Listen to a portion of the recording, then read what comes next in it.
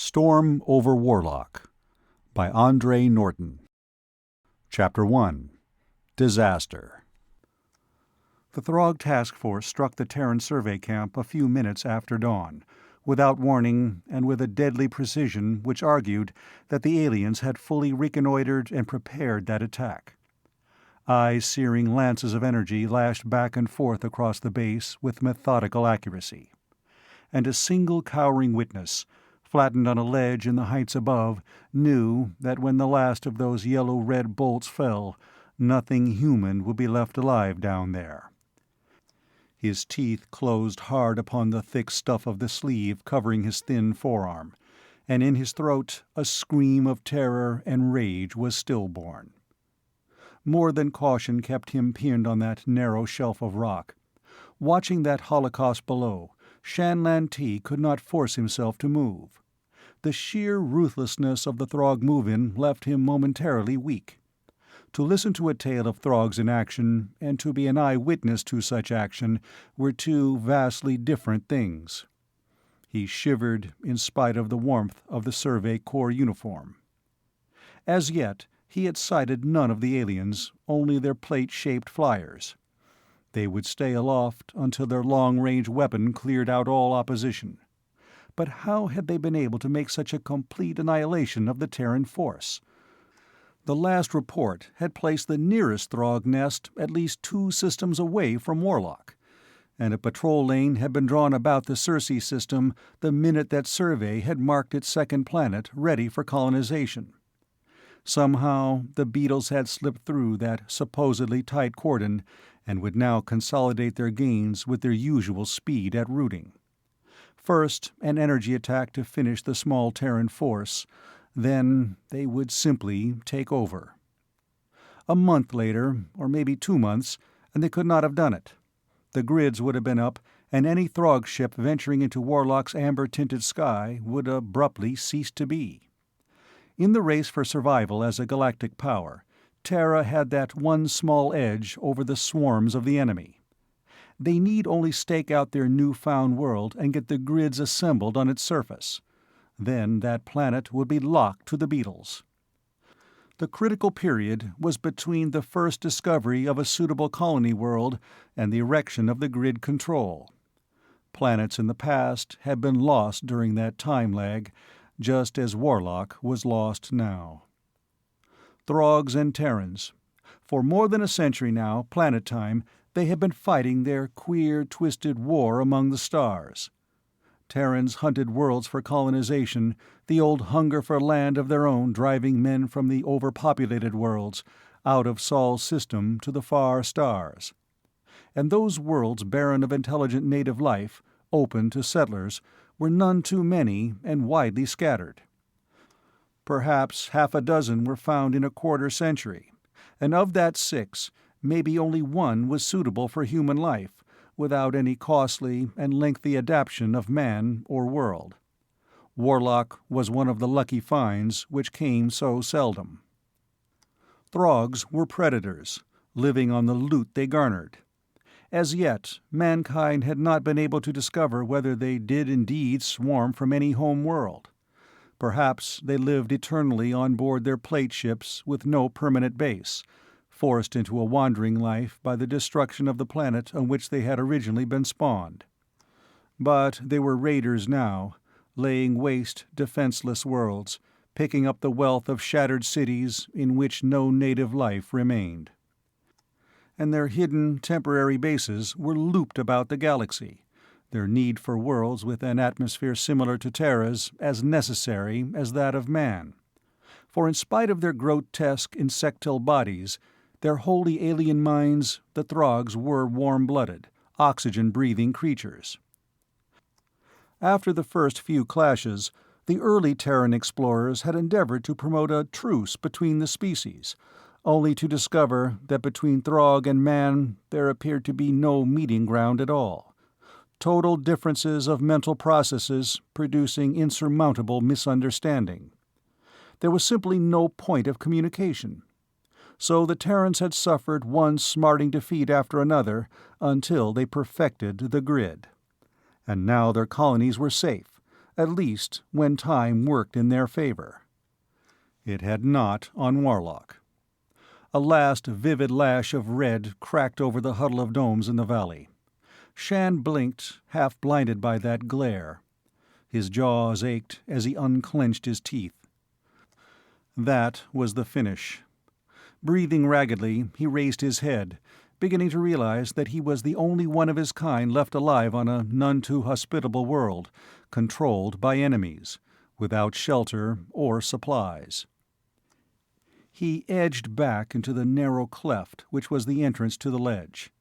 As a representative of his species, he was not impressive, and now with those shudders he could not master shaking his thin body, he looked even smaller and more vulnerable. Shann drew his knees up close under his chin. The hood of his woodsman's jacket was pushed back in spite of the chill of the morning, and he wiped the back of his hand across his lips and chin in an oddly childish gesture. None of the men below who had been alive only minutes earlier had been close friends of his. Shann had never known anyone but acquaintances in his short, roving life. Most people had ignored him completely, except to give orders, and one or two had been actively malicious, like Garth Thorvald. Shann grimaced at a certain recent memory, and then that grimace faded into wonder. If young Thorvald hadn't purposely tried to get Shann into trouble by opening the Wolverine's cage, Shann wouldn't be here now, alive and safe for a time. He'd have been down there with the others. The Wolverines. For the first time since Shann had heard the crackle of the Throg attack, he remembered the reason he had been heading into the hills. Of all the men on the survey team, Shann Lantee had been the least important. The dirty, tedious cleanup jobs, the dull routines which required no technical training, but which had to be performed to keep the camp functioning comfortably, those had been his portion. And he had accepted that status willingly, just to have a chance to be included among the survey personnel.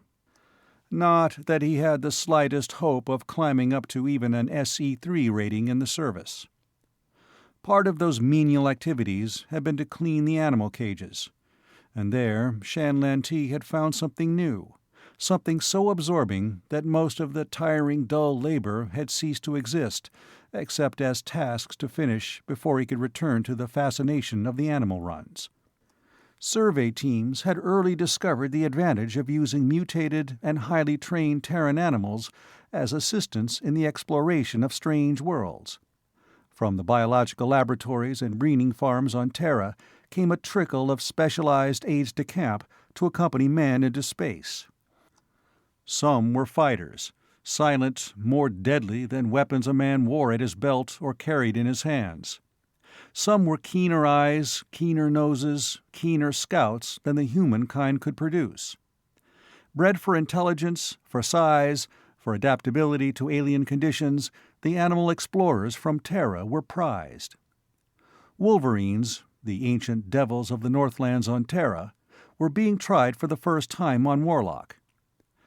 Their caution, a quality highly developed in their breed, made them testers for new territory. Able to tackle in battle an animal 3 times their size, they should be added protection for the man they accompanied into the wilderness, and their wide-ranging, their ability to climb and swim, and above all, their curiosity were assets. Shann had begun contact by cleaning their cages. He ended captivated by these miniature bears with long, bushy tails. And to his unbounded delight, the attraction was mutual. Alone to Taggy and Togi, he was a person, an important person. Those teeth, which could tear flesh into ragged strips, nipped gently at his fingers, closed without any pressure on arm, even on nose and chin, in what was the ultimate caress of their kind. Since they were escape artists of no mean ability, twice he had had to track and lead them back to camp from forays of their own devising. But the second time he had been caught by Fadakar, the chief of animal control, before he could lock up the delinquents, and the memory of the resulting interview still had the power to make him flush with impotent anger. Shann's explanation had been contemptuously brushed aside, and he had been delivered an ultimatum: If this carelessness occurred again, he would be sent back on the next supply ship, to be dismissed without an official sign-off on his work record, thus locked out of even the lowest level of survey for the rest of his life. That was why Garth Thorvald's act of the night before had made Shann brave the unknown darkness of Warlock alone when he had discovered that the test animals were gone. He had to locate and return them before Fadakar made his morning inspection. Garth Thorvald's attempt to get him into bad trouble had saved his life. Shann cowered back, striving to make his huddled body as small as possible. One of the Throg flyers appeared silently out of the misty amber of the morning sky, hovering over the silent camp. The aliens were coming in to inspect the site of their victory, and the safest place for any Terran now was as far from the vicinity of those silent domes as he could get. Shann's slight body was an asset as he wedged through the narrow mouth of a cleft and so back into the cliff wall. The climb before him he knew in part, for this was the path the Wolverines had followed on their 2 other escapes. A few moments of tricky scrambling, and he was out in a cup-like depression choked with brush, covered with the purplish foliage of Warlock. On the other side of that was a small cut to a sloping hillside, giving on another valley, not as wide as that in which the camp stood, but one well provided with cover in the way of trees and high-growing bushes. A light wind pushed among the trees, and twice Shann heard the harsh, rasping call of a click-clack, one of the bat-like, leather-winged flyers that laired in pits along the cliff walls. That present snap of two-tone complaint suggested that the land was empty of strangers, for the click-clacks vociferously and loudly resented encroachment on their chosen hunting territory. Shann hesitated. He was driven by the urge to put as much distance between him and the landing Throg ship as he could, but to arouse the attention of inquisitive click-clacks was asking for trouble. Perhaps it would be best to keep on along the top of the cliff rather than risk a descent to take cover in the valley the flyers patrolled. A patch of dust, sheltered by a tooth-shaped projection of rock, gave the Terran his first proof that Taggy and his mate had preceded him, for printed firmly there was the familiar paw mark of a wolverine. Shann began to hope that both animals had taken to cover in the wilderness ahead. He licked dry lips. Having left secretly without any emergency pack, he had no canteen, and now Shann inventoried his scant possessions: a field kit, heavy-duty clothing, a short hooded jacket with attached mittens, the breast marked with the survey insignia. His belt supported a sheathed stunner and a bush knife, and seam pockets held 3 credit tokens, a twist of wire intended to reinforce the latch of the Wolverine cage, and a packet of Bravo tablets, 2 identity and work cards, and a length of cord. No rations. Saved the Bravos. No extra charge for his stunner. But he did have, weighing down a loop on the jacket, a small atomic torch. The path he followed ended abruptly in a cliff drop, and Shann made a face at the odor rising from below, even though that scent meant he could climb down to the valley floor here without fearing any click-clack attention. Chemical fumes from a mineral spring funneled against the wall, warding off any nesting in this section. Shann drew up the hood of his jacket and snapped the transparent face mask into place. He must get away, then find food, water, a hiding place. That will to live which had made Shann Lantee fight innumerable battles in the past was in command, bracing him with a stubborn determination. The fumes swirled up in a smoke haze about his waist, but he strode on, heading for the open valley and cleaner air. That sickly lavender vegetation bordering the spring deepened in color to the normal purple-green, and then he was in a grove of trees, their branches pointed skyward at sharp angles to the rust-red trunks. A small skitterer burst from moss-spotted ground covering, giving an alarmed squeak, skimming out of sight as suddenly as it had appeared. Shann squeezed between 2 trees and then paused. The trunk of the larger was deeply scored with scratches, dripping viscid gobs of sap, a sap which was a bright froth of scarlet. Taggy had left his mark here, and not too long ago. The soft carpet of moss showed no paw marks, but he thought he knew the goal of the animals, a lake down valley. Shann was beginning to plan now. The Throgs had not blasted the Terran camp out of existence. They had only made sure of the death of its occupiers, which meant they must have some use for the installations. For the general loot of a survey field camp would be relatively worthless to those who picked over the treasure of entire cities elsewhere. Why? What did the Throgs want? And would the alien invaders continue to occupy the domes for long? Shann did not realize what had happened to him since that shock of ruthless attack. From early childhood, when he had been thrown on his own to scratch a living, a borderline existence of a living, on the dumps of Tyre, he had had to use his wits to keep life in a scrawny and undersized body. However, since he had been eating regularly from survey rations, he was not quite so scrawny anymore. His formal education was close to zero, his informal and off-center schooling vast. And that particular toughening process, which had been working on him for years, now aided in his speedy adaptation to a new set of facts, formidable ones. He was alone on a strange and perhaps hostile world. Water, food, safe shelter, those were important now. And once again, away from the ordered round of the camp where he had been ruled by the desires and requirements of others, he was thinking, planning in freedom.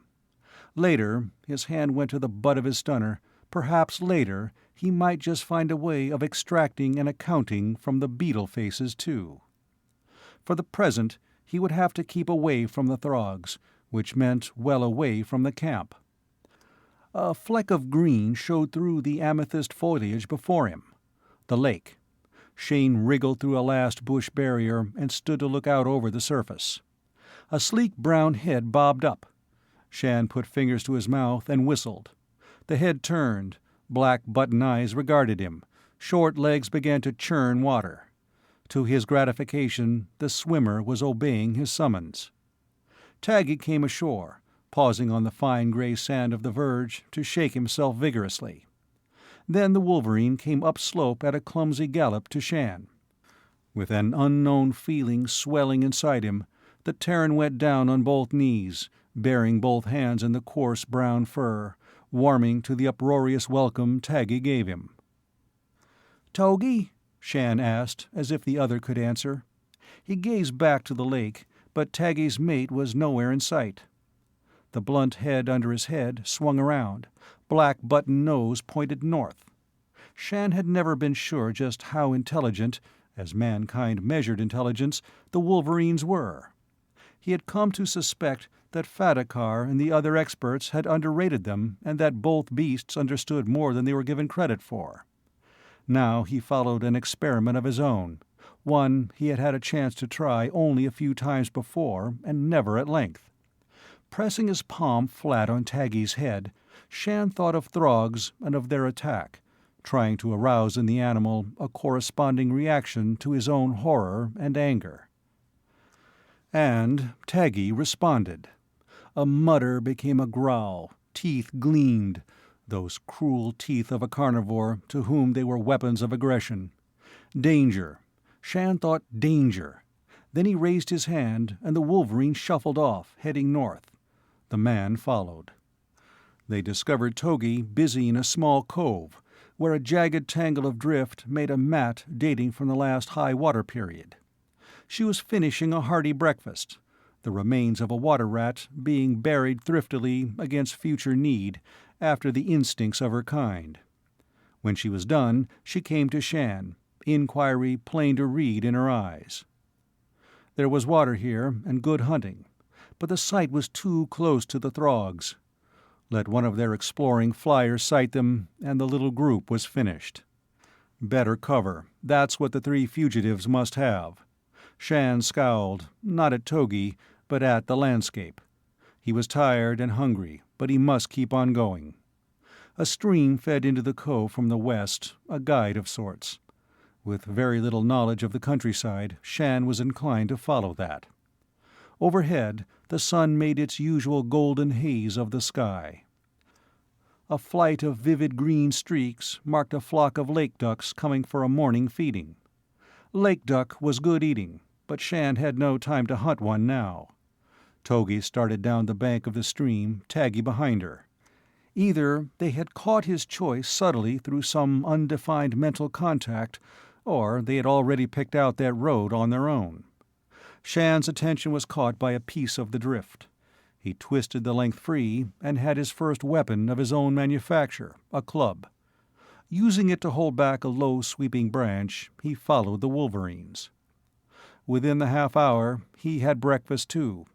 A pair of limp skitterers, their long hind feet lashed together with a thong of grass, hung from his belt. They were not particularly good eating, but they were meat and acceptable. The three, man and wolverines, made their way up the stream to the valley wall and through a feeder ravine into the larger space beyond. There, where the stream was born at the foot of a falls, they made their first camp. Judging that the morning haze would veil any smoke, Shann built a pocket-sized fire. He seared rather than roasted the skitterers after he had made an awkward and messy business of skinning them, and tore the meat from the delicate bones in greedy mouthfuls. The wolverines lay side by side on the gravel, now and again raising a head alertly to test the scent on the air or gaze into the distance. Taggy made a warning sound deep in the throat. Shann tossed handfuls of sand over the dying fire. He had only time to fling himself face down, hoping the drab and weathered cloth of his uniform faded into the color of the earth on which he lay, every muscle tense. A shadow swung across the hillside. Shann's shoulders hunched, and he cowered again. The terror he had known on the ledge was back in full force as he waited for the beam to lick at him as it had earlier at his fellows.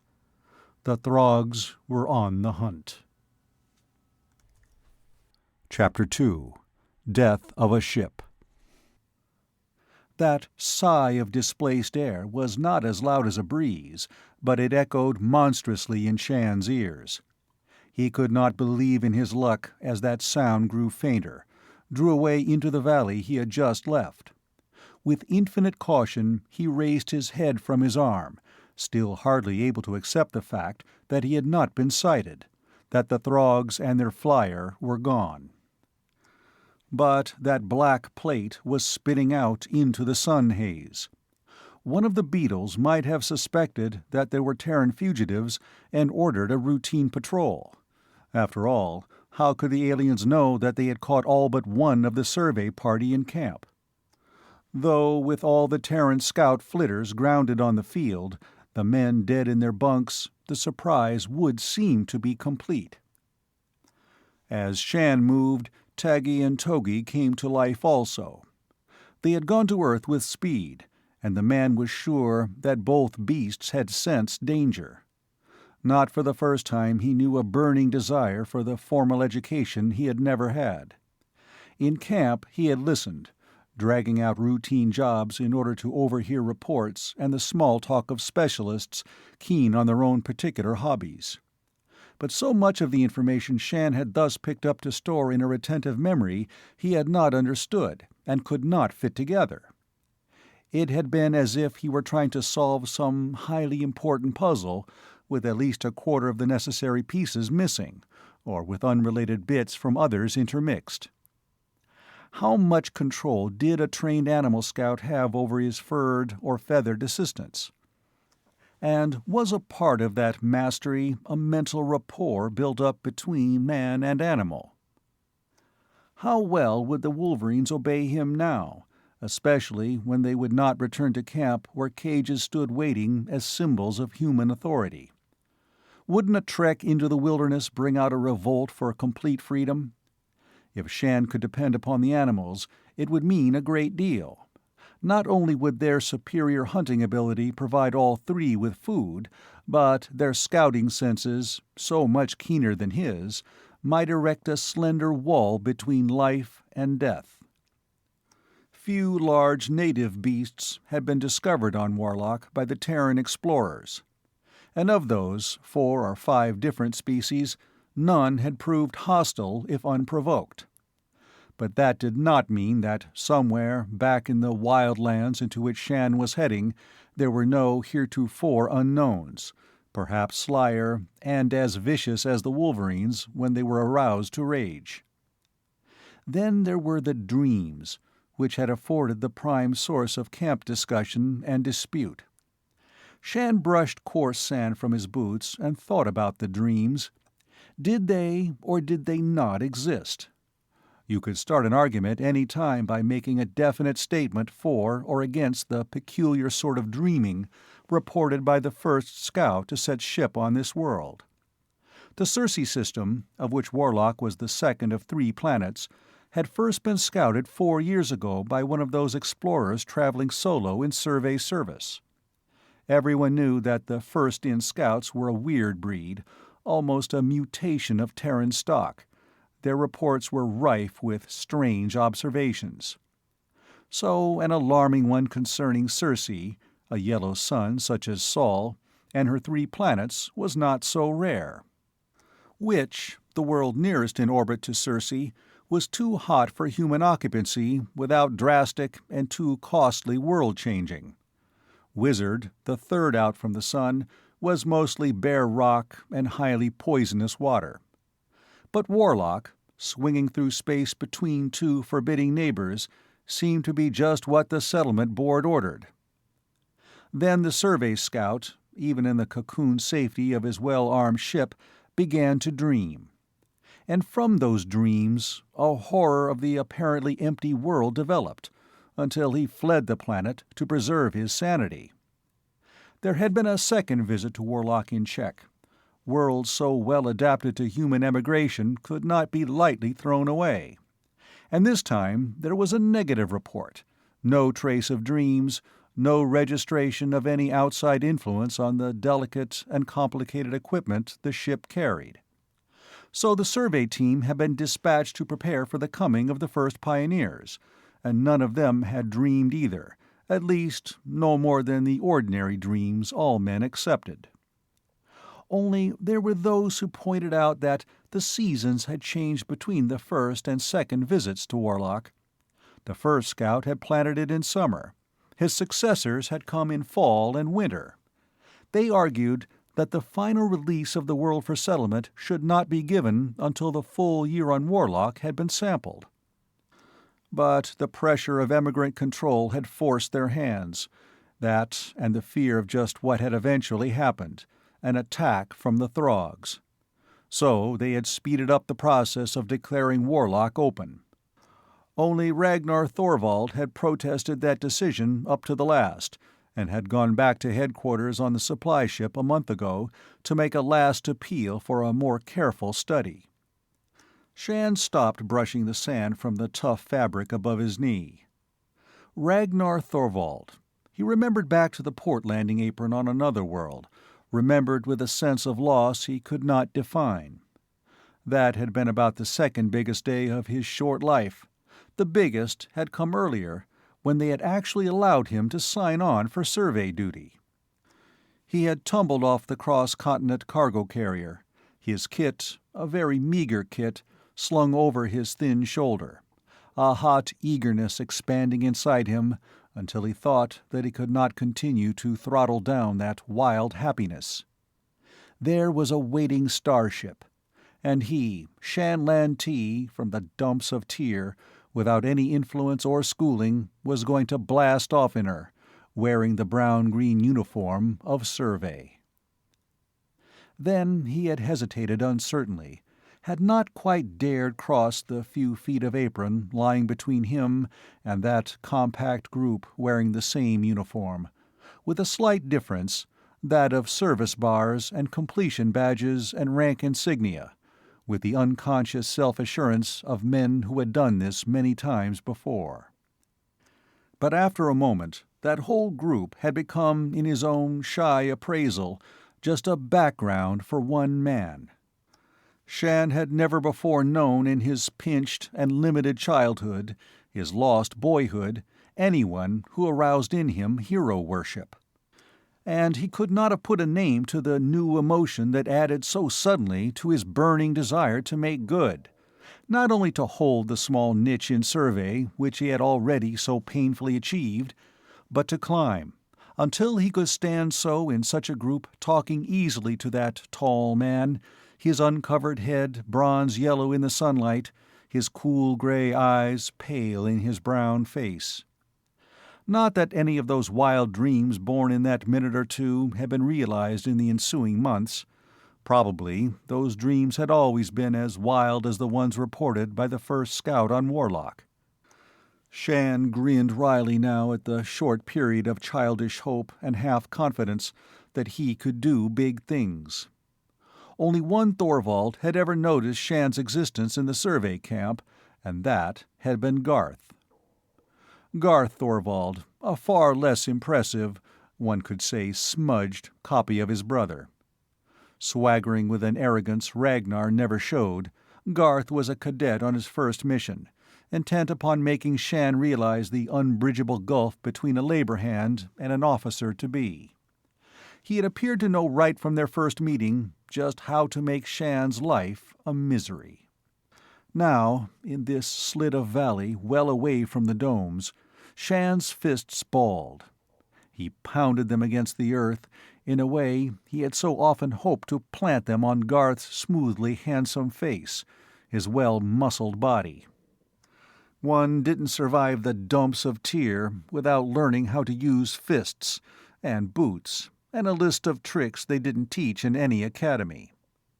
He had always been sure that he could take Garth if they mixed it up, but if he had loosed the tight rein he had kept on his temper and offered that challenge, he would have lost his chance with Survey. Garth had proved himself able to talk his way out of any scrape, even minor derelictions of duty, and he far outranked Shann. The laborer from Tyr had had to swallow all that the other could dish out, and hope that on his next assignment he would not be a member of young Thorvald's team. Though, because of Garth Thorvald, Shann's toll of black record marks had mounted dangerously high, and each day the chance for any more duty tours had grown dimmer. Shann laughed, and the sound was ugly. That was one thing he didn't have to worry about any longer. There would be no other assignments for him. The Throgs had seen to that. And Garth, well, there would never be a showdown between them now. He stood up. The Throg ship had disappeared. They could push on. He found a break in the cliff wall which was climbable, and he coaxed the wolverines after him. When they stood on the heights from which the falls tumbled, Taggy and Togi rubbed against him, cried for his attention. They, too, appeared to need the reassurance they got from contact with him, for they were also fugitives on this alien world, the only representatives of their kind. Since he did not have any definite goal in view, Shann continued to be guided by the stream, following its wanderings across a plateau. The sun was warm, so he carried his jacket slung across one shoulder. Taggy and Togi ranged ahead, twice catching skitterers, which they devoured voraciously. A shadow on a sun-baked rock sent the Terran skidding for cover until he saw that it was cast by one of the questing falcons from the upper peaks. But that shook his confidence, so he again sought cover, ashamed at his own carelessness. In the late afternoon he reached the far end of the plateau, faced a climb to peaks which still bore cones of snow, now tinted a soft peach by the sun. Shann studied the possible path and distrusted his own powers to take it without proper equipment or supplies. He must turn either north or south, though he would then have to abandon a sure water supply in the stream. Tonight he would camp where he was. He had not realized how tired he was until he had found a likely half-cave in the mountain wall and crawled in. There was too much danger in fire here. He would have to do without that first comfort of his kind. Luckily, the wolverine squeezed in beside him to fill the hole. With their warm, firmed bodies sandwiching him, Shann dozed, awoke, and dozed again, listening to night sounds. The screams, cries, hunting calls of the Warlock wilds. Now and again one of the wolverines whined and moved uneasily. Fingers of sun picked at Shann through a shaft among the rocks, striking his eyes. He moved, blinking wearily awake, unable for the first few seconds to understand why the smooth plaster wall of his bunk had become rough red stone. Then he remembered. He was alone, and he threw himself frantically out of the cave, afraid the wolverines had wandered off. Only both animals were busy clawing under a boulder with a steady persistence which argued there was a purpose behind that effort. A sharp sting on the back of one hand made that purpose only too clear to Shann, and he retreated hurriedly from the vicinity of the excavation. They had found an earth wasp's burrow and were hunting grubs, naturally arousing the rightful inhabitants to bitter resentment. Shann faced the problem of his own breakfast. He had had the immunity shots given to all members of the team, and he had eaten game brought in by exploring parties and labeled safe. But how long could he keep to the varieties of native food he knew was uncertain? Sooner or later he must experiment for himself. Already he drank the stream water without the aid of purifiers, and so far there had been no ill results from that necessary recklessness. Now the stream suggested fish, but instead he chanced upon another water inhabitant which had crawled up on land for some obscure purpose of its own. It was a sluggish scaled thing, an easy victim to his club. With thin, weak legs, it could project at will from a finned and armor-plated body. Shane offered the head and guts to Togi, who had abandoned the wasp nest. She sniffed in careful investigation, and then gulped. Shann built a small fire and seared the firm, greenish flesh. The taste was flat, lacking salt, but the food eased his emptiness. And heartened, he started south, hoping to find water sometime during the morning. By noon, he had his optimism justified with the discovery of a spring, and the wolverines had brought down a slender-legged animal whose coat was close in shade to the dusky purple of the vegetation. Smaller than a Terran deer, its head bore, not horns, but a ridge of stiffened hair rising in a point some 12 inches above the skull dome. Shann haggled off some ragged steaks while the wolverines feasted in earnest, carefully burying the head afterward. It was when Shann knelt by the spring pool to wash that he caught the clamor of the click-clacks. He had seen or heard nothing of the flyers since he had left the lake valley.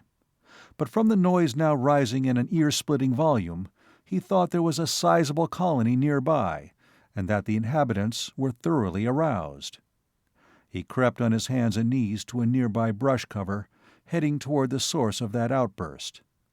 If the clacks were announcing a Throg scouting party, he wanted to know it. Lying flat, with branches forming a screen over him, the Terran gazed out on a stretch of grassland which sloped at a fairly steep angle to the south, and which must lead to a portion of countryside well below the level he was now traversing. The click-clacks were skimming back and forth, shrieking their staccato war cries. Following the erratic dashes of their flight formation, Shann decided that whatever they railed against was on the lower level, out of his sight from that point. Should he simply withdraw, since the disturbance was not near him? Prudence dictated that, yet still he hesitated. He had no desire to travel north, or to try and scale the mountains.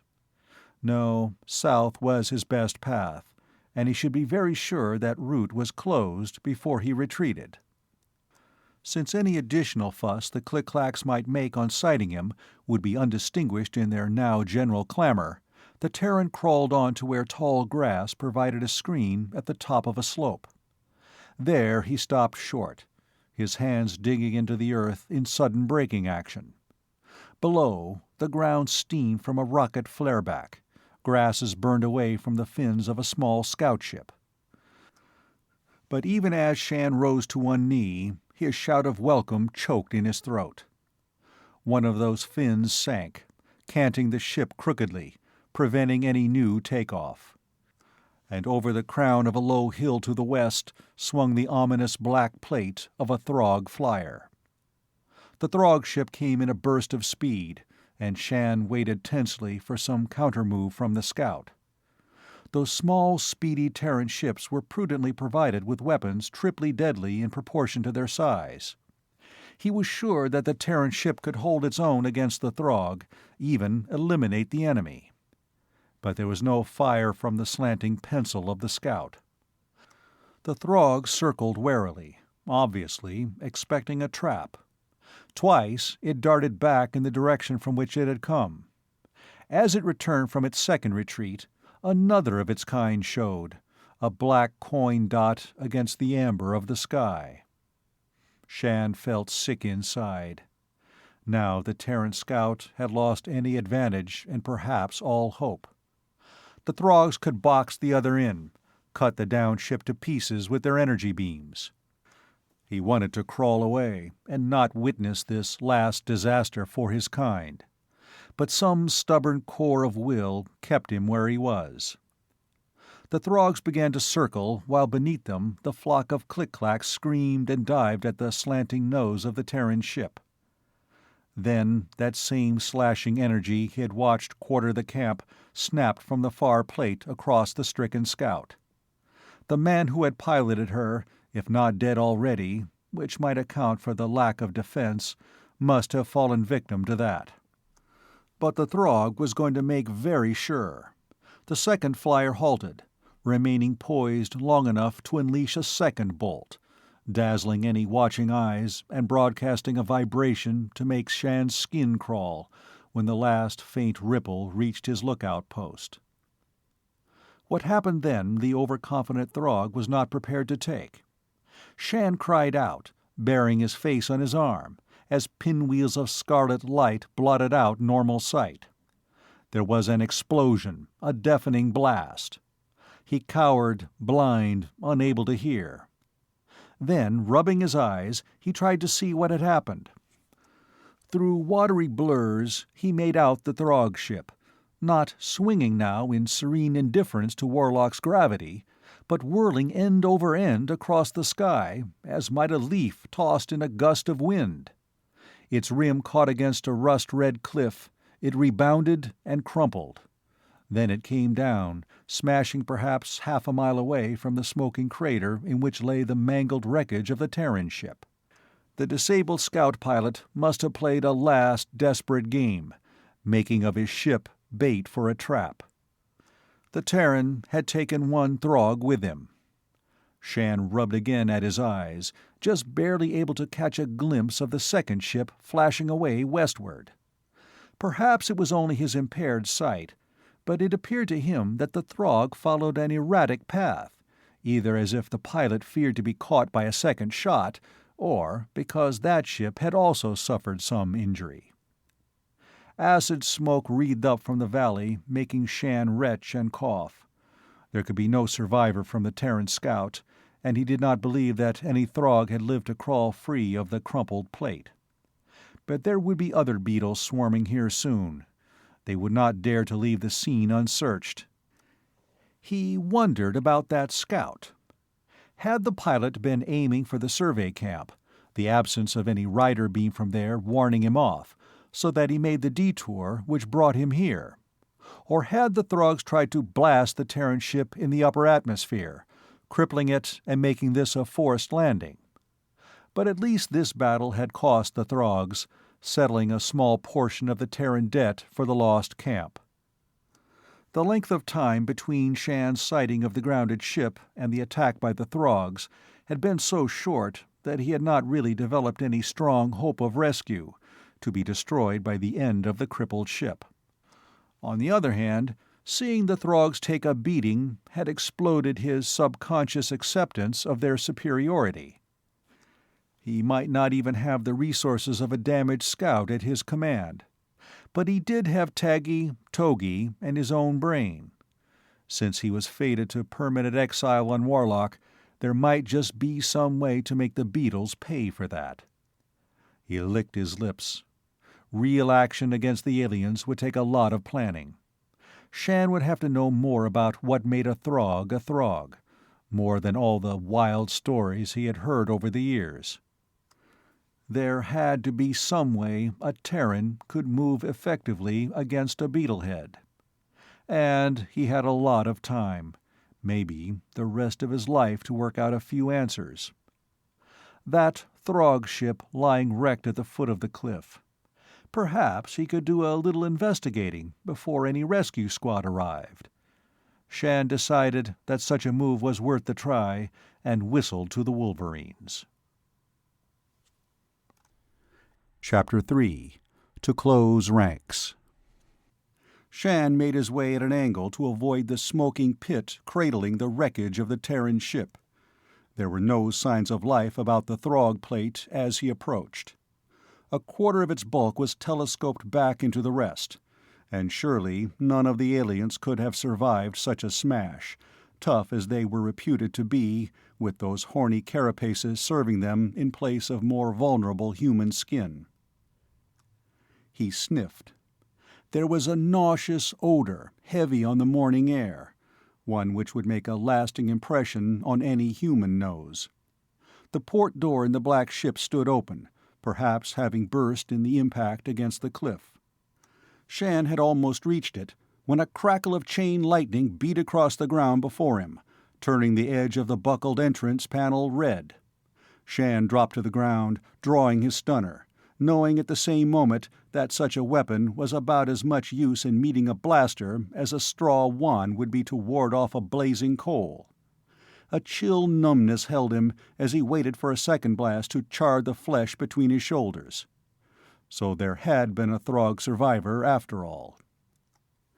But as moments passed, and the Throg did not move in to make an easy kill, Shann collected his wits. Only one shot. Was the beetle injured, unable to make sure of even an almost defenseless prey? The Throg seldom took prisoners. When they did— The Terran's lips tightened. He worked his hand under his prone body, feeling for the hilt of his knife. With that, he could speedily remove himself from the status of Throg prisoner, and he would do it gladly if there was no hope of escape. Had there been only one charge left in that blaster? Shann could make half a dozen guesses as to why the other had made no move, but that shot had come from behind him, and he dared not turn his head, or otherwise make an effort to see what the other might be doing. Was it only his imagination, or had that stench grown stronger during the last few seconds? Could the Throg be creeping up on him? Shann strained his ears, trying to catch some sound he could interpret.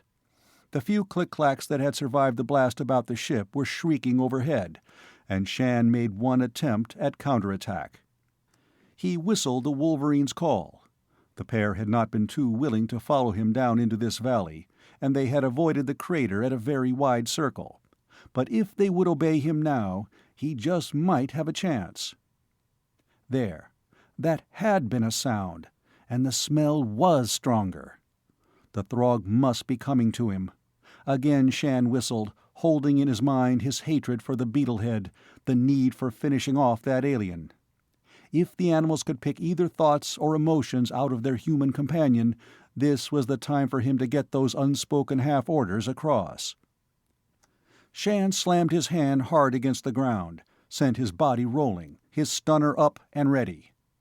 And now he could see that grotesque thing, swaying weakly back and forth on its thin legs, yet holding a blaster, bringing that weapon up to center it on him.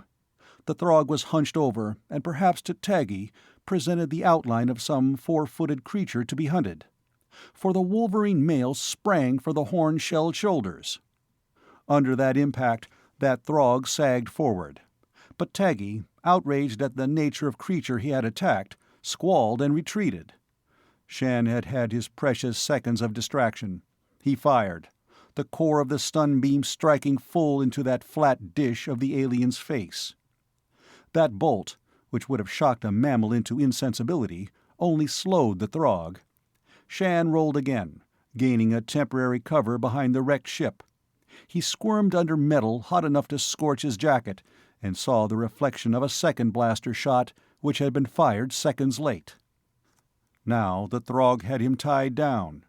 But to get at the Terran, the alien would have to show himself, and Shann had 1 chance in 50, which was better than that of 3 minutes ago, when the odds had been set at 1 in 100. He knew that he could not press the Wolverines in again. Taggy's distaste was too manifest. Shann had been lucky that the animal had made 1 abortive attack. Perhaps the Terran's escape and Taggy's action had made the alien reckless. Shann had no clue to the thinking processes of the non-human, but now the Throg staggered around the end of the plate, his digits, which were closer to claws than fingers, fumbling with his weapon. The Terran snapped another shot from his stunner, hoping to slow the enemy down. But he was trapped. If he turned to climb the cliff at his back, the beetlehead could easily pick him off. A rock hurtled from the heights above, striking with deadly accuracy on the domed, hairless head of the Throg. His armed body crashed forward, struck against the ship, and rebounded to the ground. Shann darted forward to seize the blaster, kicking loose the claws which still grasped it, before he flattened back to the cliff, the strange weapon over his arm, his heart beating wildly. That rock had not bounded down the mountainside by chance. It had been hurled with intent and aimed carefully at its target. And no Throg would kill one of his fellows. Or would he? Suppose orders had been issued to take a Terran prisoner, and the Throg by the ship had disobeyed. Then why a rock and not a blaster bolt? Shann edged along until the upslanted, broken side of the Throg flyer provided him with protection from any overhead attack. Under that shelter, he waited for the next move from his unknown rescuer. The click-clacks wheeled closer to Earth. One lit boldly on the carapace of the inert Throg, shuffling ungainly along the horny ridge. Cradling the blaster, the Terran continued to wait. His patience was rewarded when that investigating click-clack took off, uttering an enraged snap or two.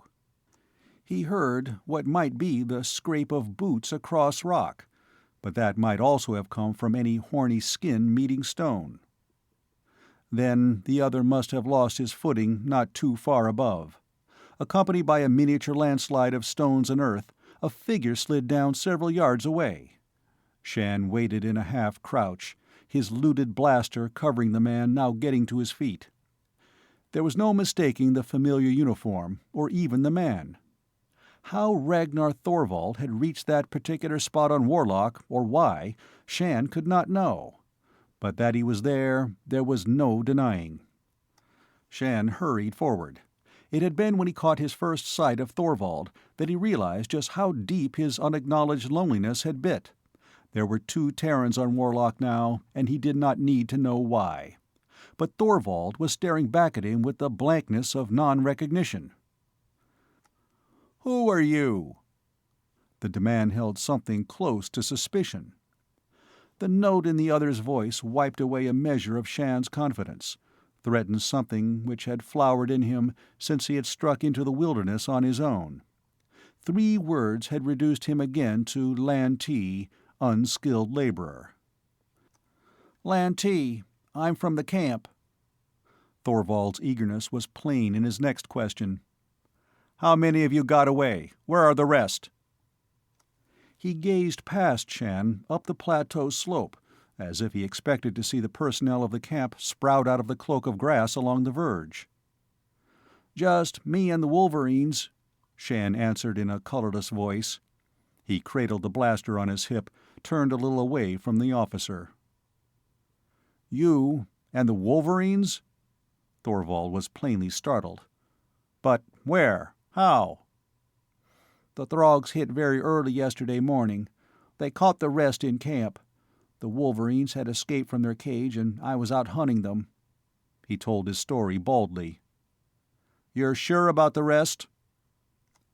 Thorvald had a thin steel of rage edging his voice. Almost, Shann thought, as if he could turn that blade of rage against one Shann Lantee for being yet alive when more important men had not survived. "I saw the attack from an upper ridge," the younger man said, having been put on the defensive. Yet he had a right to be alive, hadn't he?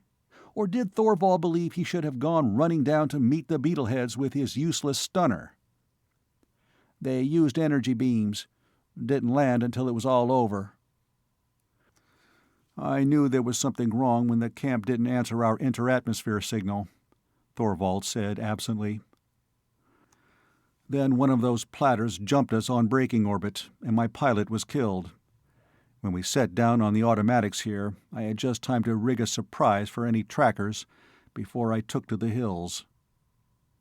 The blast got one of them, Shann pointed out. Yes, they'd nicked the booster rocket. She wouldn't climb again. But they'll be back here to pick over the remains. Shann looked at the dead Throg. Thanks for taking a hand. His tone was as chill as the others this time. I'm heading south. He added silently, I intend to keep on that way. The Throg attack had dissolved the pattern of the survey team. He didn't owe Thorvald any allegiance, and he had been successfully on his own here since the camp had been overrun. South, Thorvald repeated. Well, that's as good a direction as any right now. But they were not united. Shann found the Wolverines and patiently coaxed and wheedled them into coming with him over a circuitous route which kept them away from both ships. Thorvald went up the cliff, swung down again, a supply bag slung over one shoulder. He stood watching as Shann brought the animals in. Then Thorvald's arm swept out, his fingers closing possessively about the barrel of the blaster. Shann's own hold on the weapon tightened, and the force of the other's pull dragged him partly around. "Let's have that." "Why?" Shann supposed that because it had been the other's well-aimed rock that had put the Throg out of commission permanently, the officer was going to claim their only spoils of war as personal booty, and a hot resentment flowered in the young man. "We don't take that away from here." Thorvald made the weapon his with a quick twist. To Shann's utter astonishment, the survey officer walked back to kneel beside the dead Throg. He worked the grip of the blaster under the alien's lax claws and inspected the result with the care of one arranging a special and highly important display. Shann's protest became vocal. "We'll need that." "It'll do us far more good right where it is." Thorvald paused, and then added, with impatience roughening his voice, as if he disliked the need for making any explanations, "There is no reason for us to advertise our being alive. If the Throgs found a blaster missing, they'd start thinking and looking around. I want to have a breathing spell before I have to play quarry in one of their hunts." Put that way, his action did make sense. But Shann regretted the loss of an arm so superior to their own weapons. Now they could not loot the plate ship either. In silence, he turned and started to trudge southward, without waiting for Thorvald to catch up with him. Once away from the blasted area, the Wolverines ranged ahead at their clumsy gallop, which covered ground at a surprising rate of speed. Shann knew that their curiosity made them scouts surpassing any human, and that the men who followed would have ample warning of any danger to come. Without reference to his silent trail companion, he sent the animals toward another strip of woodland which would give them cover against the coming of any Throg flyer. As the hours advanced, he began to cast about for a proper night camp. The woods ought to give them a usable site. "This is a water-wood," Thorvald said, breaking the silence for the first time since they had left the wrecks. Shann knew that the other had knowledge, not only of the general countryside, but of exploring techniques which he himself did not possess, but to be reminded of that fact was an irritant rather than a reassurance. Without answering, the younger man bore on to locate the water promised. The Wolverines found the small lake first, and were splashing along its shore when the Terrans caught up. Thorvald went to work, but to Shann's surprise, he did not unstrap the force-blade axe at his belt. Bending over a sapling, he pounded away with a stone at the green wood a few inches above the root line until he was able to break through the slender trunk. Shann drew his own knife and bent to tackle another treelet when Thorvald stopped him with an order. Use a stone on that, the way I did." Shann could see no reason for such a laborious process. If Thorvald did not want to use his axe, that was no reason that Shann could not put his heavy belt knife to work. He hesitated, ready to set the blade to the outer bark of the tree. "Look!" Again that impatient edge in the officer's tone, the need for explanation seeming to come very hard to the other. "Sooner or later, the Throgs might just trace us here and find this camp. If so, they are not going to discover any traces to label us Terran." "But what else could we be?" protested Shann.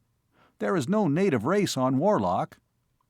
Thorvald tossed his improvised stone axe from hand to hand. "But do the Throgs know that?"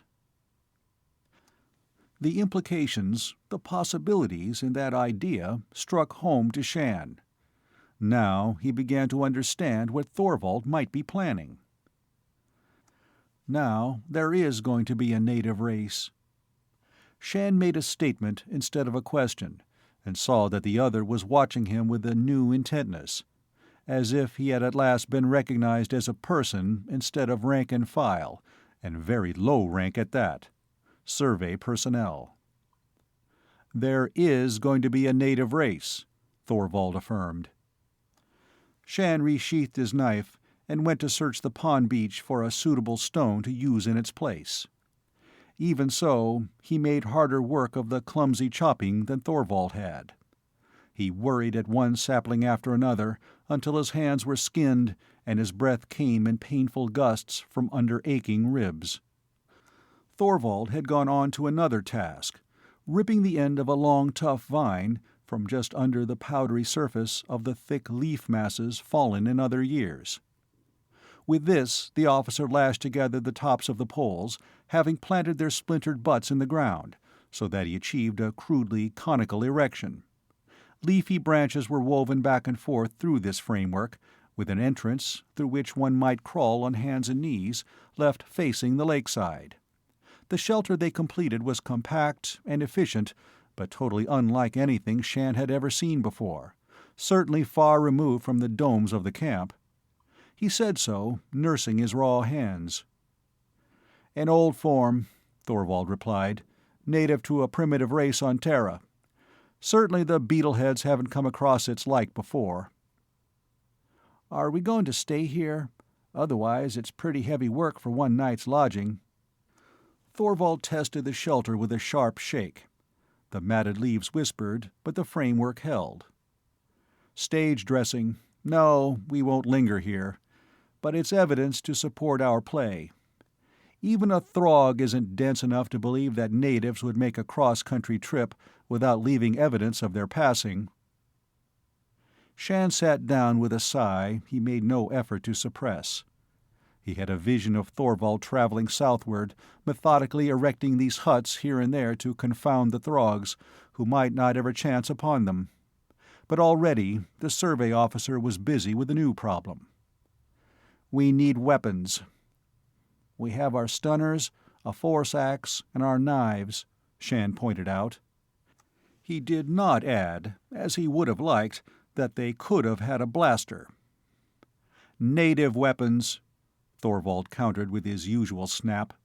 He went back to the beach and crawled about there, choosing and rejecting stones picked out of the gravel. Shann scooped out a small pit just before their hut and set about the making of a pocket-sized fire. He was hungry and looked longingly now and again to the supply bag Thorvald had brought with him. Dared he rummage in that for rations?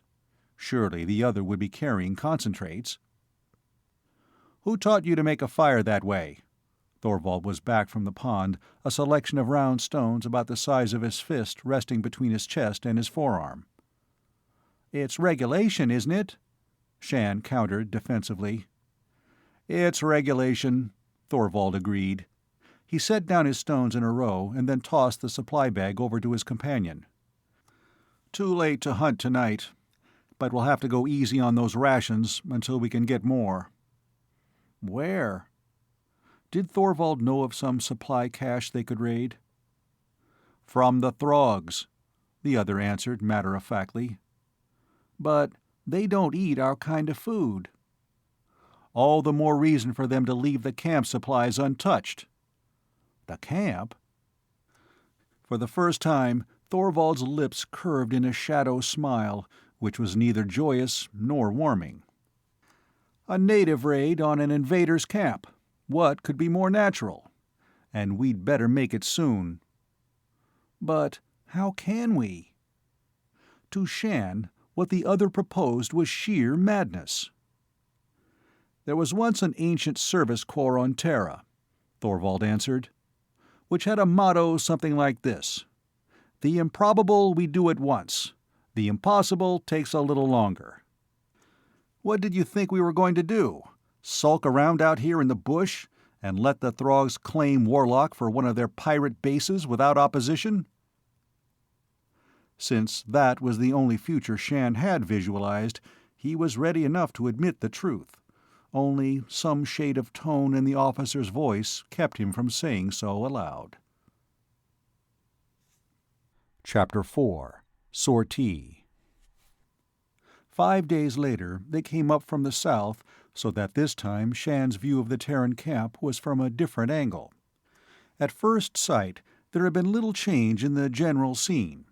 He wondered if the aliens were using the Terran dome shelters themselves. Even in the twilight, it was easy to pick out such landmarks as the comm dome, with the shaft of a broadcaster spearing from its top, and the greater bulk of the supply warehouse. "2 of their small flyers down on the landing field." Thorvald materialized from the shadow, his voice a thread of whisper. By Shann's side, the wolverines were moving restlessly. Since Tagg's attack on the Throg, neither beast would venture near any site where they could scent the aliens. This was the nearest point to which the men could urge either animal, which was a disappointment, for the wolverines would have been an excellent addition to the surprise sortie they planned for tonight, halving the danger for the men.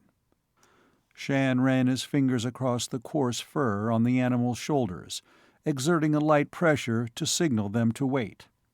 But he was not sure of their obedience. The foray was a crazy idea, and Shann wondered again why he had agreed to it. He had gone along with Thorvald, even suggested a few modifications and additions of his own, such as the contents of the crude leaf sack now resting between his knees. Thorvald flitted away, seeking his own post to the west. Shann was still waiting for the other's signal when there arose from the camp a sound to chill the flesh of any listener, a wail which could not have come from the throat of any normal living thing, intelligent being or animal. Ululating in ear-torturing intensity, the cry sank to a faint, ominous echo of itself, to waver up the scale again. The wolverines went mad.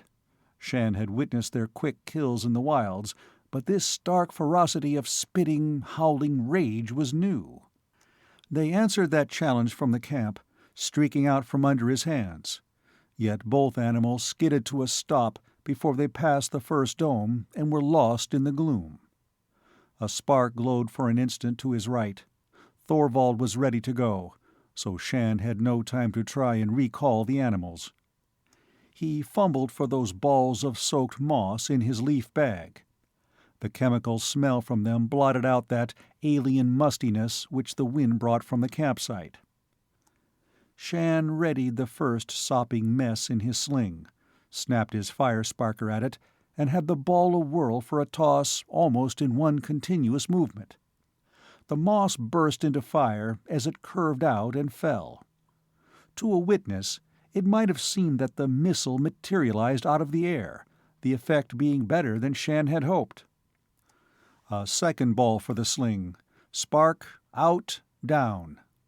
The first had smashed on the ground near the dome of the comm station, the force of impact flattening it into a round splatter of now fiercely burning material. And his second, carefully aimed, lit 2 feet beyond. Another wail tearing at the nerves. Shann made a third throw, a fourth. He had an audience now. In the light of those pools of fire, the Throgs were scuttling back and forth, their hunched bodies casting weird shadows on the dome walls. They were making efforts to douse the fires, but Shann knew from careful experimentation that once ignited, the stuff he had skimmed from the lip of one of those hot springs would go on burning as long as a fraction of its viscid substance remained unconsumed. Now Thorvald had gone into action. A Throg suddenly halted, struggled frantically, and toppled over into the edge of a fire splotch, eggs looped together by the coils of the curious weapon Thorvald had put together on their first night of partnership. 3 round stones of comparable weight had each been fastened at the end of a vine cord, and those cords united at a center point. Thorvald had demonstrated the effectiveness of his creation by bringing down one of the small deer of the grasslands, an animal normally fleet enough to feel safe from both human and animal pursuit. And those weighted ropes now trapped the Throg with the same efficiency. Having shot his last fireball, Shann ran swiftly to take up a new position, downgrade and to the east of the domes. Here he put into action another of the primitive weapons Thorvald had devised, a spear hurled with a throwing stick, giving it double range and twice as forceful penetration power. The spears themselves were hardly more than crudely shaped lengths of wood, their points charred in the fire. Perhaps these missiles could neither kill nor seriously wound, but more than one thudded home in a satisfactory fashion against the curving back carapace or the softer front parts of a Throg, in a manner which certainly shook up and bruised the target. And one of Shann's victims went to the ground, to lie kicking in a way which suggested he had been more than just bruised. Fireballs, spears, Thorvald had moved too, and now down into the somewhat frantic melee of the aroused camp fell a shower of slim-weighted reeds, each provided with a clay ball head. The majority of these balls broke on landing, as the Terrans had intended. So, through the beetle smell of the aliens, spread the acrid, throat-parching fumes of the hot spring water. Whether those fumes had the same effect upon Throg-breathing apparatus as they did upon Terran, the attackers could not tell, but they hoped such a bombardment would add to the general confusion. Shann began to space the hurling of his crude spears with more care, trying to place them with all the precision of aim he could muster. There was a limit to their amount of varied ammunition, although they had dedicated every waking moment of the past few days to manufacture and testing. Luckily, the enemy had none of their energy beams at the domes, and so far they had made no move to lift their flyers for retaliation blasts. But the Throgs were pulling themselves into order. Blaster fire cut the dusk. Most of the aliens were now flat on the ground, sending a creeping line of fire into the perimeter of the camp area. A dark form moved between Shann and the nearest patch of burning moss. The Terran raised a spear to the ready, before he caught a whiff of the pungent scent emitted by a wolverine hot with battle rage. He whistled coaxingly. With the Throgs eager to blast any moving thing, the animals were in danger if they prowled about the scene. That blunt head moved. Shann caught the glint of eyes in a furred mask. It was either Taggy or his mate. Then a puff of mixed throng and chemical scent from the camp must have reached the wolverine. The animal coughed and fled westward, passing Shann. Had Thorvald had time and opportunity to make his planned raid on the supply dome? Time during which an embroilment was hard to measure, and Shann could not be sure. He began to count aloud, slowly, as they had agreed. When he reached 100, he would begin his retreat. On 200, he was to run for it, his goal the river a half-mile from the camp. The stream would take the fugitives to the sea, where fjords cut the coastline into a ragged fringe, offering a wealth of hiding places. Throg seldom explored any territory on foot. For them to venture into that maze would be putting themselves at the mercy of the Terrans they hunted, and their flyers could comb the air above such a rocky wilderness without result. Shann reached the count of 100. Twice a blaster bolt singed ground within distance close enough to make him wince, but most of the fire carried well above his head. All of his spears were gone, save for one he had kept, hoping for a last good target. One of the Throgs who had appeared to be directing the fire of the others was facing Shann's position, and on pure chance that he might knock out that leader, Shann chose him for his victim. The Terran had no illusions concerning his own marksmanship.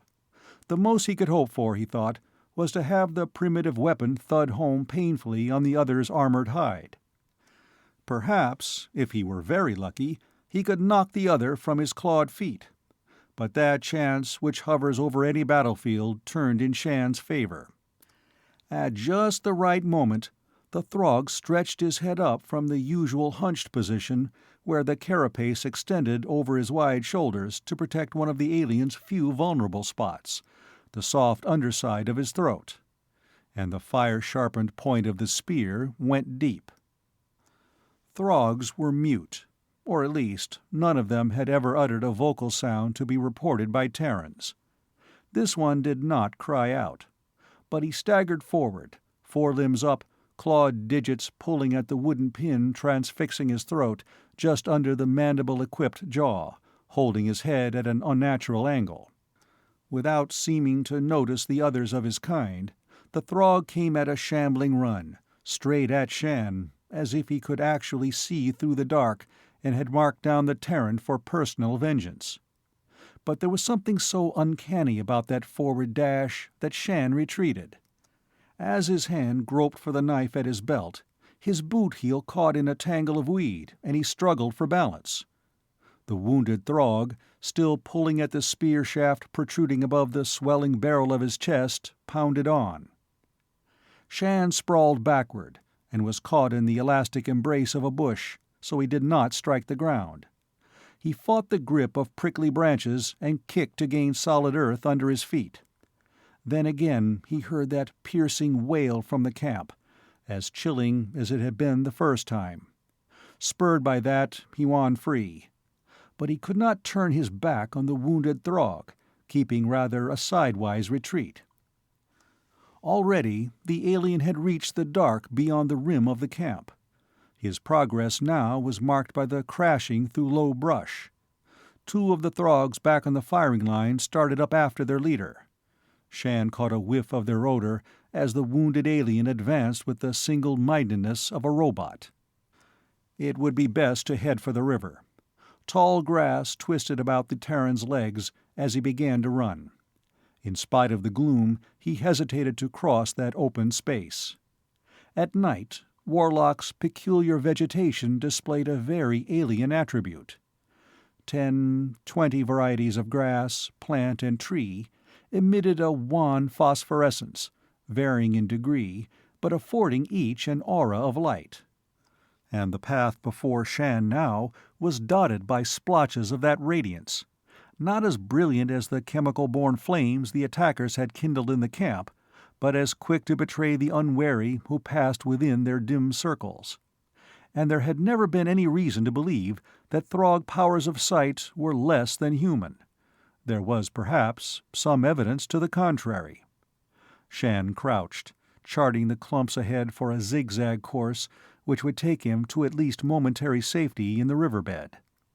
Perhaps a mile downstream was the transport the Terrans had cobbled together no earlier than this afternoon. A raft Thorvald had professed to believe would support them to the sea which lay some 50 Terran miles to the west. But now he had to cover that mile. The wolverines, Thorvald? There was one lure which might draw the animals on to the rendezvous. Taggy had brought down a deer just before they had left the raft, and instead of allowing both beasts to feast at leisure, Shann had lashed the carcass to the shaky platform of wood and brush, putting it out to swing in the current, though still moored to the bank. Wolverines always cached that part of the kill which they did not consume at the first eating, usually burying it.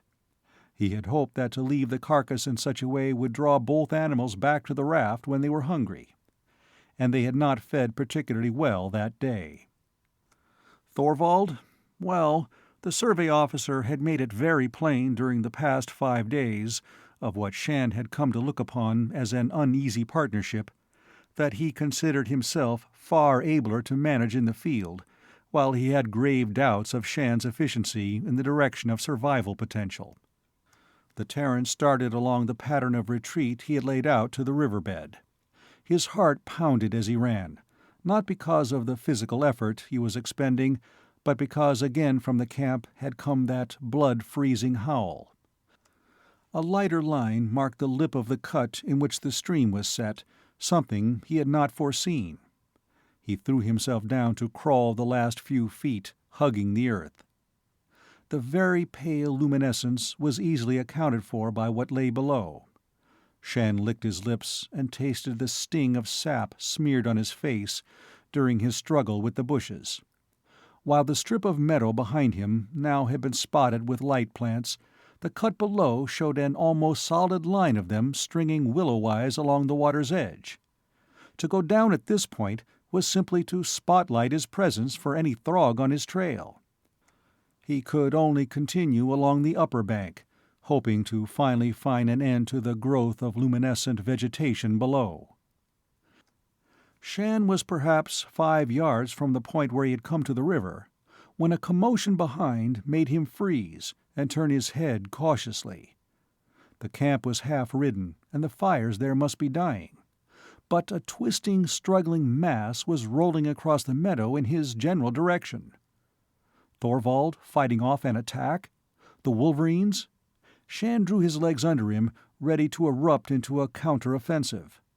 He hesitated between drawing stunner or knife. In his brush with the injured Throg at the wreck, the stunner had had little impression on the enemy. And now he wondered if his blade, though it was super steel at its toughest, could pierce any joint in the armored bodies of the aliens. There was surely a fight in progress. The whole crazily weaving blot collapsed, and rolled down upon 3 bright light plants. Dull sheen of Throg casing was revealed, no sign of fur, or flesh, or clothing. 2 of the aliens battling? But why? One of the figures got up stiffly, bent over the huddle still on the ground, and pulled at something. The wooden shaft of Shann's spear was wanly visible, and the form on the ground did not stir as that was jerked loose. The Throg leader dead? Shann hoped so. He slid his knife back into the sheath, tapped the hilt to make sure it was firmly in place, and crawled on. The river, twisting here and there, was a promising pool of dusky shadow ahead. The bank of willow things was coming to an end, and none too soon. For when he glanced back again, he saw another Throg run across the meadow, and he watched them lift their fellow, carrying him back to the camp. The Throgs might seem indestructible, but he had put an end to one, aided by luck and a very rough weapon. With that to bolster his self-confidence to a higher notch, Shann dropped by cautious degrees over the bank and down to the water's edge. When his boots splashed into the oily flood, he began to tramp downstream, feeling the pull of the water, first ankle-high and then about his calves. This early in the season they did not have to fear floods, and hereabouts the stream was wide and shallow, save in mid-current at the center point. Twice more he had to skirt patches of light plants, and once a young tree stood bathed in radiance with a pinkish tinge instead of the usual ghostly gray. Within the haze which tinted the drooping branches flitted small, glittering, flying things, and the scent of its half-open buds was heavy on the air, neither pleasant nor unpleasant in Shann's nostrils, merely different. He dared to whistle, a soft call he hoped would carry along the cut between the high banks. But though he paused and listened until it seemed that every cell in his thin body was occupied in that act, he heard no answering call from the Wolverines, nor any suggestion that either the animals or Thorvald were headed in the direction of the raft. What was he going to do if none of the others joined him downstream? Thorvald had said not to linger there past daylight.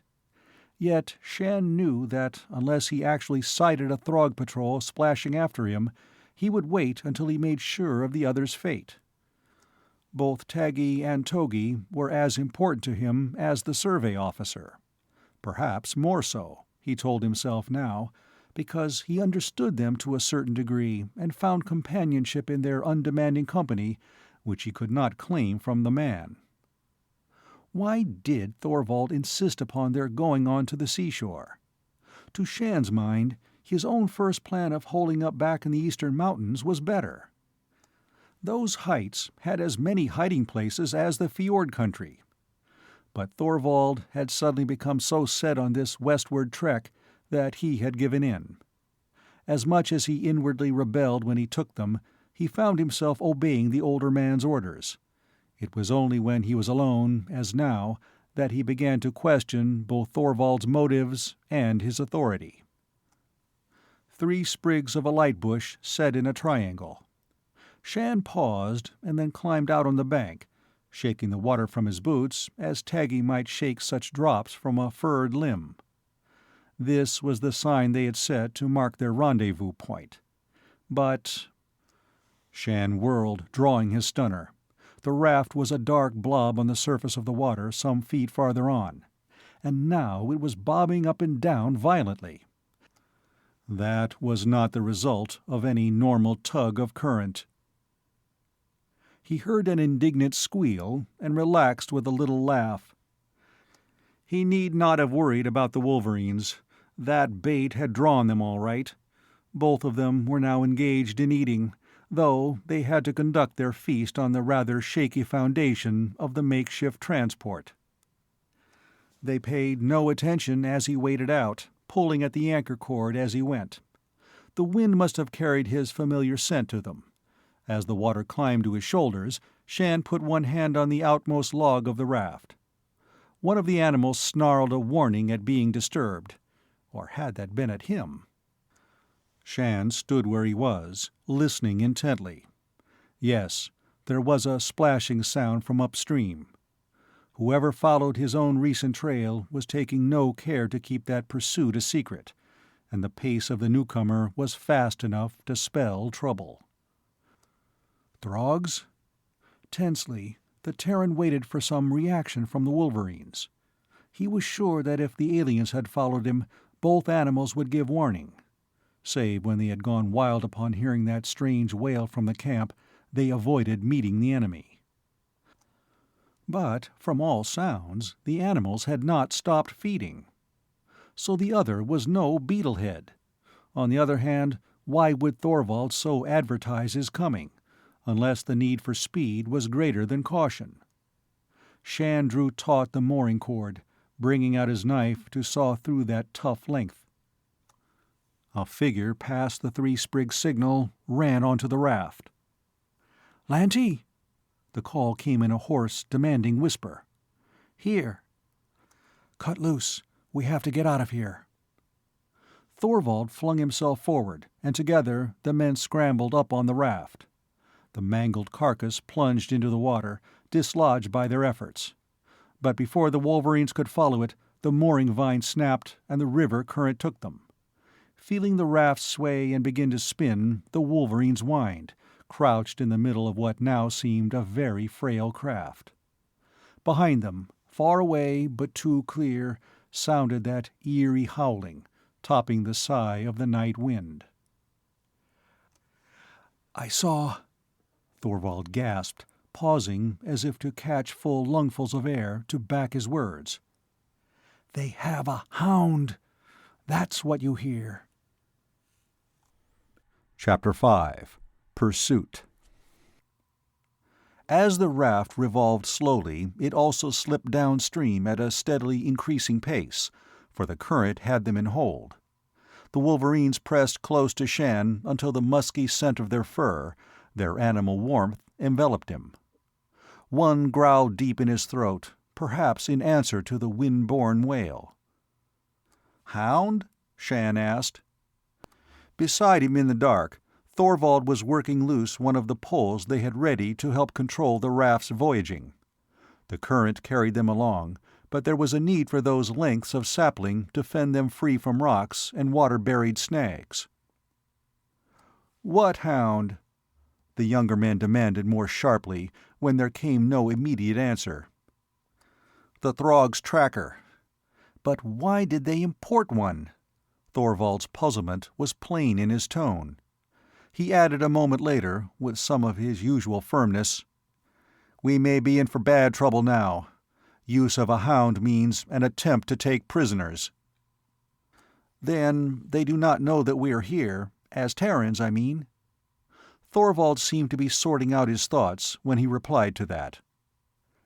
"They could have brought a Hound here just on chance that they might miss one of us in the initial mop-up. Or, if they believe we are natives, they could want a specimen for study." "Wouldn't they just blast down Terrans on sight?" Shann saw the dark blot, which was Thorvald's head, shake in negation. "They might need a live Terran, badly, and soon." "Why?" "To operate the camp call beam." Shann's momentary bewilderment vanished. He knew enough of survey procedure to guess the reason for such a move on the part of the aliens. "The settler transport?" "Yes, the ship. She won't planet here without the proper signal, and the Throgs can't give that. If they don't take her, their time's run out before they have even made a start here." "But how could they know that the transport is nearly due? When we intercept their calls, they're pure gibberish to us. Can they read our codes?" "The supposition is that they can't. Only, concerning Throgs, all we know is supposition. Anyway, they do know the routine for establishing a Terran colony, and we can't alter that procedure except in small non-essentials," Thorvald said grimly. "If that transport doesn't pick up the proper signal to set down here on schedule, her captain will call in the patrol escort, then exit one Throg base. But if the Beetleheads can trick the ship in and take her, then they'll have a clear 5 or 6 more months here to consolidate their own position. After that, it will take more than just one patrol cruiser to clear Warlock. It will require a fleet. So the Throgs will have another world to play with, and an important one. This lies on a direct line between the Odin and Kukulkan systems. A Throg base on such a trade route could eventually cut us right out of this quarter of the galaxy." "So, you think they want to capture us in order to bring the transport in?" "By our type of reasoning, that would be a logical move, if they know we're here. They haven't too many of those Hounds, and they don't risk them on petty jobs. I'd hoped we'd covered our trail well. But we had to risk that attack on the camp. I needed the map case." Again, Thorvald might have been talking to himself. Time and the right maps. He brought his fist down on the raft, making the platform tremble. "That's what I have to have now." Another patch of light willows stretched along the riverbanks, and as they sailed through that ribbon of ghostly radiance, they could see each other's faces. Thorvald's was bleak, hard, his eyes on the stream behind them, as if he expected at any moment to see a Throg emerge from the surface of the water. "Suppose that thing," Shann pointed upstream with his chin, "follows us. What is it, anyway?" Hound suggested Terran dog, but he couldn't stretch his imagination to believe in a working cooperation between Throg and any mammal. "A rather spectacular combination of toad and lizard, with a few other grisly touches, is about as close as you can get to a general description. And that won't be too accurate, because, like the Throgs, its remote ancestors must have been of the insect family. If the thing follows us, and I think we can be sure that it will, we'll have to take steps. There is always this advantage. Those Hounds cannot be controlled from a flyer, and the Beetleheads never take kindly to foot-slogging. So we won't have to expect any speedy chase. If it slips its masters in rough country, we can try to ambush it." In the dim light, Thorvald was frowning. "I flew over the territory ahead on 2 sweeps, and it is a queer mixture. If we can reach the rough country bordering the sea, we'll have won the first round. I don't believe that the Throgs will be in a hurry to track us in there. They'll try two alternatives to chasing us on foot. One, use their energy beams to rake any suspect valley, and since there are hundreds of valleys all pretty much alike, that will take some time. Or they can attempt to shake us out with a dum-dum should they have one here, which I doubt. Shann tensed. The stories of the effects of the Throg's dum-dum weapon were anything but pretty. And to get a dum-dum, Thorvald continued, as if he were discussing a purely theoretical matter and not a threat of something worse than death, they'll have to bring in one of their major ships, which they will hesitate to do with a cruiser near at hand. Our own danger spot now is the section we should strike soon after dawn tomorrow, if the rate of this current is what I have timed it. There is a band of desert on this side of the mountains. The river gorge deepens there, and the land is bare. Let them send a ship over, and we could be as visible as if we were sending up flares. "How about taking cover now and going on only at night?" suggested Shann. "Ordinarily, I'd say yes. But with time pressing us now, no. If we keep straight on, we could reach the foothills in about 40 hours, maybe less. And we have to stay with the river. To strike across country there without good supplies and on foot is sheer folly. 2 days, with perhaps the Throgs unleashing their Hound on land, combing from their flyers. With a desert." Shann put out his hands to the wolverines. The prospect certainly didn't seem anywhere near as simple as it had the night before, when Thorvald had planned this escape. But then the survey officer had left out quite a few points which were not pertinent. Was he also leaving out other essentials? Shann wanted to ask, but somehow he could not. After a while he dozed, his head resting on his knees. He awoke, roused out of a vivid dream, a dream so detailed and so deeply impressed in a picture on his mind that he was confused when he blinked at the riverbank visible in the half-light of early dawn. Instead of that stretch of earth and ragged vegetation now gliding past them as the raft angled along, he should have been fronting a vast skull, stark against the sky. A skull whose outlines were oddly inhuman, from whose eye-holes issued and returned flying things, while its sharply protruding lower jaw was lapped by water. In color, that skull had been a violent clash of blood-red and purple. Shann blinked again at the riverbank, seeing transposed on it still that ghostly haze of bone-bare dome, cavernous eye-holes and nose-slit, fanged jaws. That skull was a mountain, or a mountain was a skull, and it was important to him. He must locate it. He moved stiffly, his legs and arms cramped but not cold. The wolverine stirred on either side of him. Thorvald continued to sleep, curled up beyond, the pole still clasped in his hands. A flat map case was slung by a strap about his neck, its thin envelope between his arm and his body as if for safekeeping. On the smooth flap was the survey seal, and it was fastened with a finger lock. Thorvald had lost some of the bright, hard surface he had shown at the spaceport where Shann had first sighted him. There were hollows in his cheeks, sending into high relief those bone ridges beneath his eye sockets, giving him a faint resemblance to the skull of Shann's dream. His face was grimed, his field uniform stained and torn. Only his hair was as bright as ever.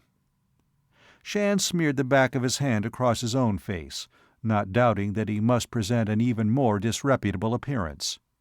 He leaned forward cautiously to look into the water, but that surface was not quiet enough to act as a mirror.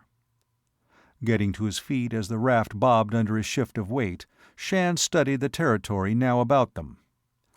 He could not match Thorvald's inches, just as he must have a third less bulk than the officer, but standing he could sight something of what now lay beyond the rising banks of the cut.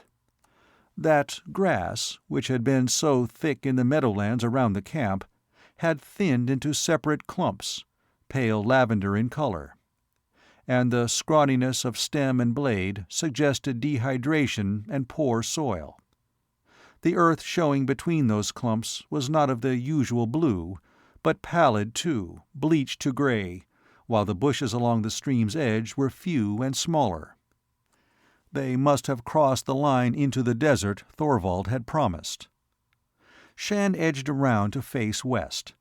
There was light enough in the sky to sight tall black pyramids waiting. They had to reach those distant mountains whose feet on the other side were resting in seawater. He studied them carefully, surveying each peak he could separate from its fellows. Did the skull lie among them?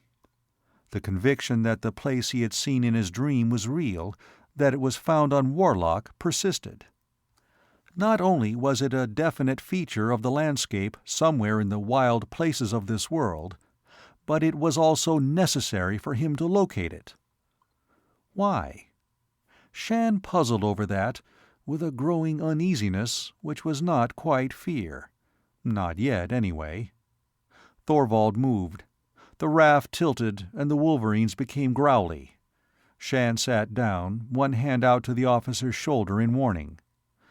Feeling that touch, Thorvald shifted, one hand striking out blindly in a blow, which Shann was just able to avoid, while with the other he pinned the map case yet tighter to him. "Take it easy," Shann urged. The other's eyelids flicked. He looked up, but not as if he saw Shann at all. "The Cavern of the Veil," he muttered. "Utgaard." Then his eyes did focus, and he sat up, gazing around him with a frown. "We're in the desert," Shann announced. Thorvald got up, balancing on feet planted a little apart, looking to the faded expanse of the waste spreading from the river cut. He stared at the mountains before he squatted down to fumble with the lock of the map case. The wolverines were growing restless, though they still did not try to move about too freely on the raft, greeting Shann with vocal complaint.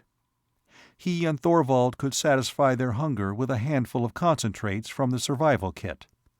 But those dry tablets could not serve the animals. Shann studied the terrain with more knowledge than he had possessed a week earlier. This was not hunting land, but there remained the bounty of the river. "We'll have to feed Taggy and Togi," he broke the silence abruptly. "If we don't, they'll be into the river and off on their own." Thorvald glanced up from one of the tough, thin sheets of mapskin, again as if he had been drawn back from some distance. His eyes moved from Shann to the unpromising shore. "How? With what?" he wanted to know. Then the real urgency of the situation must have penetrated his mental isolation. "You have an idea?" "There's those fish we found them eating back by the mountain stream," Shann said, recalling an incident of a few days earlier. "Rocks here, too, like those the fish were hiding under. Maybe we can locate some of them here." He knew that Thorvald would be reluctant to work the raft inshore, to spare time for such hunting. But there would be no arguing with hungry wolverines, and he did not propose to lose the animals for the officer's whim. However, Thorvald did not protest. They poled the raft out of the main pull of the current, sending it in toward the southern shore in the lee of a clump of light willows. Shann scrambled ashore, the wolverines after him, sniffling along at his heels while he overturned likely-looking rocks to unroof some odd underwater dwellings. The fish with the rudimentary legs were present, and not agile enough even in their native element to avoid the well-clawed paws which scooped them neatly out of the river shallows. There was also a sleek furred creature with a broad flat head and paddle-equipped forepaws, rather like a miniature seal, which Taggy appropriated before Shann had a chance to examine it closely. In fact, the wolverines wrought havoc along a half-mile section of bank before the Terran could coax them back to the raft. As they hunted, Shann got a better idea of the land about the river. It was sere, the vegetation dwindling except for some rough spikes of things pushing through the parched ground like flayed fingers, their puffed redness in contrast to the usual amethystine coloring of Warlock's growing things. Under the climbing sun, that whole stretch of country was revealed in stark bareness, which at first repelled and then began to interest him. He discovered Thorvald standing in the upper bluff, looking out toward the waiting mountains. The officer turned as Shann urged the wolverines to the raft, and when he jumped down the drop to join them, Shann saw he carried a map strip unrolled in his hand. "The situation is not as good as we hoped," he told the younger man. "We'll have to leave the river to cross the heights." "Why?" "There are rapids, ending in a falls." The officer squatted down, spreading out the strip and making stabs at it with a nervous fingertip. "Here we have to leave. This is all rough ground. But lying to the south, there's a gap which may be a pass. This was made from an aerial survey." Shann knew enough to realize to what an extent such a guide could go wrong. Main features of the landscape would be clear enough from aloft, but there might be insurmountable difficulties at ground level which were not distinguishable from the air. Yet Thorvald had planned this journey as if he had already explored their escape route, and that it was as open and easy as a stroll down Tyr's main transport way. Why was it so necessary that they try to reach the sea? However, since he had no objection to voice, except a dislike for indefinite information, Shann did not question the other's calm assumption of command. Not yet, anyway. As they embarked and worked back into the current, Shann studied his companion. Thorvald had freely listed the difficulties lying before them. Yet he did not seem in the least worried about their being able to win through to the sea. Or if he was, his outer shell of unconcern remained uncracked. Before their first day together had ended, the younger Terran had learned that, to Thorvald, he was only another tool, to be used by the survey officer in some project which the other believed of primary importance. And his resentment of the valuation was under control so far. He valued Thorvald's knowledge, but the other's attitude chilled and rebuffed his need for something more than a half-partnership of work. Why had Thorvald come back to Warlock in the first place? And why had it been necessary for him to risk his life, perhaps more than his life if their theory was correct concerning the Throg's wish to capture a Terran, to get that set of maps from the plundered camp? When he had first talked of that raid, his promised loot had been supplies to fill their daily needs. There had been no mention of maps. By all signs, Thorvald was engaged on some mission. And what would happen if he, Shann, suddenly stopped being the other's obedient underling and demanded a few explanations here and now? Only, Shann knew enough about men to also know that he would not get any information out of Thorvald that the latter was not ready to give, and that such a showdown, coming prematurely, would only end in his own discomfiture. He smiled wryly now, remembering his emotions when he had first seen Ragnar Thorvald months ago. As if the officer ever considered the likes, dislikes, or dreams of one Shann Lantee. No, reality and dreams seldom approached each other. Dreams. "On any of these shoreline maps," he asked suddenly, "do they have marked a mountain shaped like a skull?" Thorvald thrust with his pole. "Skull?" he repeated, a little absently, as he so often did in answer to Shann's questions, unless they dealt with some currently important matter. "A queer sort of skull," Shann said. Just as vividly as when he had first awakened, He could picture that skull mountain with the flying things about its eye sockets. And that, too, was odd. Dream impressions usually faded with the passing of waking hours. It has a protruding lower jaw, and the waves wash that red and purple rock. What? He had Thorvald's complete attention now. Where did you hear about it? That demand followed quickly. I didn't hear about it. I dreamed of it last night. I stood there right in front of it. There were birds, or things flying like birds, going in and out of the eye-holes. What else? Thorvald leaned across his pole, his eyes alive, avid, as if he would pull the reply he wanted out of Shann by force. That was all I remember. The Skull Mountain. He did not add his other impression, that he was meant to find that skull, that he must find it. Nothing? Thorvald paused, and then spoke slowly, with a visible reluctance. Nothing else? No cavern with a green veil? A wide green veil strung across it? Shann shook his head. Just the Skull Mountain. Thorvald looked as if he didn't quite believe that, but Shann's expression must have been convincing, for he laughed shortly. Well, there goes one nice, neat theory up in smoke, he commented. Now, your skull doesn't appear on any of our maps, and so probably my cavern does not exist either. They may both be smoke screens. What? But Shann never finished that query. A wind was rising in the desert to blow across the slit which held the river, carrying with it a fine shifting of sand which coasted down into the water as a grey haze, coating men, animals, and raft, and sighing as snow sighs when it falls.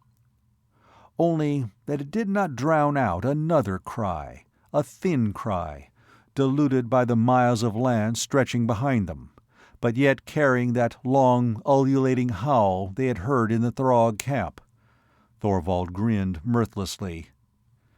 The Hound's on trail.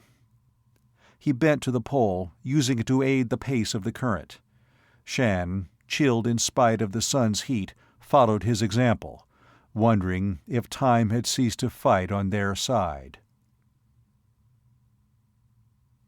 Chapter 6. The Hound. The sun was a harsh ball of heat baking the ground, and then, in some odd manner, drawing back in that same fieriness. In the coolness of the eastern mountains, Shann would not have believed that Warlock could hold such heat. The men discarded their jackets early as they swung to dip the poles, but they dared not strip off the rest of their clothing lest their skin burn. And again, gusts of wind now drove sand over the edge of the cut to blanket the water. Shann wiped his eyes, pausing in his eternal push-push to look at the rocks which they were passing in threatening proximity. For the slash which held the river had narrowed, and the rock of its walls was naked of earth, save for sheltered pockets holding the drift of sand dust, while boulders of all sizes cut into the path of the flowing water. He had not been mistaken. They were going faster, faster even than their efforts with the poles would account for. With the narrowing of the bed of the stream, the current was taking on a new swiftness.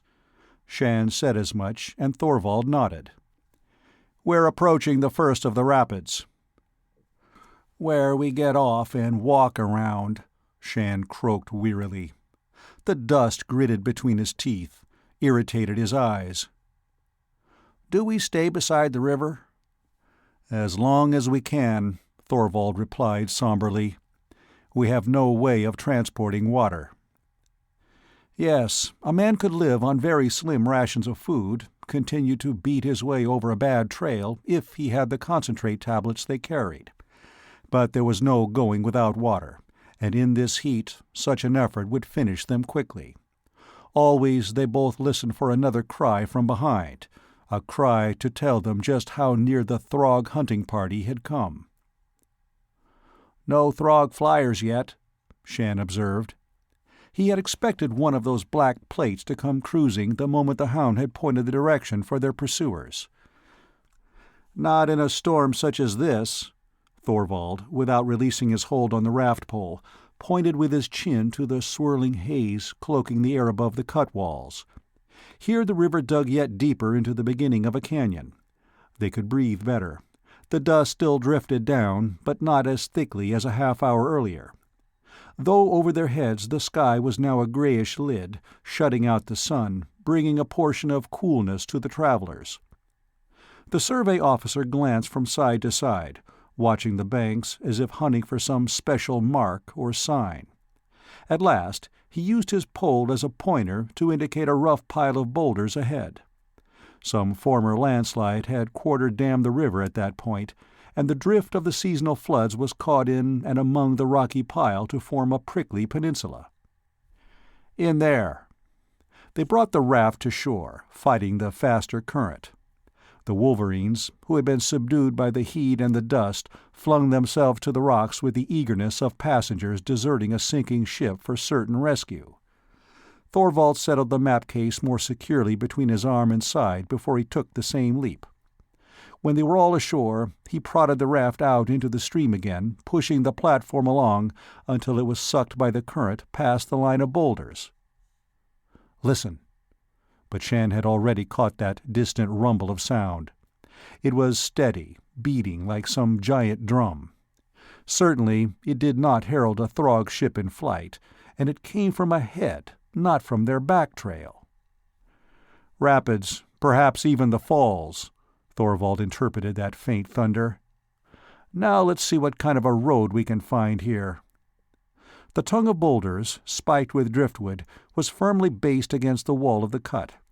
But it sloped up to within a few feet of the top of that gap, more than one landslide having contributed to its fashioning. The landing stage paralleled the river for perhaps some 50 feet. Beyond it, water splashed a straight wall. They would have to climb and follow the stream along the top of the embankment, maybe being forced well away from the source of the water. By unspoken consent, they both knelt and drank deeply from their cupped hands, splashing more of the liquid over their heads, washing the dust from their skins. Then they began to climb the rough ascent up which the wolverines had already vanished. The murk above them was less solid, but again the fine grit streaked their faces, embedding itself in their hair. Shann paused to scrape a film of mud from his lips and chin. Then he made the last pull, bracing his slight body against the push of the wind he met there. A palm struck hard between his shoulders, nearly sending him sprawling. He had only wits enough left to recognize that as an order to get on, and he staggered ahead until rock arched over him and the sand drift was shut off. His shoulder met solid stone, and having rubbed the sand from his eyes, Shann realized he was in a pocket in the cliff walls. Well overhead, he caught a glimpse of natural amber sky through a slit, but here was a twilight which thickened into complete darkness. There was no sign of the wolverines. Thorvald moved along the pocket southward, and Shann followed him. Once more they faced a dead end.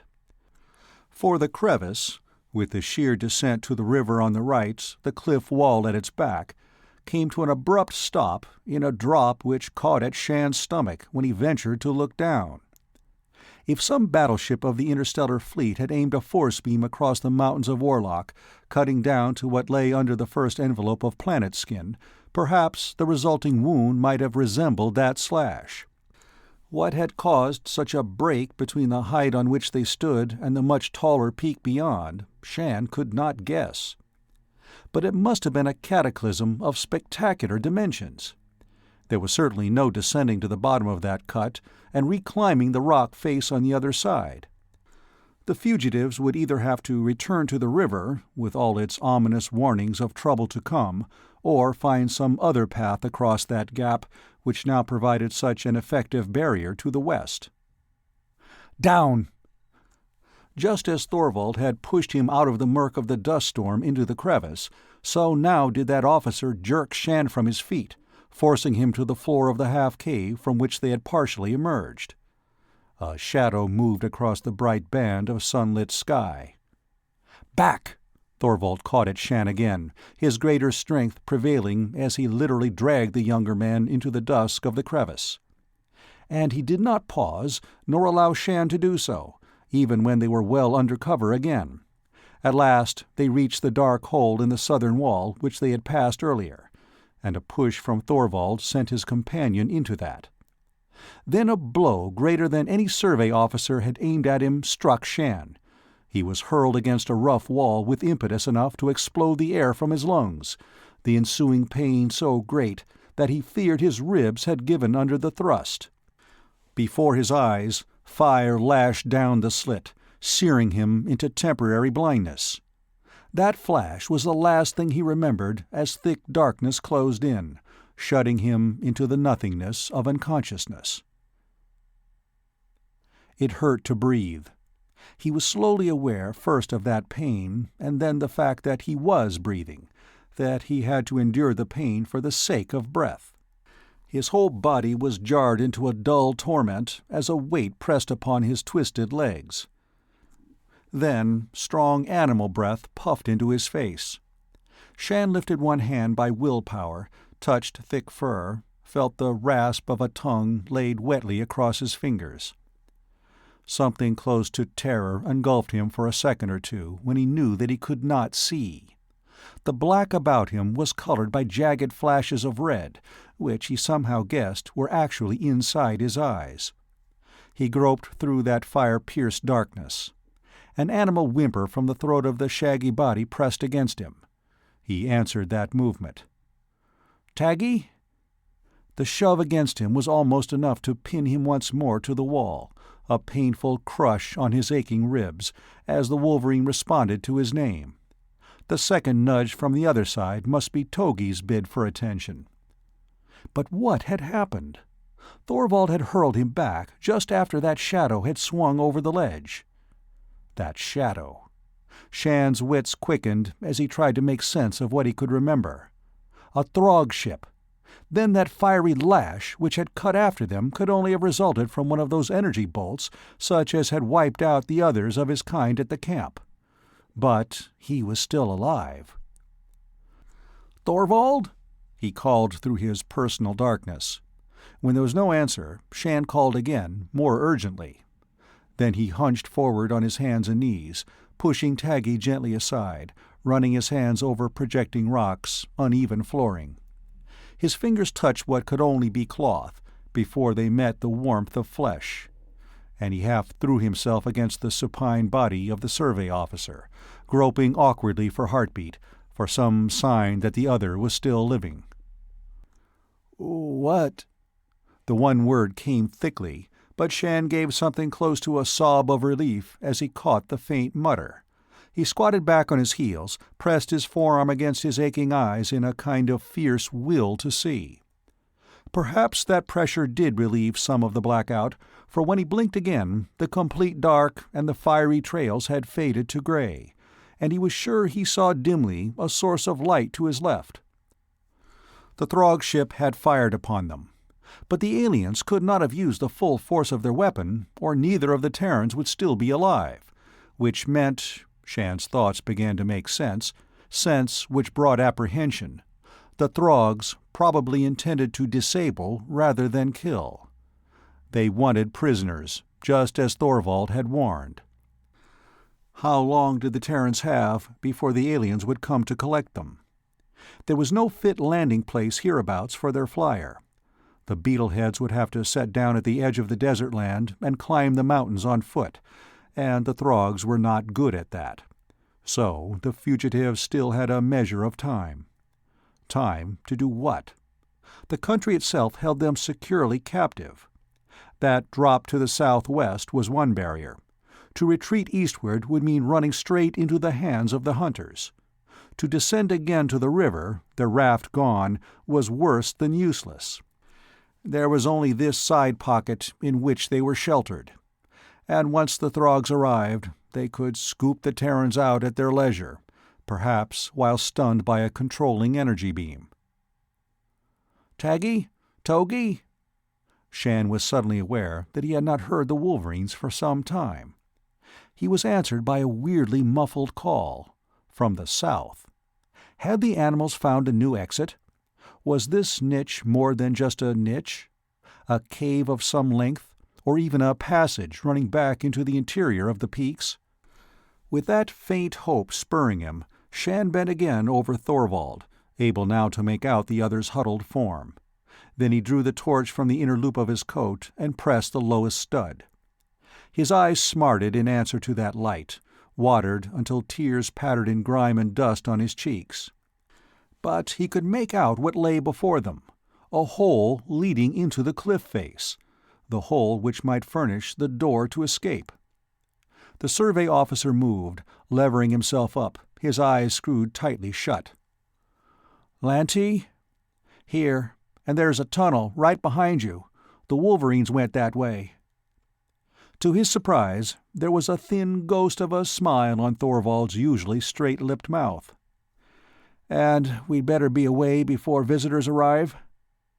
So he too must have thought his way through the sequence of past action to the same conclusion concerning the Throg movements. "Can you see, Lantee?"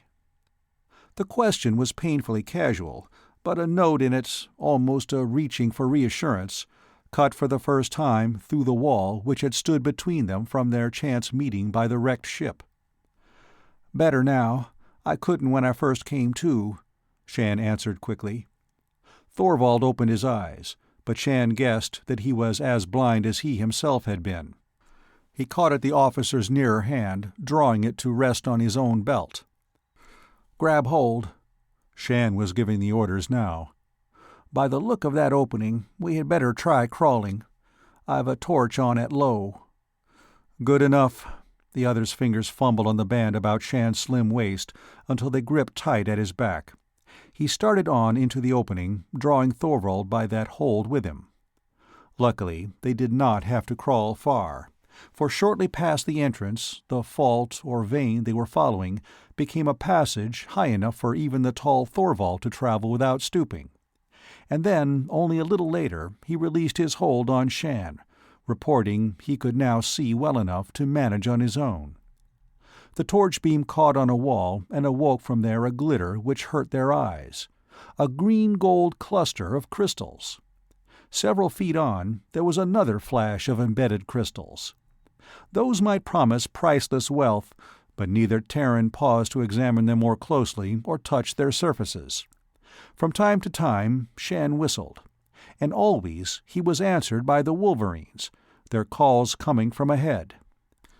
So the men continued to hope that they were not walking into a trap from which the Throgs could extract them. "Snap off your torch a moment," Thorvald ordered. Shann obeyed. The subdued light vanished, yet there was still light to be seen, ahead and above. "Front door," Thorvald observed. "How do we get up?" The torch showed them that, a narrow ladder of ledges branching off when the passage they followed took a turn to the left and east. Afterward, Shann remembered that climb with wonder that they had actually made it, though their advance had been slow, passing the torch from one to another to make sure of their footing. Shann was top man when a last spurt of effort enabled him to draw himself out into the open, his hands raw, his nails broken and torn. He sat there, stupefied with his own weariness, to stare about. Thorvald called impatiently, and Shann reached for the torch to hold it for the officer. Then Thorvald crawled out. He too looked around in dull surprise. On either side, peaks cut high into the amber of the sky. But this bowl in which the men had found refuge was rich in growing things. Though the trees were stunted, the grass grew almost as high here as it did on the meadows of the lowlands. Quartering the pocket valley galloped the wolverines, expressing in that wild activity their delight in this freedom. "Good campsite." Thorvald shook his head. "We can't stay here." And, to underline that gloomy prophecy, there issued from that hole through which they had just come, muffled and broken, but still threatening, the howl of the Throg's Hound. The survey officer caught the torch from Shann's hold and knelt to flash it into the interior of the passage. As the beam slowly circled that opening, he held out his other arm, measuring the size of the aperture. "When that thing gets on a hot scent," he snapped off the beam, "the beetleheads won't be able to control it. There will be no reason for them to attempt to. Those hounds obeyed their first orders: kill or capture. And I think this one operates on capture. So they'll loose it to run ahead of their party." "And we move to knock it out?" Shann relied now on the other's experience. Thorvald rose. "It would need a blaster on full power to finish off a hound. No, we can't kill it. But we can make it a doorkeeper to our advantage." He trotted down into the valley, Shann beside him without understanding in the least, but aware that Thorvald did have some plan. The officer bent, searched the ground, and began to pull from under the loose surface dirt one of those nets of tough vines which they had used for cords. He thrust a double handful of this hasty harvest into Shann's hold with a single curt order. "Twist these together and make as thick a rope as you can."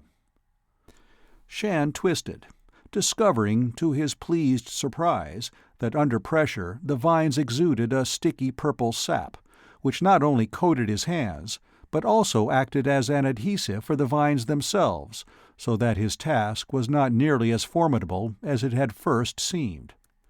With his force-axe, Thorvald cut down 2 of the stunted trees and stripped them of branches, wedging the poles into the rocks about the entrance of the hole. They were working against time, but on Thorvald's part with practiced efficiency. Twice more that cry of the hunter arose from the depths behind them. As the westering sun, almost down now, shone into the valley hollow, Thorvald set up the frame of his trap. "We can't knock it out, any more than we can knock out a Throg, but a beam from a stunner ought to slow it up long enough for this to work." Taggy burst out of the grass, approaching the hole with purpose, and Togi was right at his heels. Both of them stared into that opening, drooling a little, the same eagerness in their pose as they had displayed when hunting. Shann remembered how that first howl of the Throg hound had drawn both animals to the edge of the occupied camp in spite of their marked distaste for its alien masters. "They're after it too," he told Thorvald what he had noted on the night of their sortie. "Maybe they can keep it occupied," the other commented. "But we don't want them to actually mix with it. That might be fatal." A clamor broke out in the interior passage. Taggy snarled, backing away a few steps before he uttered his own war cry. "Ready!" Thorvald jumped to the net slung from the poles. Shann raised his stunner. Togi underlined her mate's challenge with a series of snarls rising in volume. There was a tearing, scrambling sound from within. Then Shann fired at the jack-in-the-box appearance of a monstrous head, and Thorvald released the deadfall. The thing squalled, ropes beat, growing taut. The wolverines backed from jaws which snapped fruitlessly. To Shann's relief, the Terran animals appeared content to bait the now imprisoned, or collared, horror, without venturing to make any close attack. But he reckoned that too soon. Perhaps the stunner had slowed up the hound's reflexes, for those jaws stilled with a last shattering snap. The toad lizard mask, a head which was against all nature as the Terrans knew it, was quiet in the strangle leash of the rope, the rest of the body serving as a cork to fill the exit hole. Taggy had been waiting only for such a chance. He sprang, claws ready, and Togi went in after her mate to share the battle. Chapter 7. Unwelcome Guide. There was a small eruption of earth and stone as the Hound came alive, fighting to reach its tormentors. The resulting din was deafening. Shann, avoiding by a hand's breadth a snap of jaws with power to crush his leg into bone powder and mangled flesh, cuffed Togi across her nose and buried his hands in the fur about Taggy's throat as he heaved the male wolverine back from the struggling monster. He shouted orders, and to his surprise, Togi did obey, leaving him free to yank Taggy away. Perhaps neither wolverine had expected the full fury of the Hound. Though he suffered a slash across the back of one hand, delivered by the overexcited Taggy, in the end Shann was able to get both animals away from the hole, now corked so effectively by the slavering thing. Thorvald was actually laughing as he watched his younger companion in action. "This ought to slow up the beetles. If they haul their little doggy back, it's apt to take out some of its rage on them, and I'd like to see them dig around it." Considering that the monstrous head was swinging from side to side in a collar of what seemed to be immovable rocks, Shann thought Thorvald right. He went down on his knees beside the wolverines, soothing them with hand and voice, trying to get them to obey his orders willingly. "Ha!" Thorvald brought his mud-stained hands together with a clap, the sharp sound attracting the attention of both animals. Shann scrambled up, swung out his bleeding hand in the simple motion which meant to hunt, being careful to signal down the valley westward. Taggy gave a last reluctant growl at the Hound, to be answered by one of its ear-torturing howls, and then trotted off, Togi tagging behind. Thorvald caught Shann's slashed hand, inspecting the bleeding cut. From the aid packet at his belt, he brought out powder and a strip of protecting plastiflesh to cleanse and bind the wound. "You'll do," he commented. "But we'd better get out of here before full dark." The small paradise of the valley was no safe campsite. It could not be so long as that monstrosity on the hillside behind them roared and howled its rage to the darkening sky. Trailing the wolverines, the men caught up with the animals drinking from a small spring, and thankfully shared that water.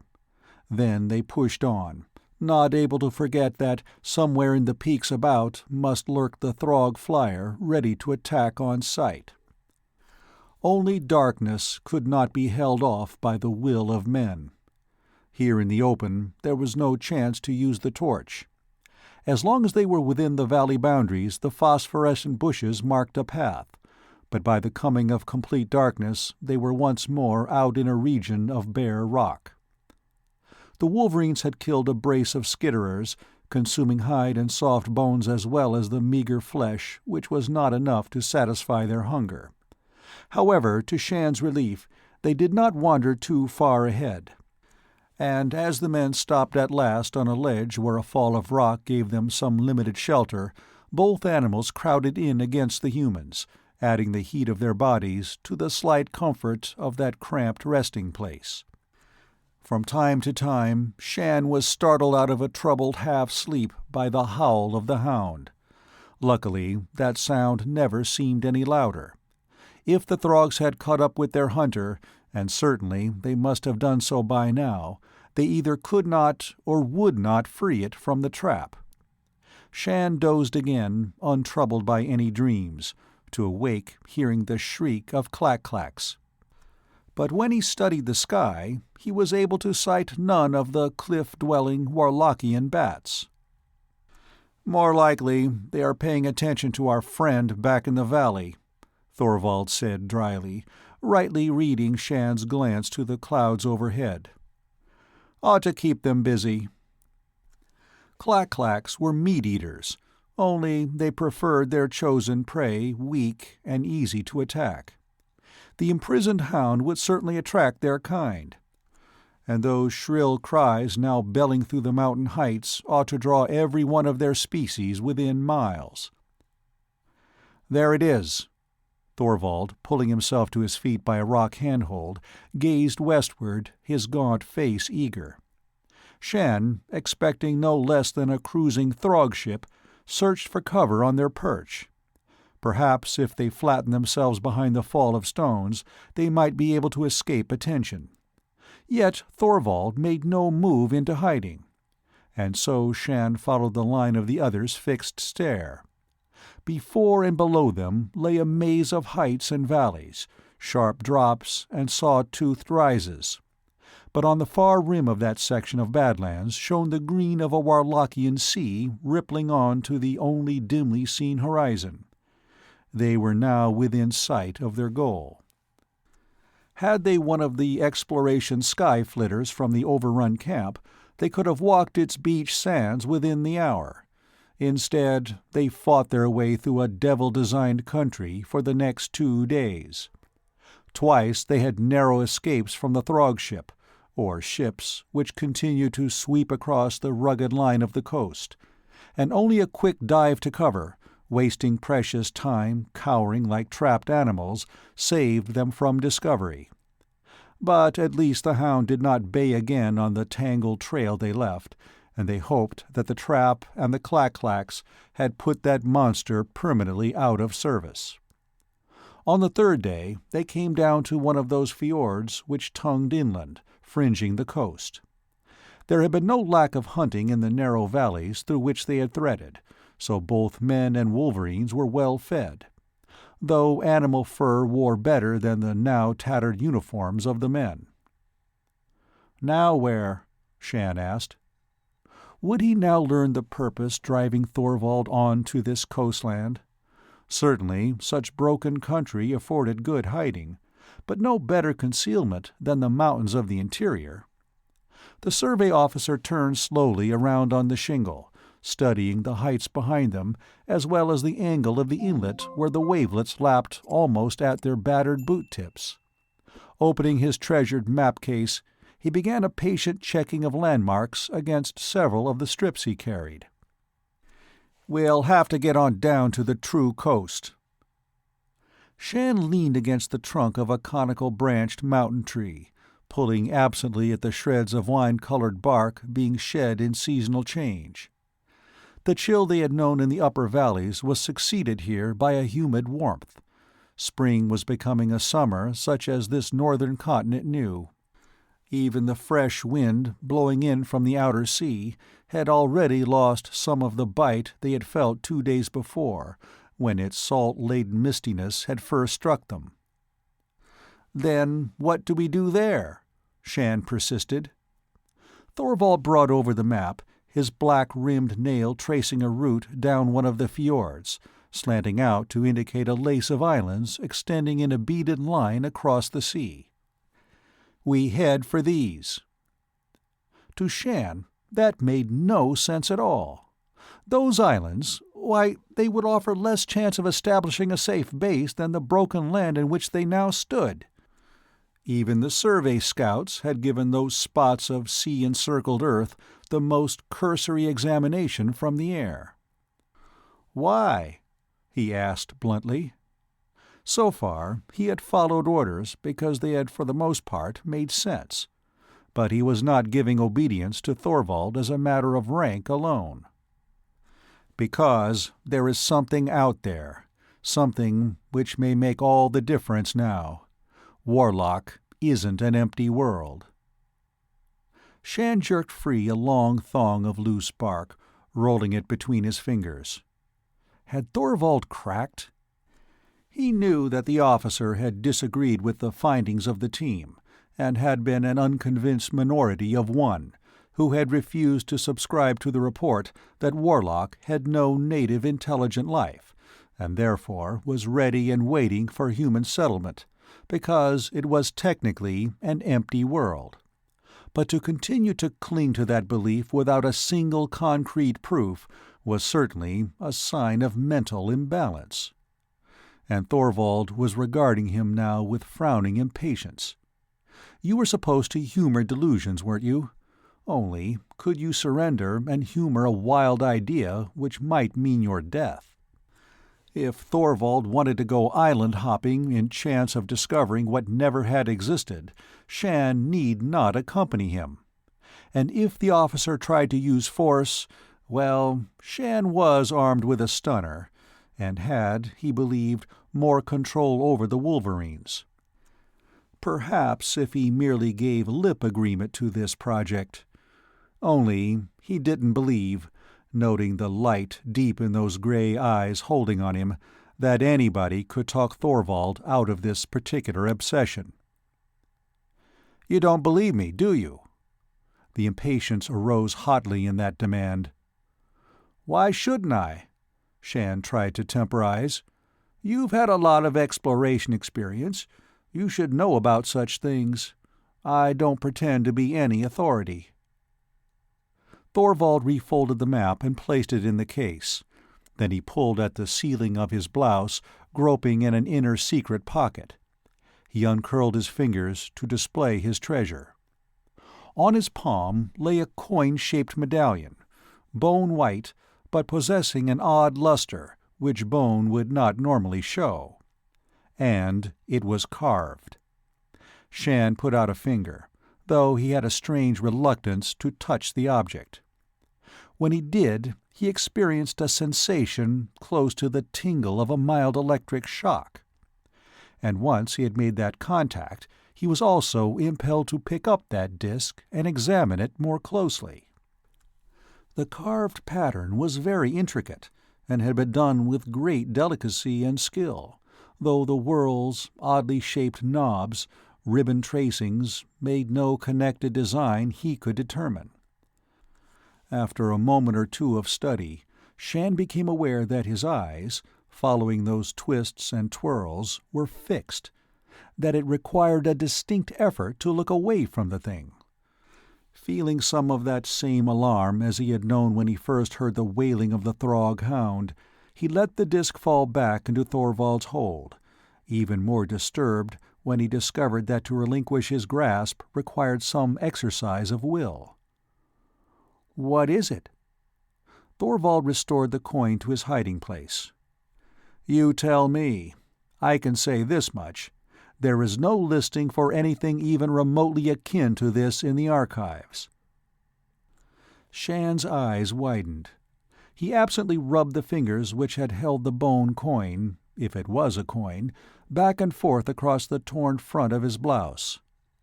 That tingle, did he still feel it? Or was his imagination at work again? But an object not listed in the exhaustive survey archives would mean some totally new civilization, a new stellar race. "It is definitely a created article," the survey officer continued, "and it was found on the beach of one of those sea islands." "Throg?" But Shann already knew the answer to that. "Throg work? This?" Thorvald was openly scornful. "Throgs have no conception of such art. You must have seen their metal plates. Those are the beetleheads' idea of beauty. Have those the slightest resemblance to this?" "Then who made it?" "Either Warlock has, or once had, a native race advanced enough in a well-established form of civilization to develop such a sophisticated type of art, or there have been other visitors from space here before us and the Throgs. And the latter possibility I don't believe." "Why?" "Because this was carved of bone, or an allied substance. We haven't been quite able to identify it in the labs, but it is basically organic material. It was found exposed to the weather, and yet it is in perfect condition. Could have been carved at any time within the past 5 years.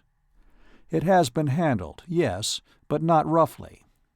And we have come across evidences of no other star-cruising races or species save ourselves and the Throgs. No, I say this was made here on Warlock, not too long ago, and by intelligent beings of a very high grade of civilization." "But they would have cities," protested Shann. "We been here for months, explored all over this continent. We would have seen them, or some traces of them." "An old race, maybe," Thorvald mused. "A very old race, perhaps in decline, reduced to a remnant in numbers with good reason to retire into hiding. No, we've discovered no cities, no evidence of a native culture, past or present. But this," he touched the front of his blouse, "was found on the shore of an island. We may have been looking in the wrong place for our natives." "The sea." Shann glanced with new interest at the green water surging in wavelets along the edge of the fjord. Just so, the sea.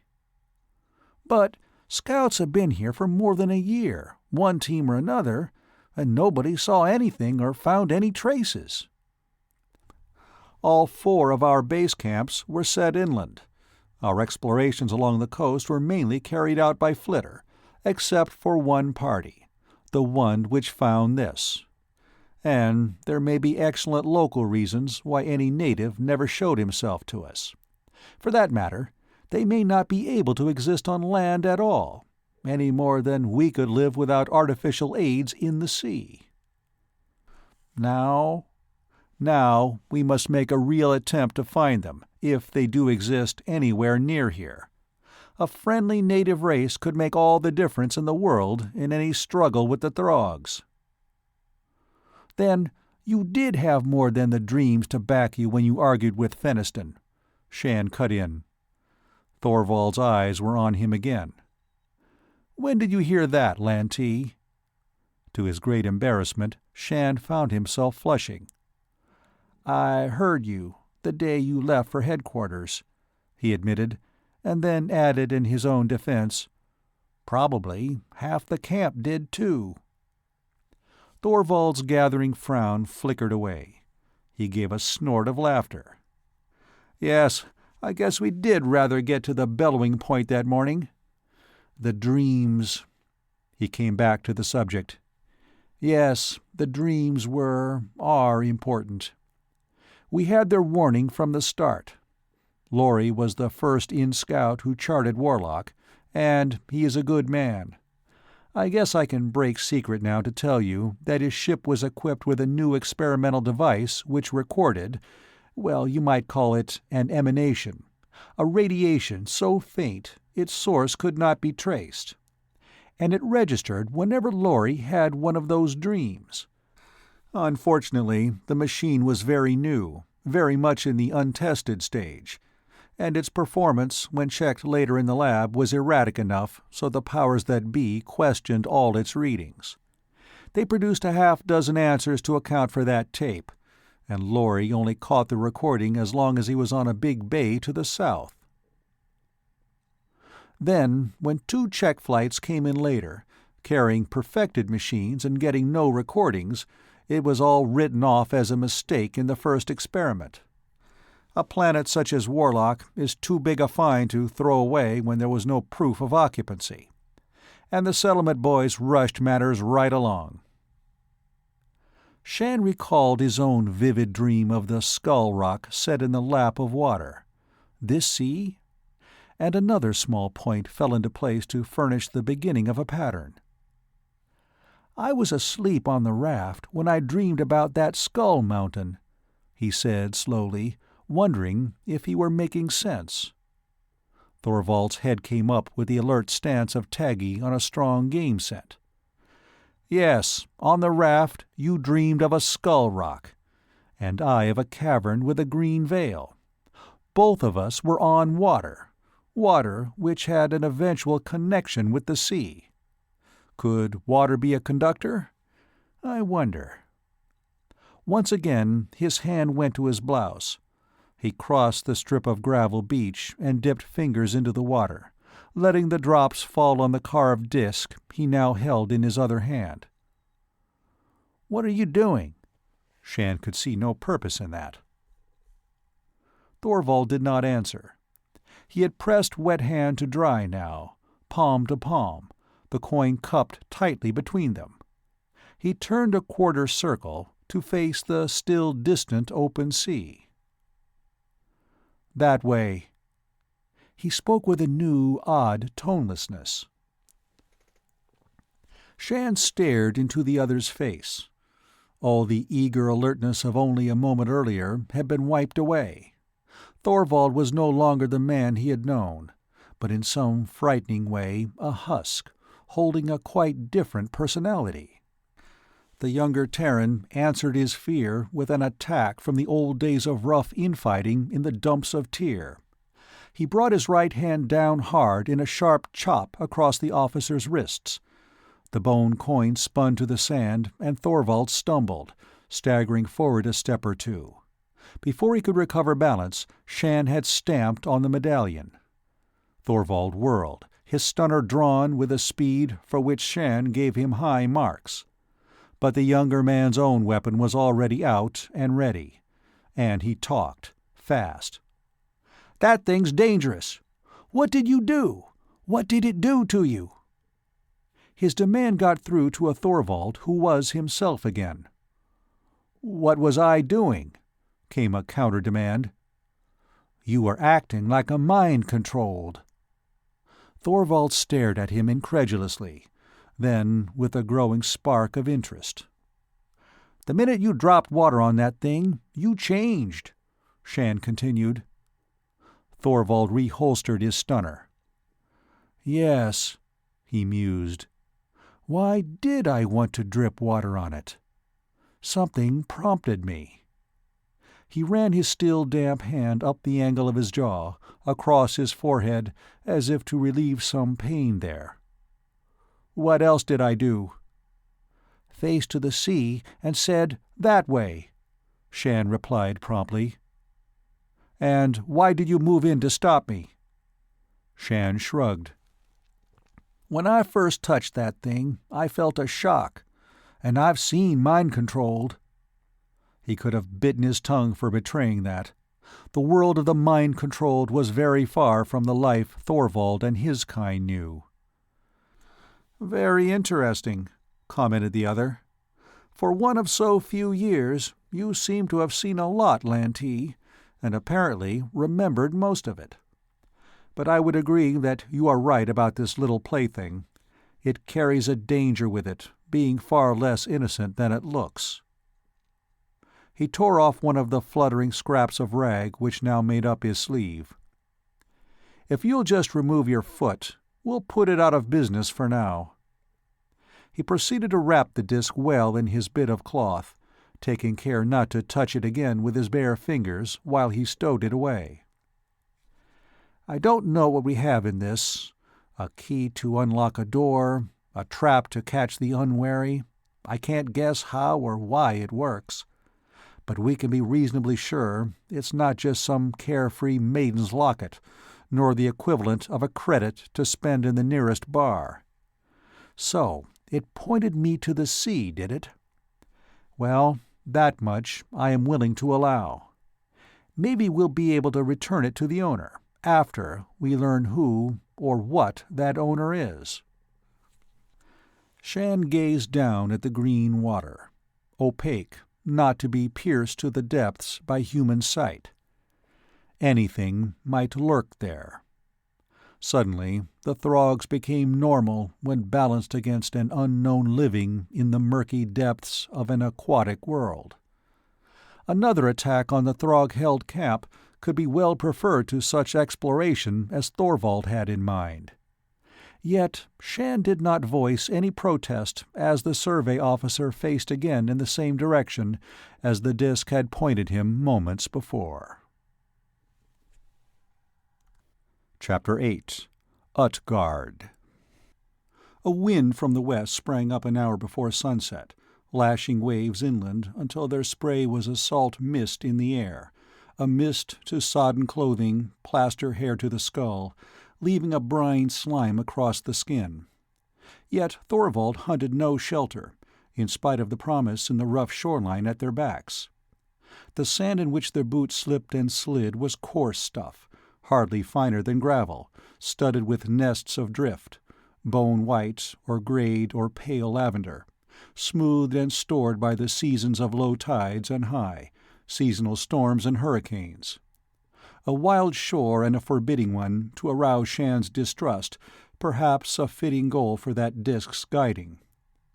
Shann had tasted loneliness in the mountains, experienced the strange world of the river at night lighted by the wan radiance of glowing shrubs and plants, forced the starkness of the heights. Yet there had been through all that journeying a general resemblance to his own past on other worlds. A tree was a tree, whether it bore purple foliage or was red-veined. A rock was a rock, a river a river. They were equally hard and wet on Warlock or Tyr. But now a veil he could not describe, even in his own thoughts, hung between him and the sand over which he walked, between him and the sea which sent spray to wet his torn clothing, between him and that wild wrack of long-ago storms. He could put out his hand and touch sand, drift, spray. Yet they were a setting where something lay hidden behind that setting. Something watched, calculatingly, with intelligence and a set of emotions and values he could not share. "Storm coming." Thorvald paused in the buffeting of wind and spray, watching the fury of the tossing sea. The sun was still a pale smear just above the horizon, and it gave light enough to make out that trickle of islands melting out to obscurity. "Utgaard." "Utgaard?" Shann repeated, the strange word holding no meaning for him. "Legend of my people." Thorvald smeared spray from his face with one hand. "Utgaard, those outermost islands where dwell the giants who are the mortal enemies of the old gods. Those dark lumps, most of them bare rock, only a few crowned with stunted vegetation, might well harbor anything, Shann decided. Giants, or the malignant spirits of any race.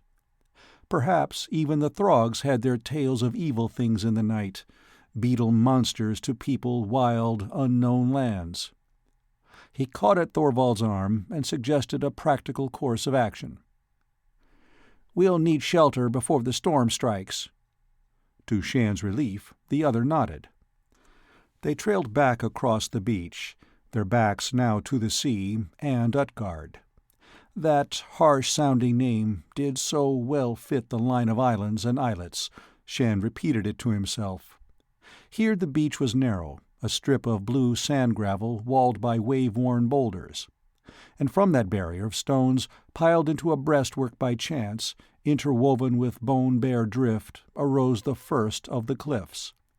Shann studied the terrain with increasing uneasiness.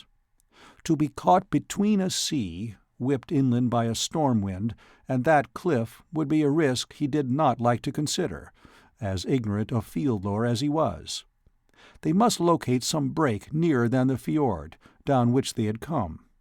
And they must find it soon, before the daylight was gone and the full fury of bad weather struck.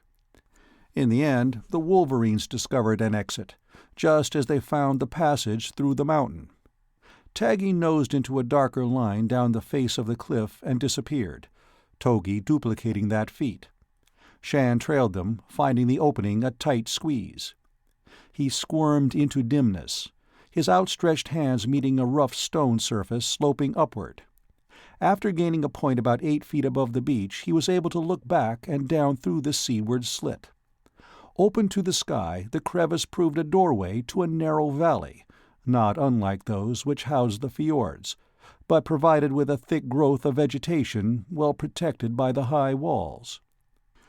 Working as a now well-rehearsed team, the men set up a shelter of saplings and brush, the back to the slit through which the wind was still able to tear away. Walled in by stone, and knowing that no Throg flyer would attempt to fly in the face of the coming storm, they dared make a fire. The warmth was a comfort to their bodies, just as the light of the flames, men's age-old hearth companion, was a comfort to the fugitive spirits. Those dancing spears of red, for Shann at least burned away that veil of otherworldliness which had enwrapped the beach, providing in the night an illusion of the home he had never really known. But the wind and the weather did not keep truce very long.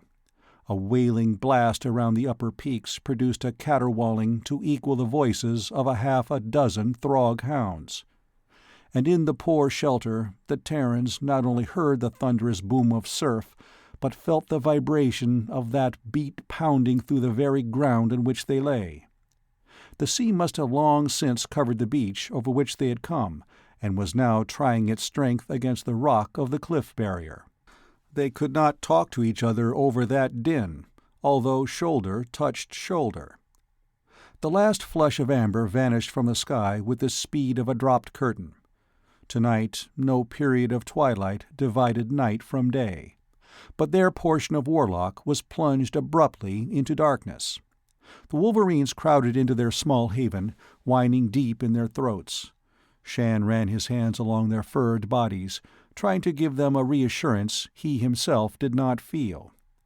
Never before when on stable land had he been so aware of the unleashed terrors nature could exert. The forces against which all mankind's controls were as nothing. Time could no longer be measured by any set of minutes or hours. There was only darkness, the howling winds, and the salty rain which must be in part the breath of the sea driven in upon them. The comforting fire vanished. Chill and dankness crept up to cramp their bodies, so that now and again they were forced to their feet to swing arms, stamp, drive the blood into faster circulation. Later came a time when the wind died, no longer driving the rain bullet-hard against and through their flimsy shelter. Then they slept in the thick unconsciousness of exhaustion.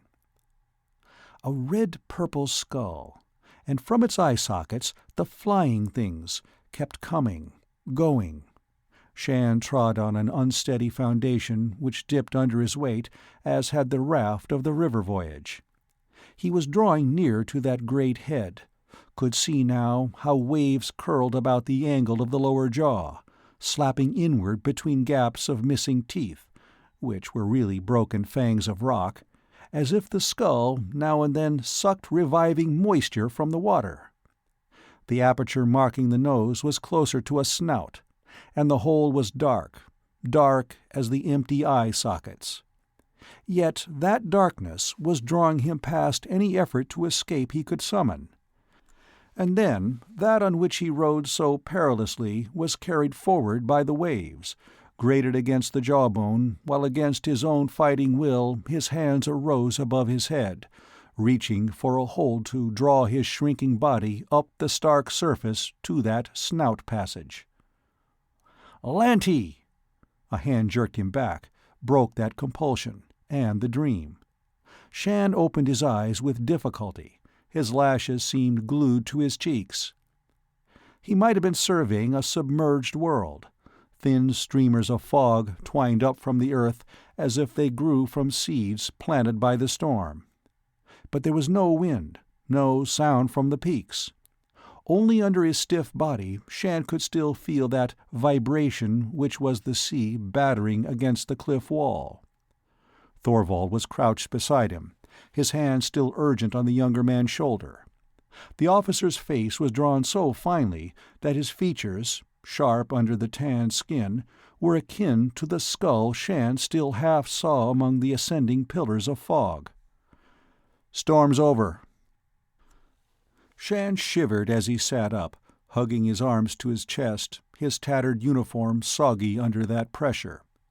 He felt as if he would never be warm again. When he moved sluggishly to the pit where they had kindled their handful of fire the night before, he realized that the wolverines were missing. "Taggy?" His voice sounded rusty in his own ears, as if some of the moisture thick in the air about them had affected his vocal cords. "Hunting." Thorvald's answer was clipped. He was gathering a handful of sticks from the back of their lean-to, where the protection of their own bodies had kept that kindling dry. Shann snapped a length between his hands, dropped it into the pit. When they did coax a blaze into being, they stripped, wringing out their clothing, propping it piece by steaming piece on sticks by the warmth of the flames. The moist air bit at their bodies, and they moved briskly, striving to keep warm by exercise. Still the fog curled, undisturbed by any shaft of sun. "Did you dream?" Thorvald asked abruptly. "Yes." Shann did not elaborate. Disturbing as his dream had been, the feeling that it was not to be shared was also strong as some order. "And so did I," Thorvald said bleakly. "You saw your skull mountain?" "I was climbing it when you awoke me," Shann returned unwillingly. And I was going through my green veil when Teggy took off and wakened me. You are sure your skull exists? Yes. And so am I that the cavern of the veil is somewhere on this world. But why? Thorvald stood up, the firelight marking plainly the lines between his tanned arms, his brown face and throat, and the paleness of his lean body. Why do we dream those particular dreams? Shann tested the dryness of a shirt. He had no reason to try and explain the wherefore of those dreams, only was he certain that he would sometime, somewhere, find that skull, and that when he did, he would climb to the doorway of the snout, pass behind to depths where the flying things might rest, not because he wanted to make such an expedition, but because he must. He drew his hands across his ribs, where pressure still brought an aching reminder of the crushing force of the energy whip the Throgs had wielded. There was no extra flesh on his body, yet muscles slid easily under the skin, a darker skin than Thorvald's, deepening to a warm brown where it had been weathered. His hair, unclipped now for a month, was beginning to curl about his head in tight dark rings. Since he had always been the youngest, or the smallest, or the weakest in the world of the dumps, of the service, of the team, Shann had very little personal vanity. He did possess a different type of pride, born of his own stubborn achievement in winning out over a long roster of discouragements, failures, and adverse odds. "Why do we dream?" He repeated Thorvald's question. "No answer, sir." He gave the traditional reply of the service recruit, and a little to his surprise, Thorvald laughed with a tinge of real amusement. "Where do you come from, Lantee?" He asked as if he were honestly interested. "Tyr?" "Calden Mines." The survey officer automatically matched planet to product. "How did you come into survey?" Shann drew on his shirt. "Signed on as a casual labor?" He returned with a spark of defiance. Thorvald had joined the service the right way, as a cadet, then a team man, finally an officer, climbing that nice even ladder with every rung ready for him when he was prepared to mount it. What did his kind know about the labor barracks where the dull-minded, the failures, the petty criminals on the run lived hard under a secret social system of their own? It had taken every bit of physical endurance and energy, every fraction of stubborn will Shann could summon, for him to survive his first 3 months in those barracks, unbroken and still eager to be survey. He could still wonder at the unbelievable chance which had rescued him from that, merely because Training Center had needed another odd hand to clean cages and feed troughs for the experimental animals. And from the center he made a team, because when working in a smaller group, his push and attention to duty had been noticed and had paid off. 3 years it had taken, but he had made team stature. Not that that meant anything now. Shann pulled his boots on over the lengths of rough dried coveralls and glanced up, to find Thorvald watching him with a new, questioning directness the younger man could not understand. Shann sealed his blouse and stood up, knowing the bite of hunger, dull but persistent. It was a feeling he had had so many times in the past that now he hardly gave it a second thought. "Supplies?" He brought the subject back to the present and the practical. What did it matter why or how one Shann Lantee had come to Warlock in the first place? "What we have left of the concentrates we'd better keep for emergencies." Thorvald had made no move to open the very shrunken bag he had brought from the scout ship. He walked over to a rocky outcrop and tugged loose a yellowish tuft of plant, neither moss nor fungi, but sharing attributes of both. Shann recognized it without enthusiasm as one of the varieties of native produce which could be safely digested by Terran stomachs. The stuff was almost tasteless, and possessed a rather unpleasant odor. Consumed in bulk, it would satisfy hunger for a time. Shann hoped that with the wolverines to aid, they could go back to hunting soon. However, Thorvald showed no desire to head inland where they might expect to locate game. He disagreed with Shann's suggestion for tracking Taggy and Togi when those two emerged from the underbrush, obviously well-fed and contented after their early morning activity. When Shann protested with some heat, the other countered, "Didn't you ever hear of fish, Lantee? After a storm such as last night's, we ought to discover good pickings along the shore." But Shann was also sure that it was not only the thought of food which drew Thorvald back to the sea. They crawled back through the bolt-hole. The beach of gravel sand had vanished, save for a narrow ribbon of land just at the foot of the cliffs, where the water curled in white lace about the barrier of boulders. There was no change in the dullness of the sky. No sun broke through the thick lid of clouds, and the green of the sea was ashen to grey, which matched the overcast until one could strain one's eyes trying to find the horizon, unable to mark the dividing line here between air and water. Utgaard was a broken necklace, the outermost island beads lost, the inner ones more isolated by the rise in water, more forbidding. Shann let out a startled hiss of breath. The top of a nearby rock detached itself, drew up into a hunched thing of armor-plated scales and heavy wide-jawed head. A tail cracked into the air.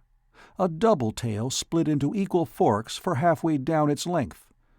A leg lifted as a forefoot, webbed, clawed for a new hold. This sea beast was the most formidable native thing he had sighted on Warlock, approaching in its ugliness the Hound of the Throgs. Breathing in labored gusts, the thing slapped its tail down on the stones with a limpness which suggested that the raising of that appendage had overtaxed its limited supply of strength. The head sank forward, resting across one of the forelimbs. Then Shann sighted the fearsome wound in the side, just before one of the larger hind legs, a ragged hole through which pumped, with every one of those breaths, a dark, purplish stream, licked away by the waves as it trickled slickly down the rock. "What is that?" Thorvald shook his head. "Not on our records," he replied absently, studying the dying creature with avid attention. "Must have been driven in by the storm. This proves there is more in the sea than we know." Again the forked tail lifted and fell, the head, raised from the forelimb, stretching up and back until the white underfolds of the throat were exposed as the snout pointed almost vertically to the sky. The jaws opened, and from between them came a moaning whistle, a complaint which was drowned out by the wash of the waves. Then, as if that was the last effort, the webbed, clawed feet relaxed their grip of the rock, and the scaled body slid sideways, out of their sight, into the water. There was a feather of spume to mark the plunge, and nothing else. Shann, watching to see if the reptile would surface again, sighted another object, a rounded shape floating on the sea, bobbing lightly as had their river raft. "Look!" Thorvald's gaze followed his pointing finger, and then, before Shann could protest, the officer leaped outward from their perch on the cliff to the broad rock where the scaled sea-dweller had lain moments earlier. He stood there, watching that drifting object with the closest attention, as Shann made the same crossing in his wake. The drifting thing was oval, perhaps some 6 feet long and 3 wide, the midpoint rising in a curve from the water's edge. As far as Shann could make out in the half-light, the color was reddish-brown, the surface rough. And he thought by the way that it moved that it must be flotsam of the storm, buoyant enough to ride the waves with close to cork resiliency. To Shann's dismay, his companion began to strip. "What are you going to do?" "Get that." Shann surveyed the water about the rock. The forked tail had sunk just there. Was the survey officer mad enough to think he could swim unmenaced through a sea which might be infested with more such creatures? It seemed that he was, for Thorvald's white body arched out in a dive. Shann waited, half-crouched and tense, as though he could in some way attack anything arising from the depths to strike at his companion. A brown arm flashed above the surface. Thorvald swam strongly toward the floating object. He reached it, his outstretched hand rasping across the surface. And it responded so quickly to that touch that Shann guessed it was even lighter and easier to handle than he had first thought. Thorvald headed back, herding the thing before him, and when he climbed out on the rock, Shann was pulling up his trophy. They flipped the find over to discover it hollow. They had, in effect, a ready-made craft, not unlike a canoe with blunted bows. But the substance was surely organic. Was it shell? Shann speculated, running his fingertips over the irregular surface. The survey officer dressed. "We have our boat," he commented. "Now for Utgaard." Use this frail thing to dare the trip to the islands? But Shann did not protest. If the officer determined to try such a voyage, he would do it. And neither did the younger man doubt that he would accompany Thorvald. Chapter 9. One Alone. Once again, the beach was a wide expanse of shingle, drying fast under a sun hotter than any Shann had yet known on Warlock. Summer had taken a big leap forward. The Terrans worked in partial shade below a cliff overhang, not only for the protection against the sun's rays, but also as a precaution against any roving Throg air patrol. Under Thorvald's direction, the curious shell dragged from the sea, if it were a shell, and the texture as well as the general shape suggested that, was equipped with a framework to act as a stabilizing outrigger. What resulted was certainly an odd-looking craft, but one which obeyed the paddles and rode the waves easily. In the full sunlight, the outline of islands was clear-cut, red and gray rock above an aquamarine sea. The Terrans had sighted no more of the sea monsters, and the major evidence of native life along the shore was a new species of clack-clacks, roosting in cliff holes and scavenging along the sands, and various queer fish and shelled things stranded in small tide pools, to the delight of the wolverines, who fished eagerly up and down the beach, ready to investigate all debris of the storm. "That should serve." Thorvald tightened the last lashing, straightening up, his fists resting on his hips, to regard the craft with a measure of pride. Shann was not quite so content. He had matched the survey officer in industry, but the need for haste still eluded him. So the ship, such as it was ready. Now they would be off to explore Thorvald's Utgaard. But a small and nagging doubt inside the younger man restrained his enthusiasm over such a voyage.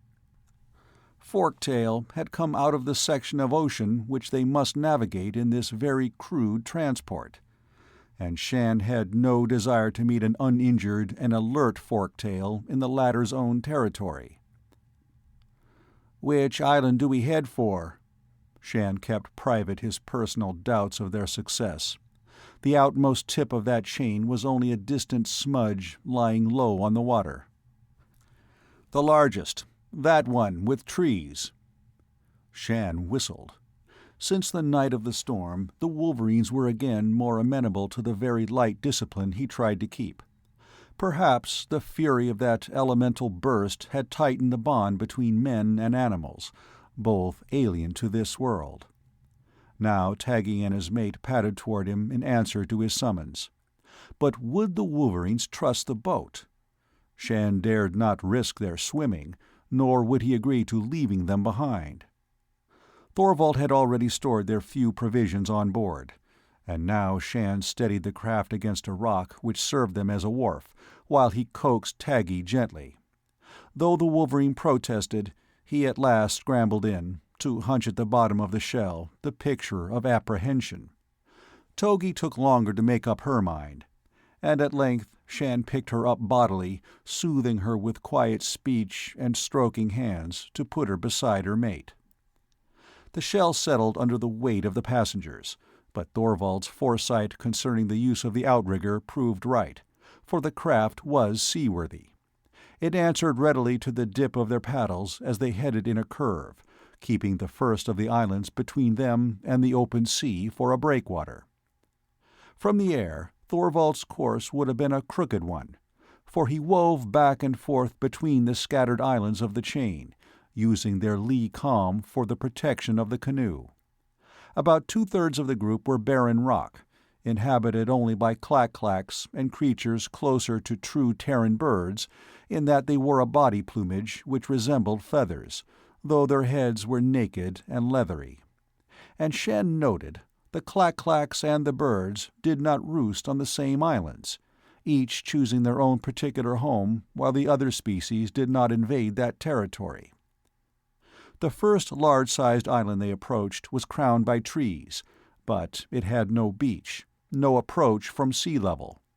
Perhaps it might be possible to climb to the top of the cliff walls, but Thorvald did not suggest that they try it, heading on toward the next large outcrop of land and rock. Here, white lace patterned in a ring well out from the shore to mark a circle of reefs. They nosed their way patiently around the outer circumference of that threatening barrier, hunting the entrance to the lagoon. Within, there were at least 2 beaches with climbable ascents to the upper reaches inland, though Shann noted that the vegetation showing was certainly not luxuriant, the few trees within their range of vision being pallid growths, rather like those they had sighted on the fringe of the desert. Leather-headed flyers wheeled out over their canoe, coasting on outspread wings to peer down at the Terran invaders in a manner which suggested intelligent curiosity. A full flock gathered to escort them as they continued along the outer line of the reef. Thorvald impatiently dug his paddle deeper. They had explored more than half of the reef now without chancing on an entrance channel. "Regular fence," Shann commented.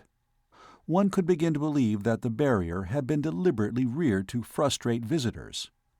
Hot sunshine, reflected back from the surface of the waves, burned their exposed skin, so they dared not discard their ragged clothing, and the wolverines were growing increasingly restless. Shann did not know how much longer the animals would consent to their position as passengers without raising active protest. "How about trying the next one?" he asked, knowing at the same time his companion was not in any mood to accept such a suggestion with good will. The officer made no reply, but continued to use his steer-paddle in a fashion which spelled out his stubborn determination to find a passage. This was a personal thing now, between Ragnar Thorvald of the Terran Survey and a wall of rock, and the man's will was as strongly rooted as those water-washed stones. On the southwestern tip of the reef, they discovered a possible opening. Shann eyed the narrow space between 2 fang-like rocks dubiously. To him, that width of water lane seemed dangerously limited. The sudden slam of a wave could dash them against either of those pillars, with disastrous results, before they could move to save themselves. But Thorvald pointed their blunt bow toward the passage with seeming confidence, and Shann knew that as far as the officer was concerned, this was their door to the lagoon. Thorvald might be stubborn, but he was not a fool, and his training and skill in such maneuvers was proved when the canoe rode in a rising swell in and by those rocks to gain the safety, in seconds, of the calm lagoon. Shann sighed with relief, but ventured no comment. Now they must paddle back along the inner side of the reef to locate the beaches, for fronting them on this side of the well-protected island were cliffs as formidable as those which guarded the first of the chain at which they had aimed. Shann glanced now and then over the side of the boat, hoping in these shallows to sight the seabed or some of the inhabitants of these waters. but there was no piercing that green murk. Here and there, nodules of rock projected inches or feet above the surface, awash in the wavelets, to be avoided by the voyagers. Shann's shoulders ached and burned, his muscles were unaccustomed to the steady swing of the paddles, and the fire of the sun stabbed easily through only 2 layers of ragged cloth to his skin. He ran a dry tongue over drier lips and gazed eagerly ahead in search of the first of the beaches. What was so important about this island that Thorvald had to make a landing here? The officers' stories of a native race which they might turn against the Throgs to their own advantage was thin, very thin indeed. Especially now, as Shann weighed an unsupported theory against that ache in his shoulders, the possibility of being marooned on the inhospitable shore ahead, against the 50 probable dangers he could total up with very little expenditure of effort.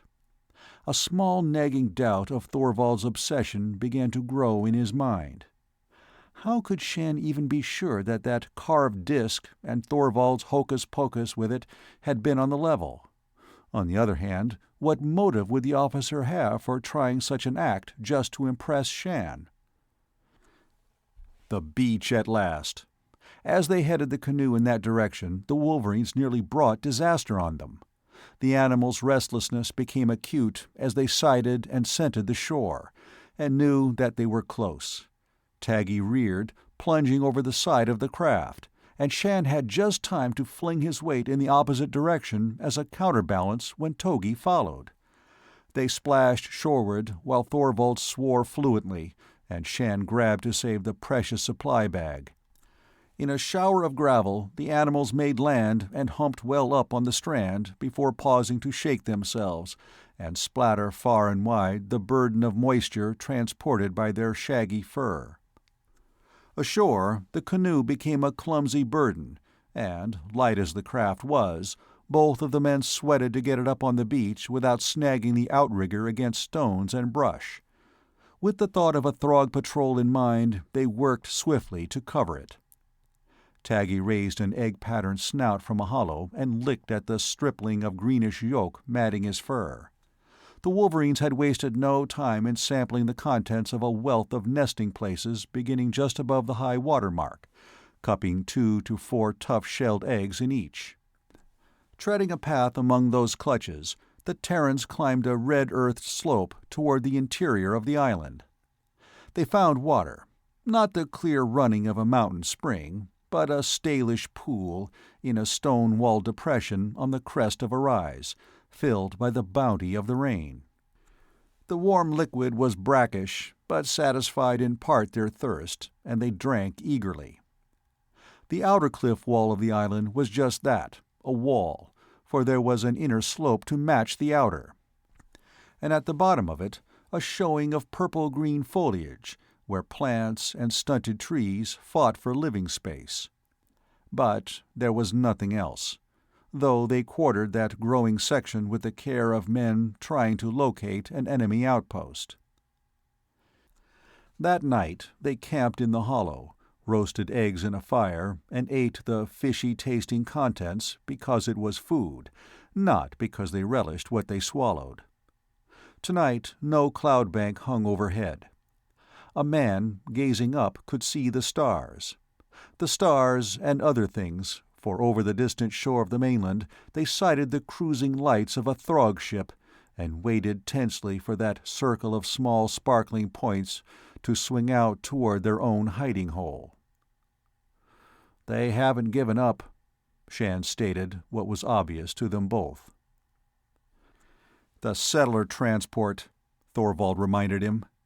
"If they do not take a prisoner to talk her in and allay suspicion, then," he snapped his fingers, "the patrol will be on their tails but quick."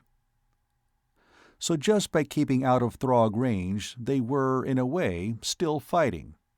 Shann settled back, his tender shoulders resting against a tree-hole. He tried to count the number of days and nights lying behind him now since that early morning when he had watched the Terran camp die under the aliens' weapons.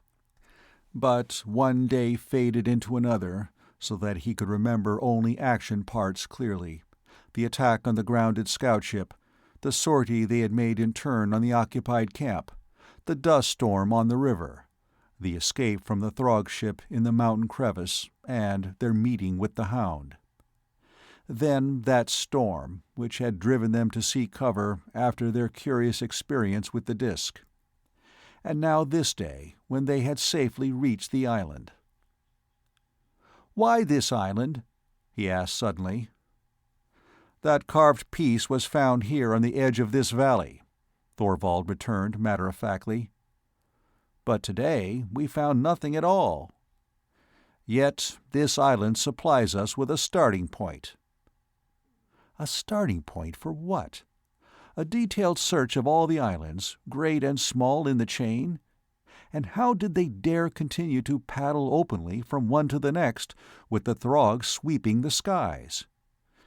They would have provided an excellent target today, as they combed that reef for an hour or more. Wearily, Shann spread out his hands in the very faint light of their tiny fire, poked with a fingertip at smarting points which would have been blisters had those hands not known a toughening process in the past. More paddling tomorrow? But that was tomorrow, and at least they need not worry tonight about any Throg attack once they had doused the fire, an action which was now being methodically attended to by Thorvald. Shann pushed down on the bed of leaves he had heaped together. The night was quiet. He could hear only the murmur of the sea, a lulling croon of sound to make one sleep deep, perhaps dreamlessly. Sun struck down, making a dazzle about him. Shann turned over drowsily in that welcome heat, stretching a little as might a cat at ease. Then he really awoke under the press of memory, and the need for alertness rode him once more. Beaten down grass, the burnt-out embers of last night's fire were beside him, but of Thorvald and the Wolverines there were no signs. Not only did he now lie alone, but he was possessed by the feeling that he had not been deserted only momentarily, that Taggy, Togi, and the survey officer were indeed gone. Shann sat up, got to his feet, breathing faster, a prickle of uneasiness spreading in him, bringing him to that inner slope, up it to the crest from which he could see that beach where last night they had concealed the canoe. Those lengths of brush and tufts of grass they had used for a screen were strewn about, as if tossed in haste. And not too long before. For the canoe was out in the calm waters within the reef, the paddle blade wielded by its occupant flashing brightly in the sun. On the shingle below, the Wolverines prowled back and forth, whining in bewilderment. "Thorvald!" Shann put the full force of his lungs into that hail, hearing the name ring from one of the small peaks at his back. But the man in the boat did not turn his head. There was no change in the speed of that paddle dip. Shann leaped down the outer slope to the beach, skidding the last few feet, saving himself from going headfirst into the water only by a painful wrench of his body. "Thorvald!" he tried calling again. But that head, bright under the sun, did not turn. There was no answer. Shann tore at his clothes and kicked off his boots. He did not think of the possibility of lurking sea monsters as he plunged into the water, swam for the canoe edging along the reef, plainly bound for the sea gate to the southwest. Shann was not a powerful swimmer. His first impetus gave him a good start, but after that he had to fight for each foot he gained, and the fear grew in him that the other would reach the reef passage before he could catch up. He wasted no more time trying to hail Thorvald, putting all his breath and energy into the effort of overtaking the craft. And he almost made it, his hand actually slipping along the log which furnished the balancing outrigger. As his fingers tightened on the slimy wood, he looked up, and loosed that hold again in time, perhaps, to save his life. For when he ducked to let the water cover his head in an impromptu half-dive, Shann carried with him a vivid picture, a picture so astounding that he was a little dazed. Thorvald had stopped paddling at last, because that paddle had to be put to another use. Had Shann not released his hold on the log and gone under water, that crudely fashioned piece of wood might have broken his skull. He saw only too clearly the paddle raised in both hands as an ugly weapon, and Thorvald's face, convulsed in a spasm of rage which made it as inhuman as a Throg's. Sputtering and choking, Shann fought up to the air once more. The paddle was back at the task for which it had been carved. The canoe was under way again, its occupant paying no more attention to what lay behind than if he had successfully disposed of the man in the water. To follow would be only to invite another attack, and Shann might not be so lucky next time. He was not good enough a swimmer to try any tricks such as oversetting the canoe, not when Thorvald was an expert who could easily finish off a fumbling opponent. Shann swam wearily to the shore where the wolverines waited, unable yet to make sense of that attack in the lagoon. What had happened to Thorvald? What motive had led the other to leave Shann and the animals on this island, the island Thorvald had called a starting point in his search for the natives of Warlock? Or had every bit of that tall tale been invented by the survey officer for some obscure purpose of his own, certainly no sane purpose? Against that logic, Shann could only set the carved disk, and he had only Thorvald's word that that had been discovered here. He dragged himself out of the water on his hands and knees, and lay winded and gasping. Taggy came to lick his face, nuzzle him, making a small, bewildering whimpering. While above, the leather-headed birds called and swooped, fearful and angry for their disturbed nesting place. The Terran retched, coughed up water, and then sat up to look around. The spread of lagoon was bare. Thorvald must have rounded the south point of land and be very close to the reef passage, perhaps through it by now. Not stopping for his clothes, Shann started up the slope, crawling part of the way on his hands and knees. He reached the crest again and got to his feet. The sun made an eye-dazzling glitter of the waves. But under the shade of his hands, Shann saw the canoe again, beyond the reef, heading on out along the island chain, not back to shore as he had expected. Thorvald was still on the hunt, but for what? A reality which existed, or a dream in his own disturbed brain? Shann sat down. He was very hungry, for that adventure in the lagoon had sapped his strength. And he was a prisoner along with the wolverines, a prisoner on an island which was half the size of the valley which held the survey camp. As far as he knew, his only supply of drinkable water was that tank of evil-smelling rain which would be speedily evaporated by a sun such as the one now beating down on him. And between him and the shore was the sea, a sea which harbored such creatures as the forktail he had watched die. Thorvald was still steadily on course, not to the next island in the chain, a small bare knob, but to the one beyond that. He could have been hurrying to a meeting. Where, and with what? Shann got to his feet, started down to the beach once more, sure now that the officer had no intention of returning, that he was again on his own with only his wits and strength to keep him alive and somehow free of this water-washed prison.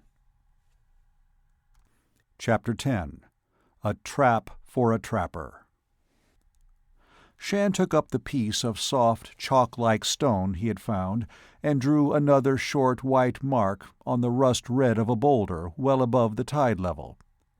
That made 3 such marks. 3 days since Thorvald had marooned him. And he was no nearer the shore now than he had been on that first morning. He sat where he was by the boulder, aware that he should be up, trying to climb the less accessible nests of the sea-birds. The prisoners, man and wolverines, had cleaned out all those they had discovered on beach and cliffs. But at the thought of more eggs, Shann's stomach knotted in pain, and he began to retch.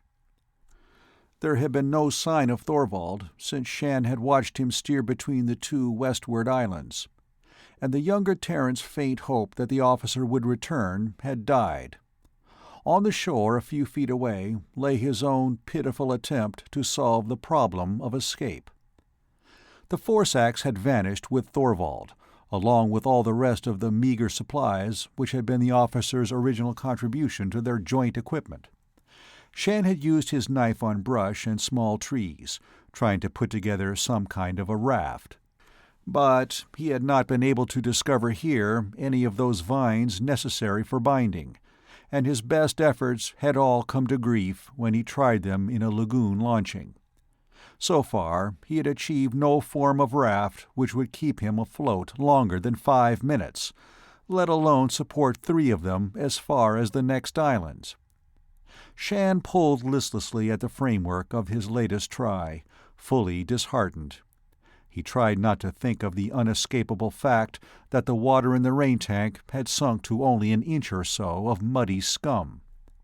Last night he had dug in the heart of the interior valley where the rankness of the vegetation was a promise of moisture, to uncover damp clay and then a brackish ooze. Far too little to satisfy both him and the animals. There were surely fish somewhere in the lagoon. Shann wondered if the raw flesh of sea-dwellers could supply the water they needed. But, lacking net, line, or hooks, how did one fish?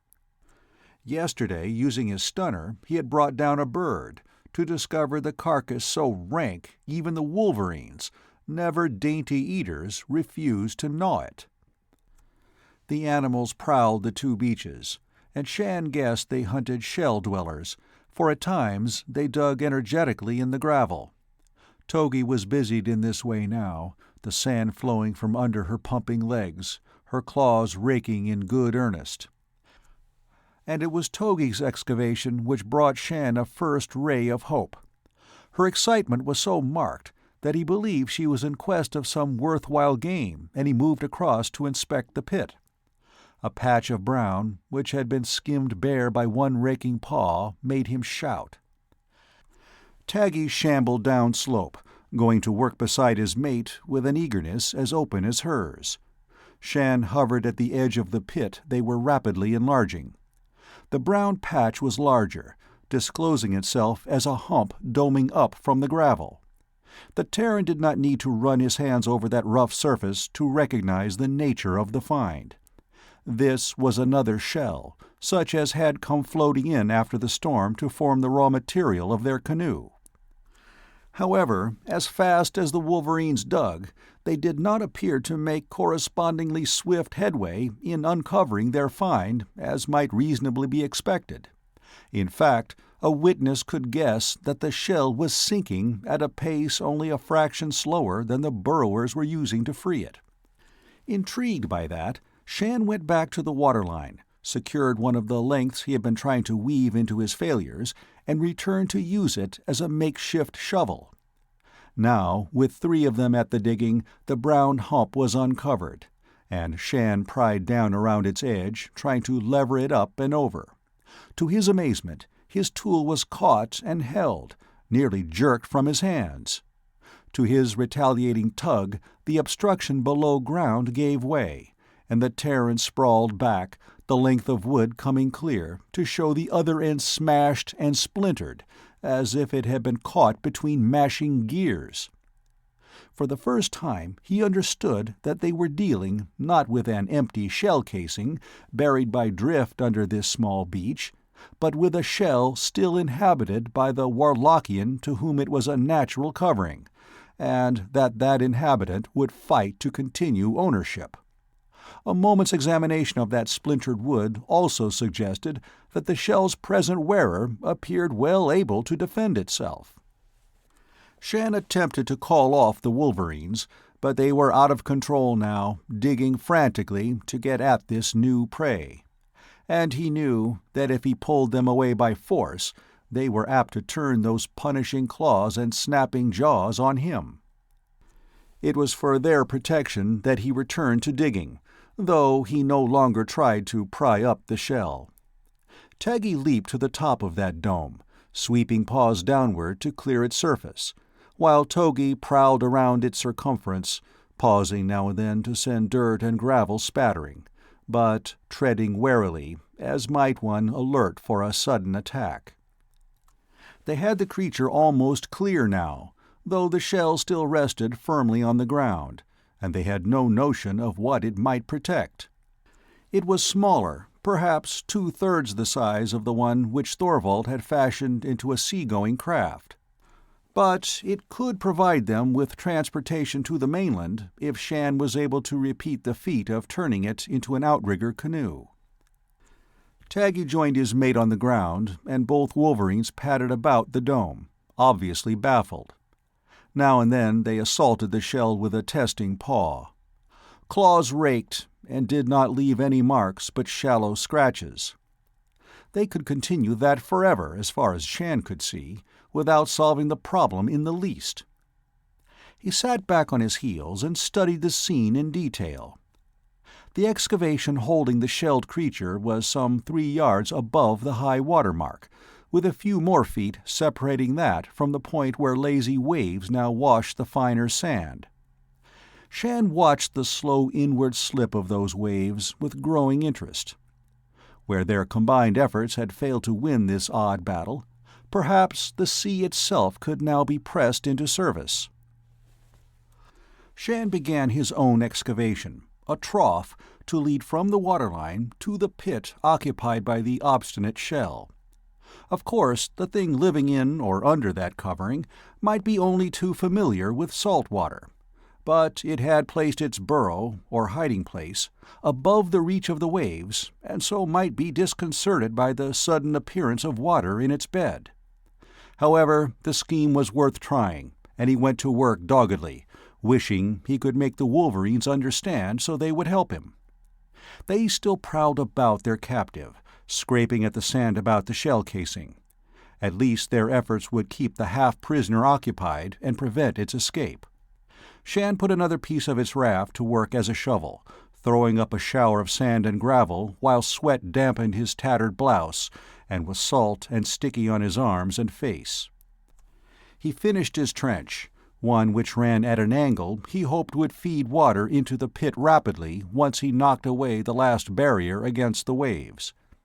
And, splashing out into the green water, he did just that. His calculations proved correct. Waves lapped, then flowed in a rapidly thickening stream, puddling out about the shell as the wolverines drew back, snarling. Shann lashed his knife fast to a stout length of sapling, so equipping himself with a spear. He stood with it ready in his hand, not knowing just what to expect. And when the answer to his water attack came, the move was so sudden that in spite of his preparation he was caught gaping. For the shell fairly erupted out of the mess of sand and water. A complete fringe of jointed, clawed brown limbs churned in a forward and upward dash. But the water worked to frustrate that charge, for one of the pit walls crumbled, overbalancing the creature so that the fore end of the shell lifted from the ground, the legs clawing wildly in the air. Shann thrust with the spear, feeling the knife point go home so deeply that he could not pull his imprisoned weapon free. A limb snapped claws only inches away from his leg as he pushed down on the haft with all his strength. That attack, along with the initial upset of balance, did the job. The shell flopped over, its rounded hump now embedded in the watery sand of the pit, while the frantic struggles of the creature to right itself only buried it the deeper. The Terran stared down upon a segmented underbelly where legs were paired in rib-like formation. Shann could locate no head, no good target. But he drew his stunner and beamed at either end of the oval, and then, for good measure, in the middle, hoping in one of those 3 general blasts to contact the thing's central nervous system. He was not to know which of those shots did the trick, but the frantic wiggling of the legs slowed and finally ended, as a clockwork toy might run down for want of winding, and at last projected, at crooked angles, completely still. The shell creature might not be dead, but it was tamed for now. Taggy had only been waiting for a good chance to do battle. He grabbed one of those legs, worried it, and then leaped to tear at the underbody. Unlike the outer shell, this portion of the creature had no proper armor, and the wolverine plunged joyfully into the business of the kill, his mate following suit. The process of butchery was a bloody, even beastly job, and Shann was shaken before it was complete.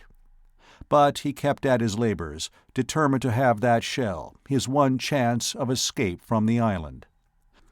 The wolverines feasted on the greenish-white flesh, but he could not bring himself to sample it, climbing to the heights in search of eggs, and making a final find of a niche filled with the edible moss fungi. By late afternoon he had the shell scooped fairly clean, and the wolverines had carried away for burial such portions as they had not been able to consume at their first eating. Meanwhile, the leather-headed birds had grown bold enough to snatch up the fragments he tossed out on the water, struggling for that bounty against feeders arising from the depths of the lagoon. At the coming of dusk, Shann hauled the blood-stained, grisly trophy well up the beach and wedged it among the rocks, determined not to lose his treasure. Then he stripped and washed, first his clothing and then himself, rubbing his hands and arms with sand until his skin was tender. He was still exulted at his luck. The drift would supply him with materials for an outrigger. One more day's work, or maybe two, and he could leave. He wrung out his blouse and gazed toward the distant line of the shore. Once he had his new canoe ready, he would try to make the trip back in the early morning while the mists were still on the sea. That should give him cover against any Throg flight. That night, Shann slept in the deep fog of bodily exhaustion. There were no dreams, nothing but an unconsciousness which even a Throg attack could not have pierced. He roused in the morning with an odd feeling of guilt. The waterhole he had scooped in the valley yielded him some swallows tasting of earth, but he had almost forgotten the flavor of a purer liquid. Munching on a fistful of moss, he hurried down to the shore, half fearing to find the shell gone, his luck out once again. Not only was the shell where he had wedged it, but he had done better than he knew when he had left it exposed in the night. Small things scuttled away from it into hiding, and several birds arose. Scavengers had been busy lightening his unwelcome task for that morning. And seeing how the cleanup process had gone, Shann had a second inspiration. Pushing the thing down the beach, he sank it in the shallows with several rocks to anchor it. Within a few seconds, the shell was invaded by a whole school of spiny-tailed fish that ate greedily. Leaving his find to their cleansing, Shann went back to prospect the pile of raft material, choosing pieces which could serve for an outrigger frame. He was handicapped as he had been all along by the absence of the vines one could use for lashings.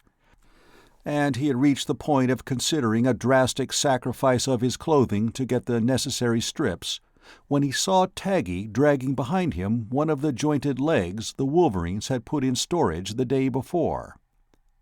Now and again, Taggy laid his prize on the shingle, holding it firmly pinned with his forepaws as he tried to worry loose a section of flesh. But apparently that feat was beyond even his notable teeth, and at length he left it lying there in disgust while he returned to a cache for more palatable fare. Shann went to examine more closely the triple-jointed limb. The casing was not as hard as horn or shell, he discovered upon testing. It more resembled tough skin laid over bone. With a knife, he tried to loosen the skin, a tedious job requiring a great deal of patience, since the tissue tore if pulled away too fast. But with care, he acquired a few thongs, perhaps a foot long. Using two of these, he made a trial binding of one stick to another, and experimented farther, soaking the whole construction in seawater and then exposing it to the direct rays of the sun. When he examined his test piece an hour later, the skin thongs had set into place with such success that the one piece of wood might have been firmly glued to the other. Shann shuffled his feet in a little dance of triumph as he went on to the lagoon to inspect the waterlogged shell.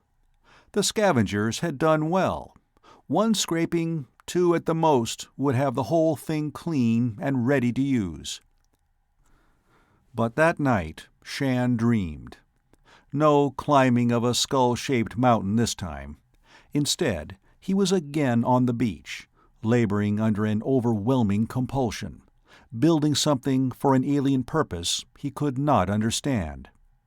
And he worked as hopelessly as a beaten slave, knowing that what he made was to his own undoing. Yet he could not halt the making, because just beyond the limit of his vision there stood a dominant will which held him in bondage. And he awoke on the beach in the very early dawn, not knowing how he had come there. His body was bathed in sweat, as it had been during his day's labors under the sun, and his muscles ached with fatigue. But when he saw what lay at his feet, he cringed. The framework of the outrigger, close to completion the night before, was dismantled, smashed. All those strips of hide he had so laboriously culled were cut into inch-long bits which could be of no service. Shann whirled, ran to the shell he had the night before pulled from the water and stowed in safety. Its rounded dome was dulled where it had been battered, but there was no break in the surface. He ran his hands anxiously over the curve to make sure. Then, very slowly, he came back to the mess of broken wood and snipped hide. And he was sure, only too sure, of one thing. He himself had wrought that destruction. In his dream, he had built to satisfy the whim of an enemy. In reality, he had destroyed, and that was also, he believed, to satisfy an enemy. The dream was a part of it, but who or what could set a man dreaming and so take over his body, make him in fact betray himself? But then, what had made Thorvald maroon him here? For the first time, Shann guessed a new, if wild, explanation for the officer's desertion. Dreams, and the disk which had worked so strangely on Thorvald. Suppose everything the other had surmised was the truth. Then that disk had been found on this very island, and here somewhere must lie a clue to the riddle. Shann licked his lips. Suppose that Thorvald had been sent away under just such a strong compulsion as the one which had ruled Shann last night. Why was he left behind, if the other had been moved away to protect some secret? Was it that Shann himself was wanted here, wanted so much that when he at last found a means of escape he was set to destroy it? That act might have been forced upon him for two reasons: to keep him here, and to impress upon him how powerless he was. Powerless. A flick of stubborn will stirred to respond to that implied challenge. All right, the mysterious they had made him do this. But they had underrated him by letting him learn, almost contemptuously, of their presence by that revelation. So warned, he was in a manner armed. He could prepare to fight back. He squatted by the wreckage as he thought that through, turning over broken pieces. And, Shann realized, he must present at the moment a satisfactory picture of despondency to any spy. A spy. That was it. Someone, or something, must have him under observation, or his activities of the day before would not have been so summarily countered. And if there was a spy, then there was his answer to the riddle: to trap the trapper. Such action might be a project beyond his resources, but it was his own counterattack. So now he had to play a role. Not only must he search the island for the trace of his spy, but he must do it in such a fashion that his purpose would not be plain to the enemy he suspected. The Wolverines could help. Shann arose, allowed his shoulders to droop, slouching to the slope with all the air of a beaten man which he could assume, whistling for Taggy and Togi. When they came, his exploration began. Ostensibly, he was hunting for lengths of drift or suitable growing saplings to take the place of those he had destroyed under orders. But he kept a careful watch on the animal pair, hoping by their reactions to pick up a clue to any hidden watcher. The larger of the two beaches marked the point where the Terrans had first landed, and where the shell thing had been killed. The smaller was more of a narrow tongue thrust out into the lagoon, much of it choked with sizable boulders. On earlier visits there, Taggy and Togi had poked into the hollows among these with their usual curiosity. But now both animals remained upslope, showing no inclination to descend to the waterline. Shann caught hold of Taggy's scruff, pulling him along. The wolverine twisted and whined, but he did not fight for freedom as he would have upon scenting Throg. Not that the Terran had ever believed one of those aliens was responsible for the happenings on the island. Taggy came down under Shann's urging, but he was plainly ill at ease. And at last he snarled a warning when the man would have drawn him closer to two rocks, which met overhead in a crude semblance of an arch. There was a stick of drift protruding from that hollow, affording Shann a legitimate excuse to venture closer. He dropped his hold on the wolverines, stooped to gather in the length of wood, and at the same time glanced into the pocket. Water lay just beyond, making this a doorway to the lagoon. The sun had not yet penetrated into the shadow, if it ever did. Shann reached for the wood, at the same time drawing his finger across the flat rock which would furnish a stepping-stone for anything using that door as an entrance to the island. Wet. Which might mean his visitor had recently arrived, or else merely that a splotch of spray had landed there not too long before. But in his mind, Shann was convinced that he had found the spy's entrance. Could he turn it into a trap? He added a piece of drift to his bundle and picked up two more before he returned to the cliff ahead. A trap. He revolved in his mind all the traps he knew which could be used here. He already had decided upon the bait, his own work, and if his plans went through, and hope does not die easily, then this time he would not waste his labor either. So he went back to the same job he had done the day before, making do with skin strips he had considered second best before, smoothing, cutting. Only the trap occupied his mind, and close to sunset he knew just what he was going to do and how. Though the Terran did not know the nature of the unseen opponent, he thought he could guess two weaknesses which might deliver the other into his hands. First, the enemy was entirely confident of success in this venture. No being who was able to control Shann as completely and ably as had been done the night before would credit any prey with the power to strike back in force. Second, such a confident enemy would be unable to resist watching the manipulation of a captive.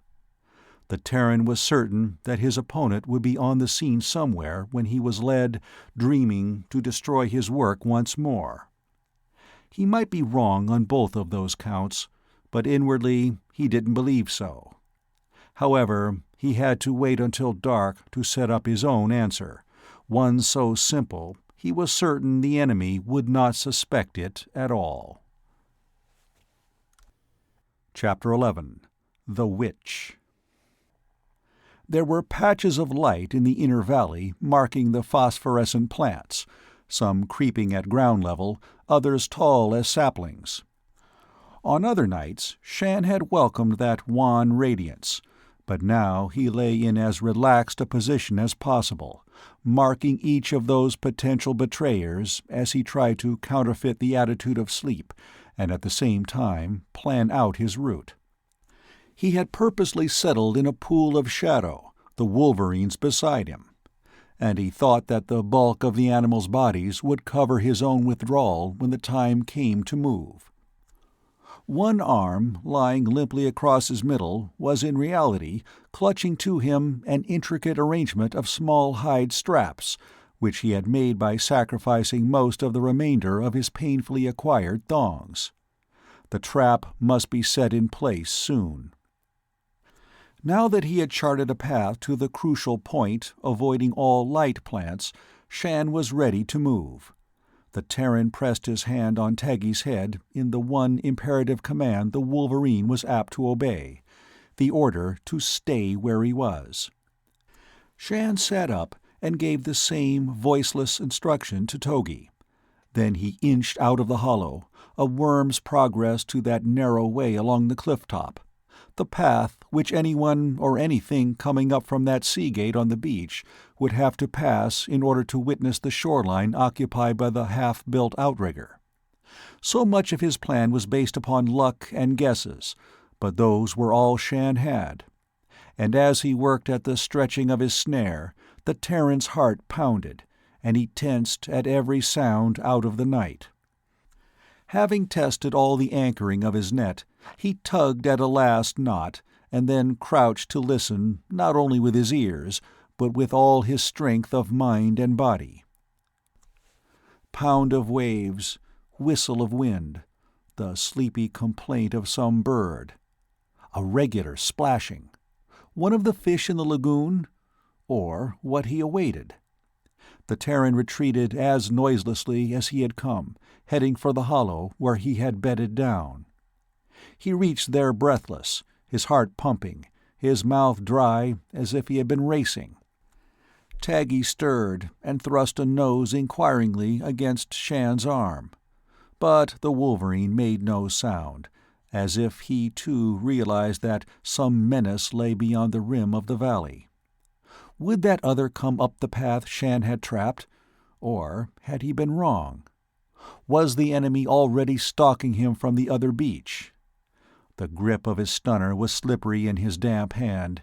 He hated this waiting. The canoe. His work on it had been a careless botching. Better to have the job done right. Why, it was perfectly clear now how he had been mistaken. His whole work plan was wrong.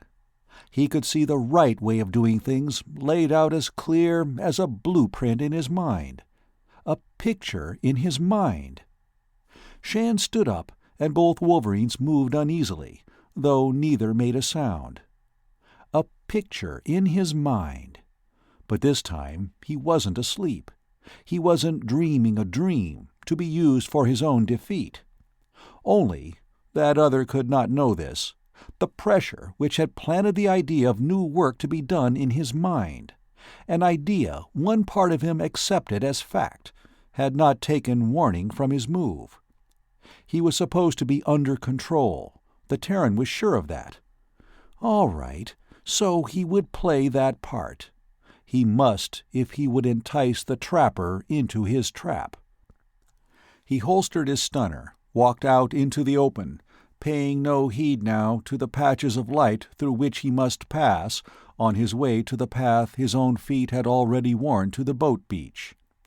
As he went, Shann tried to counterfeit what he believed would be the gait of a man under compulsion.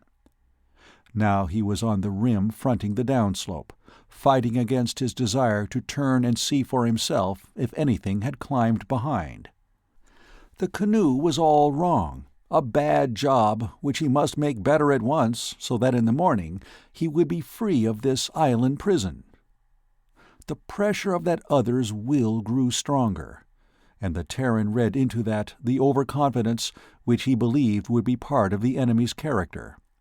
The one who was sending him to destroy his own work had no suspicion that the victim was not entirely malleable, ready to be used as he himself would use a knife or a force-axe. Shann strode steadily down slope. With a small spurt of fear, he knew that in a way that unseen other was right. The pressure was taking over, even though he was awake this time. The Terran tried to will his hand to his stunner, but his fingers fell instead on the hilt of his knife. He drew the blade as panic seethed in his head, chilling him from within. He had underestimated the other's power. And that panic flared into open fight, making him forget his careful plans. Now he must wrench free from this control. The knife was moving to slash a hide lashing, directed by his hand, but not his will. A soundless gasp, a flash of dismay rocked him, but neither was his gasp nor his dismay. That pressure snapped off. He was free. But the other wasn't.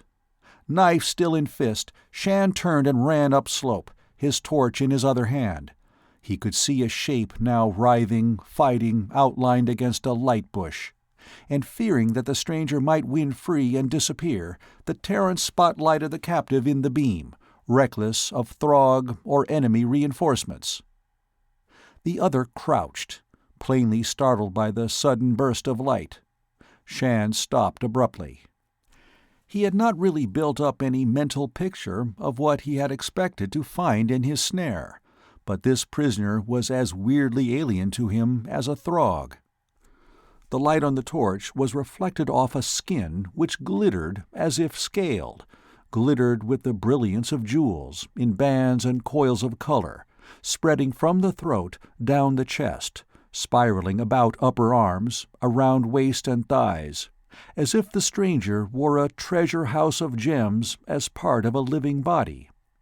Except for those patterned loops, coils, and bands, the body had no clothing, though a belt about the slender middle supported a pair of pouches and some odd implements held in loops. Roughly, the figure was more humanoid than the Throg's. The upper limbs were not too unlike Shann's arms, though the hands had 4 digits of equal length instead of 5. But the features were non-human, closer to saurian in contour. It had large eyes, blazing yellow in the dazzle of the flash, with vertical slits of green for pupils. A nose united with the jaw to make a snout, and above the domed forehead a sharp V-point of raised, spiky growth extended back and down until behind the shoulder blades it widened and expanded to resemble a pair of wings. The captive no longer struggled, but sat quietly in the tangle of the snare Shann had set, watching the Terran steadily, as if there were no difficulty in seeing through the brilliance of the beam to the man who held it. And, oddly enough, Shann experienced no repulsion toward its reptilian appearance as he had upon first sighting the beetle Throg.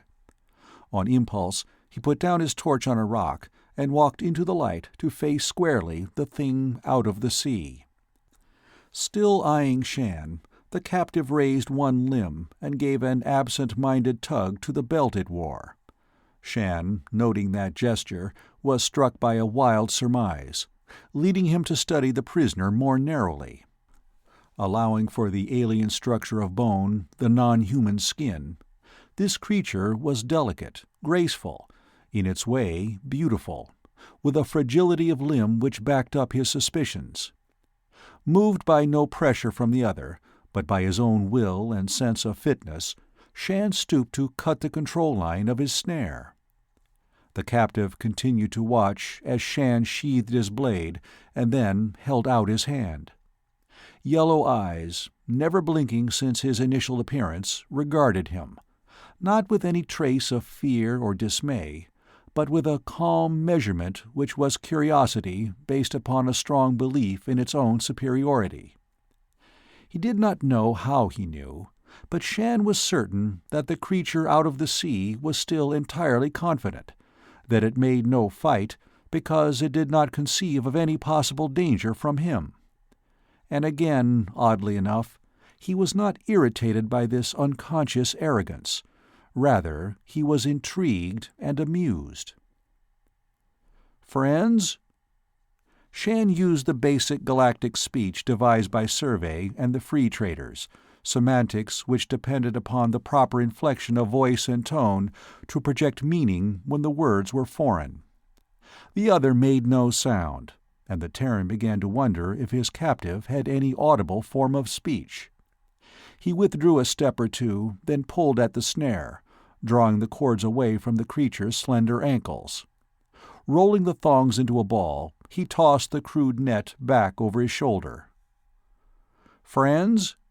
he repeated again, showing his empty hands, trying to give that one word the proper inflection, hoping the other could read his peaceful intent in his features, if not by his speech. In one lithe, flowing movement the alien arose. Fully erect, the Warlockian had a frail appearance. Shann, for his breed, was not tall, but the native was still smaller, not more than 5 feet, that stiff V of head crest just topping Shann's shoulder. Whether any of those fittings at its belt could be a weapon, the Terran had no way of telling. However, the other made no move to draw any of them. Instead, one of the 4-digit hands came up. Shann felt the feather touch of strange fingertips on his chin, across his lips, up his cheek, to at last press firmly on his forehead at a spot just between the eyebrows. What followed was a communication of a sort, not in words, or in any describable flow of thoughts. There was no feeling of enmity, at least nothing strong enough to be called that. Curiosity, yes, and then a growing doubt, not of the Terran himself, but of the other's preconceived ideas concerning him. Shann was other than the native had judged him, and the stranger was disturbed, that self-confidence a little ruffled. And also, Shann was right in his guess. He smiled, his amusement growing, not aimed at his companion on this cliff-top, but at himself. For he was dealing with a woman, a very young woman, and someone as fully feminine in her way as any human girl could be. "Friends?" he asked for the 3rd time. But the other still exuded a wariness mixed with surprise. And the tenuous message which passed between them then astounded Shann. To this Warlockian out of the night, he was not following the proper pattern of male behavior at all. He should have been in awe of the other merely because of her sex. A diffidence, rather than an assumption of equality, should have colored his response, judged by her standards. At first, he caught a flash of anger at this preposterous attitude of his. Then her curiosity won, but there was still no reply to his question. The fingertips no longer made contact between them. Stepping back, her hands now reached for one of the pouches at her belt. Shann watched that movement carefully, and because he did not trust her too far, he whistled. Her head came up. She might be dumb, but plainly she was not deaf. And she gazed down into the hollow as the wolverines answered his summons with growls. Her profile reminded Shann of something for an instant, but it should have been golden yellow instead of silver with 2 jeweled patterns ringing the snout. Yes, that small plaque he had seen in the cabin of one of the ship's officers. A very old Terran legend. Dragon, the officer had named the creature, only that one had possessed a serpent's body, a lizard's legs, and wings. Shann gave a sudden start, aware his thoughts had made him careless. Or had she in some way led him into that bypath of memory for her own purposes? Because now she held some object in the curve of her curled fingers, regarding him with those unblinking yellow eyes. Eyes. Shann dimly heard the alarm cry of the wolverines. He tried to snap-draw his stunner, but it was too late. There was a haze about him hiding the rocks, the island valley with its radiant plants, the night sky, the bright beam of the torch. Now he moved through that haze as one walks through a dream approaching nightmare, striding with an effort as if wading through a deterring flood. Sound, sight, one after another, those senses were taken from him. Desperately, Shann held to one thing, his own sense of identity. He was Shann Lantee, Terran breed, out of tier, of the Survey Service. Some part of him repeated those facts with vast urgency against an almost overwhelming force which strove to defeat that awareness of self, making him nothing but a tool, or a weapon, for another's use. The Terran fought, soundlessly but fiercely, on a battleground which was within him, knowing in a detached way that his body obeyed another's commands. "I am Shann," he cried without audible speech. "I am myself. I have 2 hands, 2 legs. I think for myself. I am a man."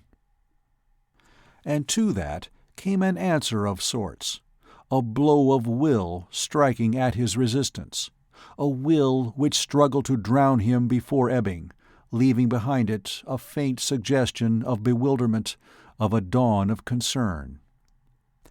"I am a man!" He hurled that assertion as he might have thrust deep with one of the crude spears he had used against the Throgs. For against what he faced now, his weapons were as crude as spears fronting blasters. "I am Shann Lantee, Terran, man!" Those were facts. No haze could sweep them from his mind or take away that heritage. And again there was the lightening of the pressure, the slight recoil, which could only be a prelude to another assault upon his last stronghold. He clutched his 3 facts to him as a shield, groping for others which might have afforded a weapon of rebuttal.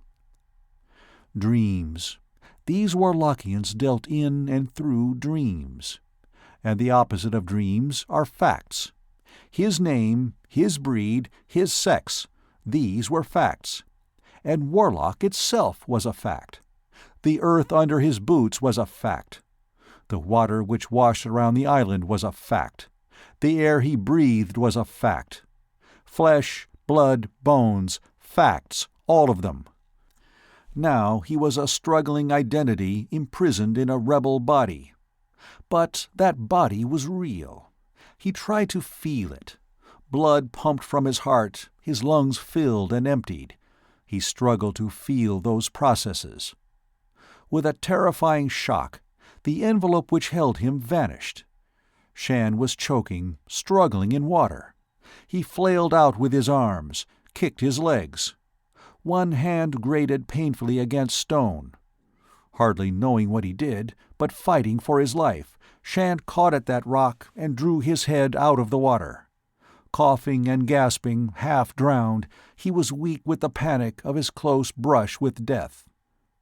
For a long moment he could only cling to the rock which had saved him, wretched and dazed, as the water washed about his body, a current tugging at his trailing legs.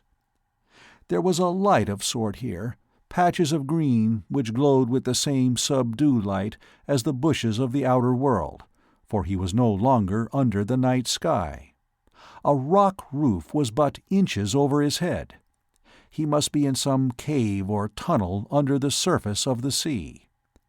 Again a gust of panic shook him as he felt trapped. The water continued to pull at Shann, and in his weakened condition it was a temptation to yield to that pull. The more he fought it, the more he was exhausted. At last the Terran turned on his back, trying to float with the stream, sure he could no longer battle it.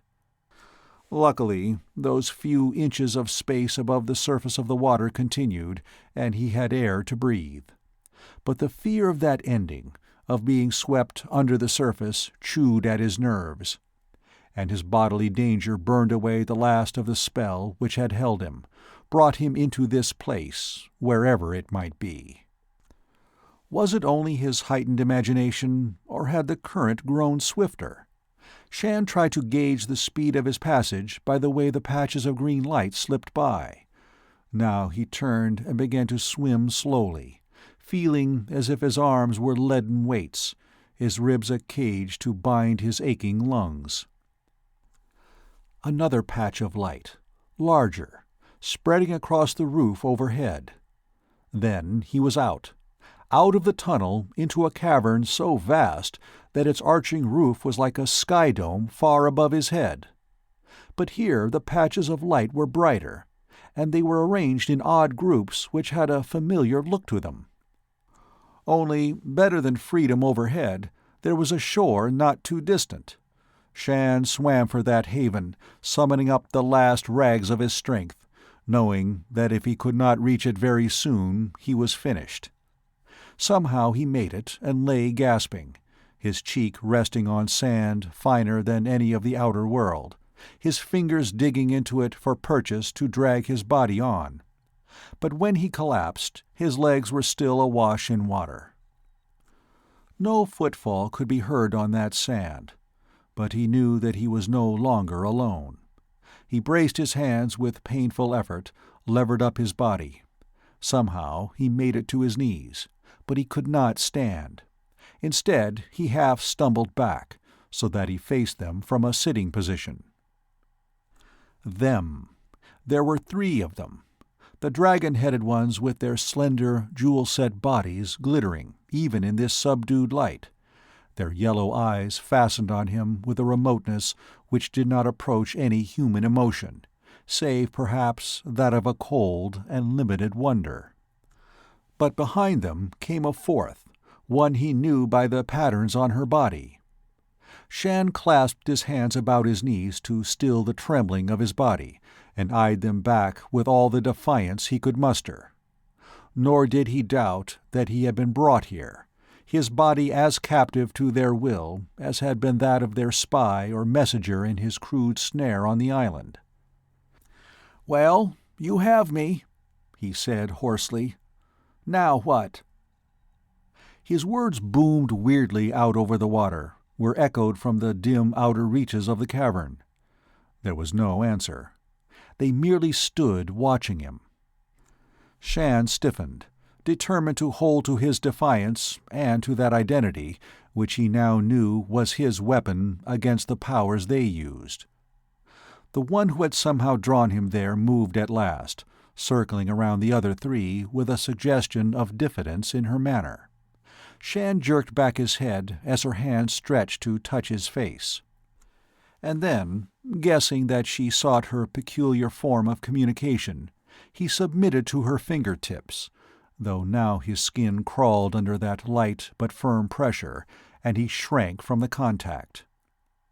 There were no sensations this time. To his amazement, a concrete inquiry shaped itself in his brain, as clear as if the question had been asked aloud. "Who are you?" "Shann," he began vocally, and then turned words into thoughts. "Shann Lantee, Terran, man." He made his answer the same which had kept him from succumbing to their complete domination. "Name, Shann Lantee, man, yes." The other accepted those. "Terran?" That was a question. Did these people have any notion of space travel? Could they understand the concept of another world holding intelligent beings? "I come from another world." He tried to make a clean-cut picture in his mind, a globe in space, a ship blasting free. "Look." The finger still rested between his eyebrows, but with her other hand the Warlockian was pointing up to the dome of the cavern. Shann followed her order. He studied those patches of light which had seemed so vaguely familiar at his first sighting, studying them closely to know them for what they were. A star map. A map of the heavens as they could be seen from the outer crust of Warlock. "Yes, I come from the stars," he answered, booming with his voice. The fingers dropped from his forehead, the scaled head swung around to exchange glances, which were perhaps some unheard communication with the other 3. Then the hand was extended again. "Come." Fingers fell from his head to his right wrist, closing there with surprising strength. and some of that strength together with a new energy flowed from them into him, so that he found and kept his feet as the other drew him up. Chapter 12. The Veil of Illusion. Perhaps his status was that of a prisoner, but Shann was too tired to press for an explanation. He was content to be left alone in the unusual, circular, but roofless, room of the structure to which they had brought him. There was a thick, mat-like pallet in one corner, short for the length of his body, but softer than any bed he had rested on since he had left the Terran camp before the coming of the Throgs. Above him glimmered those patches of light symbolizing the lost stars. He blinked at them until they all ran together in bands like the jeweled coils on Warlockian bodies. Then he slept dreamlessly. The Terran awoke with all his senses alert. Some silent alarm might have triggered that instant awareness of himself and his surroundings. There had been no change in the star pattern still overhead.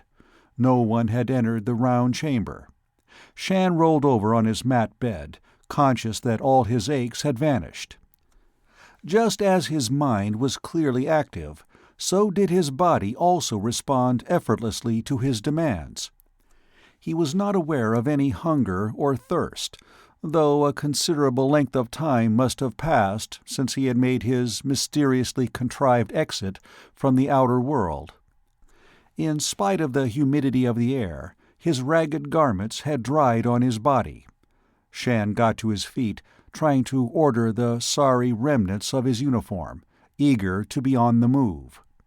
Though to where, and for what purpose, he could not have answered. The door through which he had entered remained closed, refusing to yield to his push. Shann stepped back, eyeing the distance to the top of the partition between the roofless rooms. The walls were smooth with the gloss of a seashell's interior, but the exuberant confidence which had been with him since his awakening refused to accept such a minor obstacle. He made 2 test leaps, both times his fingers striking the wall well below the top of the partition. Shann gathered himself together, as might a cat, and tried the 3rd time, putting into that effort every last ounce of strength, determination, and will. He made it, though his arms jerked as the weight of his body hung from his hands. Then a scramble, a knee hooked over the top, and he was perched on the wall, able to study the rest of the building. In shape, the structure was unlike anything he had seen on his home world, or reproduced in any of the Tri-D records of survey accessible to him. The rooms were either circular or oval, each separated from the next by a short passage, so that the overall impression was that of 10 strings of beads radiating from a central knot of one large chamber, all with the uniform nacre walls and a limited amount of furnishings. As he balanced on the narrow perch, Shann could sight no other movement in the nearest line of rooms, those connected by corridors with his own. He got to his feet to walk the tightrope of the upper walls toward that inner chamber, which was the heart of the Warlockian palace? Town? Apartment dwelling? At least it was the only structure on the island, for he could see the outer rim of that smooth, soft sand ringing it about. The island itself was curiously symmetrical, a perfect oval, too perfect to be a natural outcrop of sand and rock. There was no day or night here in the cavern. The light from the roof patches remained constantly the same, and that flow was abetted within the building by a soft radiation from the walls. Shann reached the next room in line, hunkering down to see within it. To all appearances, the chamber was exactly the same as the one he had just left. There were the same unadorned walls, a thick mat bed against the far side, and no indication whether it was in use or had not been entered for days. He was on the next section of corridor wall when he caught that faint taint in the air, the very familiar scent of wolverines. Now it provided Shann with a guide, as well as a promise of allies. The next bead room gave him what he wanted, Below him, Taggy and Togi paced back and forth. They had already torn to bits the sleeping mat which had been the chamber's single furnishing, and their temper was none too certain. As Shann squatted well above their range of vision, Taggy reared against the opposite wall, his claws finding no hold on the smooth coating of its surface. They were as competently imprisoned as if they had been dropped into a huge fishbowl, and they were not taking to it kindly. How had the animals been brought here? Down that water tunnel by the same unknown method he himself had been transported until that almost disastrous awakening in the center of the flood? The Terran did not doubt that the doors of the room were as securely fastened as those of his own further down the corridor. For the moment, the Wolverines were safe. He could not free them. And he was growing increasingly certain that if he found any of his native jailers, it would be at the center of that wheel of rooms and corridors. Shann made no attempt to attract the animal's attention, but kept on along his tightrope path. He passed 2 more rooms, both empty, both differing in no way from those he had already inspected. And then he came to the central chamber, 4 times as big as any of the rest and with a much brighter wall light. The Terran crouched, one hand on the surface of the partition top as an additional balance, the other gripping his stunner. For some reason, his captors had not disarmed him. Perhaps they believed they had no necessity to fear his off-world weapon. "Have you grown wings?" The words formed in his brain, bringing with them a sense of calm amusement to reduce all his bold exploration to the level of a child's first staggering steps. Shann fought his first answering flare of pure irritation. To lose even a fraction of control was to open a door for them. He remained where he was, as if he had never heard that question, surveying the room below with all the impassiveness he could summon.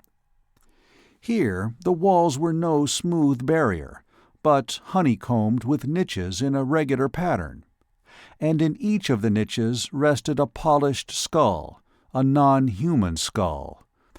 Only the outlines of those ranked bones were familiar, for just so had looked the great purple-red rock where the wheeling flyers issued from the eye sockets.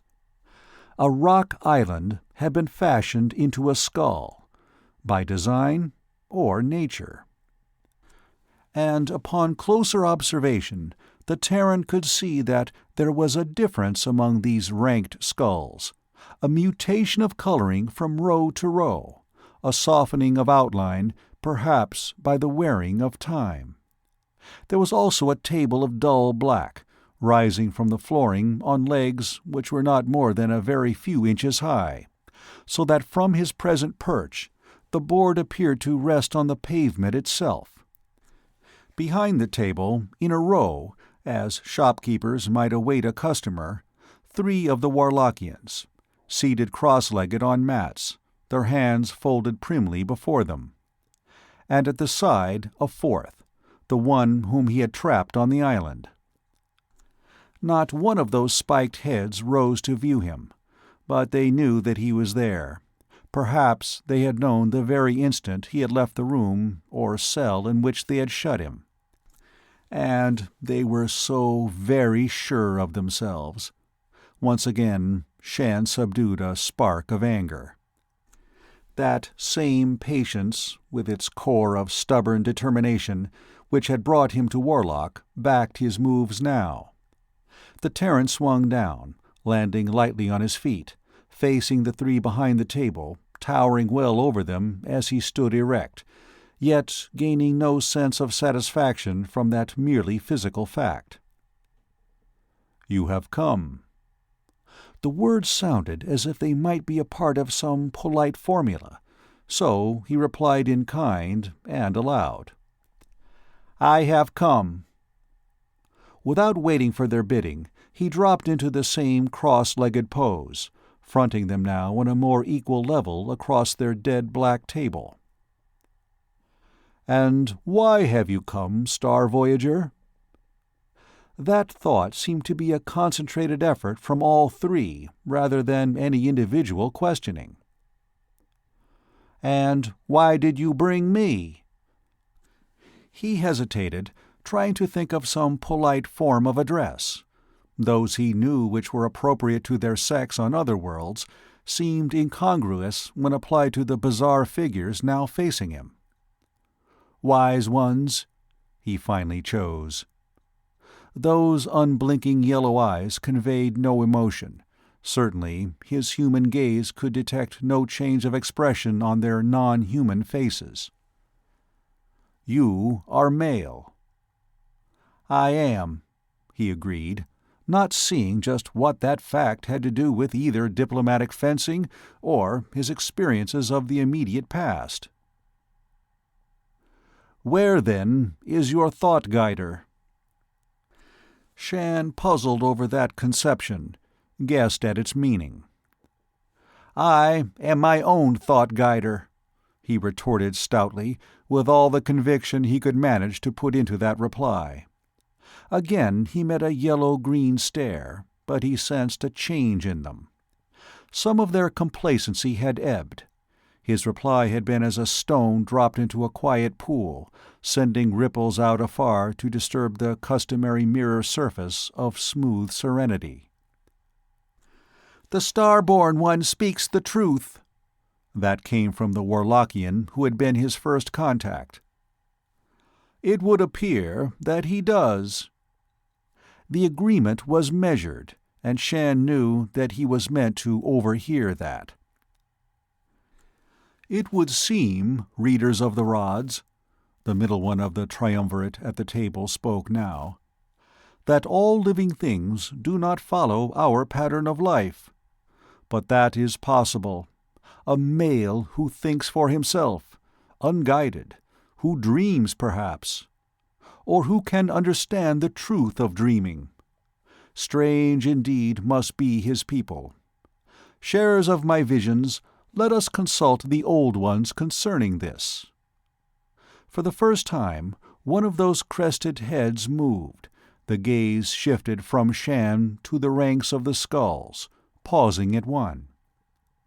Shann, ready for any wonder, did not betray his amazement when the ivory inhabitant of that particular niche moved, lifted from its small compartment, and drifted buoyantly through the air to settle at the right-hand corner of the table.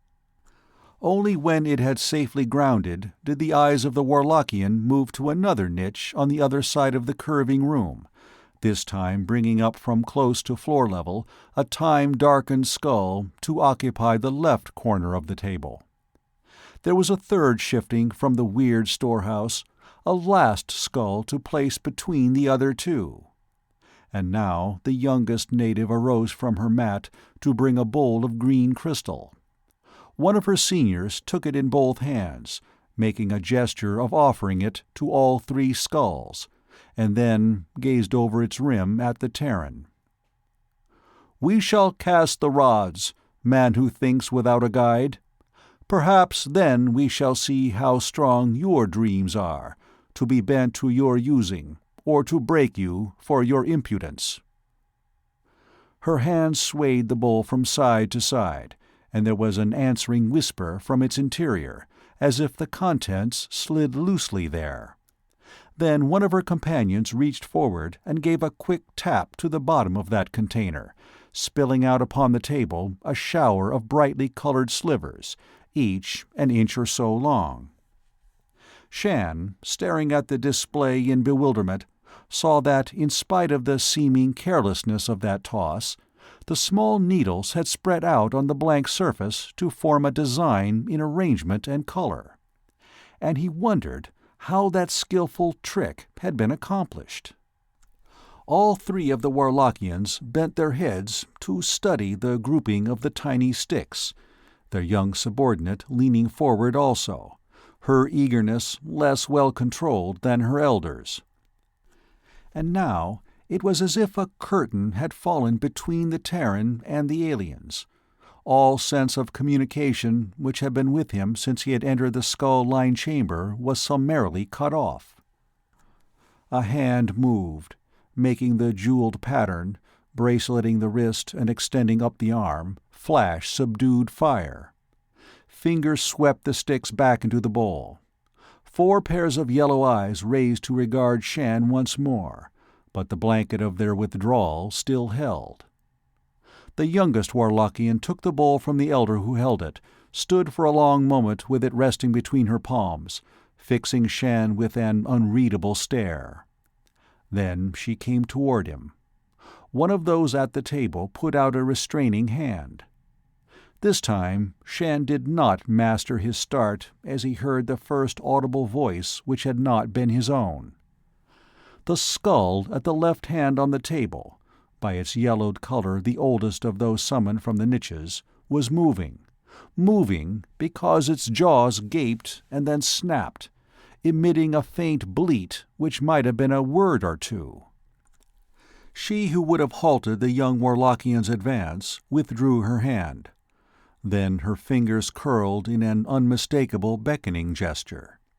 Shann came to the table, but he could not quite force himself near that chattering skull, even though it had stopped its jig of speech. The bowl of sticks was offered to him.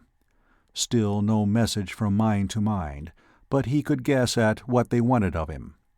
The crystal substance was not cool to the touch as he had expected. Rather, it was warm, as living flesh might feel. And the colored sticks filled about 2/3 of the interior, lying all mixed together without any order. Shann concentrated on recalling the ceremony the Warlockian had used before the first toss. She had offered the bowl to the skulls in turn. The skulls. But he was no consulter of skulls. Still holding the bowl close to his chest, Shann looked up over the roofless walls at the star map on the roof of the cavern. There, that was Rama, and to its left, just a little above, was Tyr's system, where swung the stark world of his birth, and of which he had only few good memories, but of which he was a part. The Terran raised the bowl to that spot of light which marked Tyr's pale sun. Smiling with a wry twist, he lowered the bowl, and on impulse of pure defiance, he offered it to the skull that had shattered. Immediately he realized that the move had had an electric effect upon the aliens. Slowly at first, and then faster, he began to swing the bowl from side to side, the needle slipping, mixing within. And as he swung it, Shann held it out over the expanse of the table. The Warlockian who had given him the bowl was the one who struck it on the bottom, causing a rain of splinters.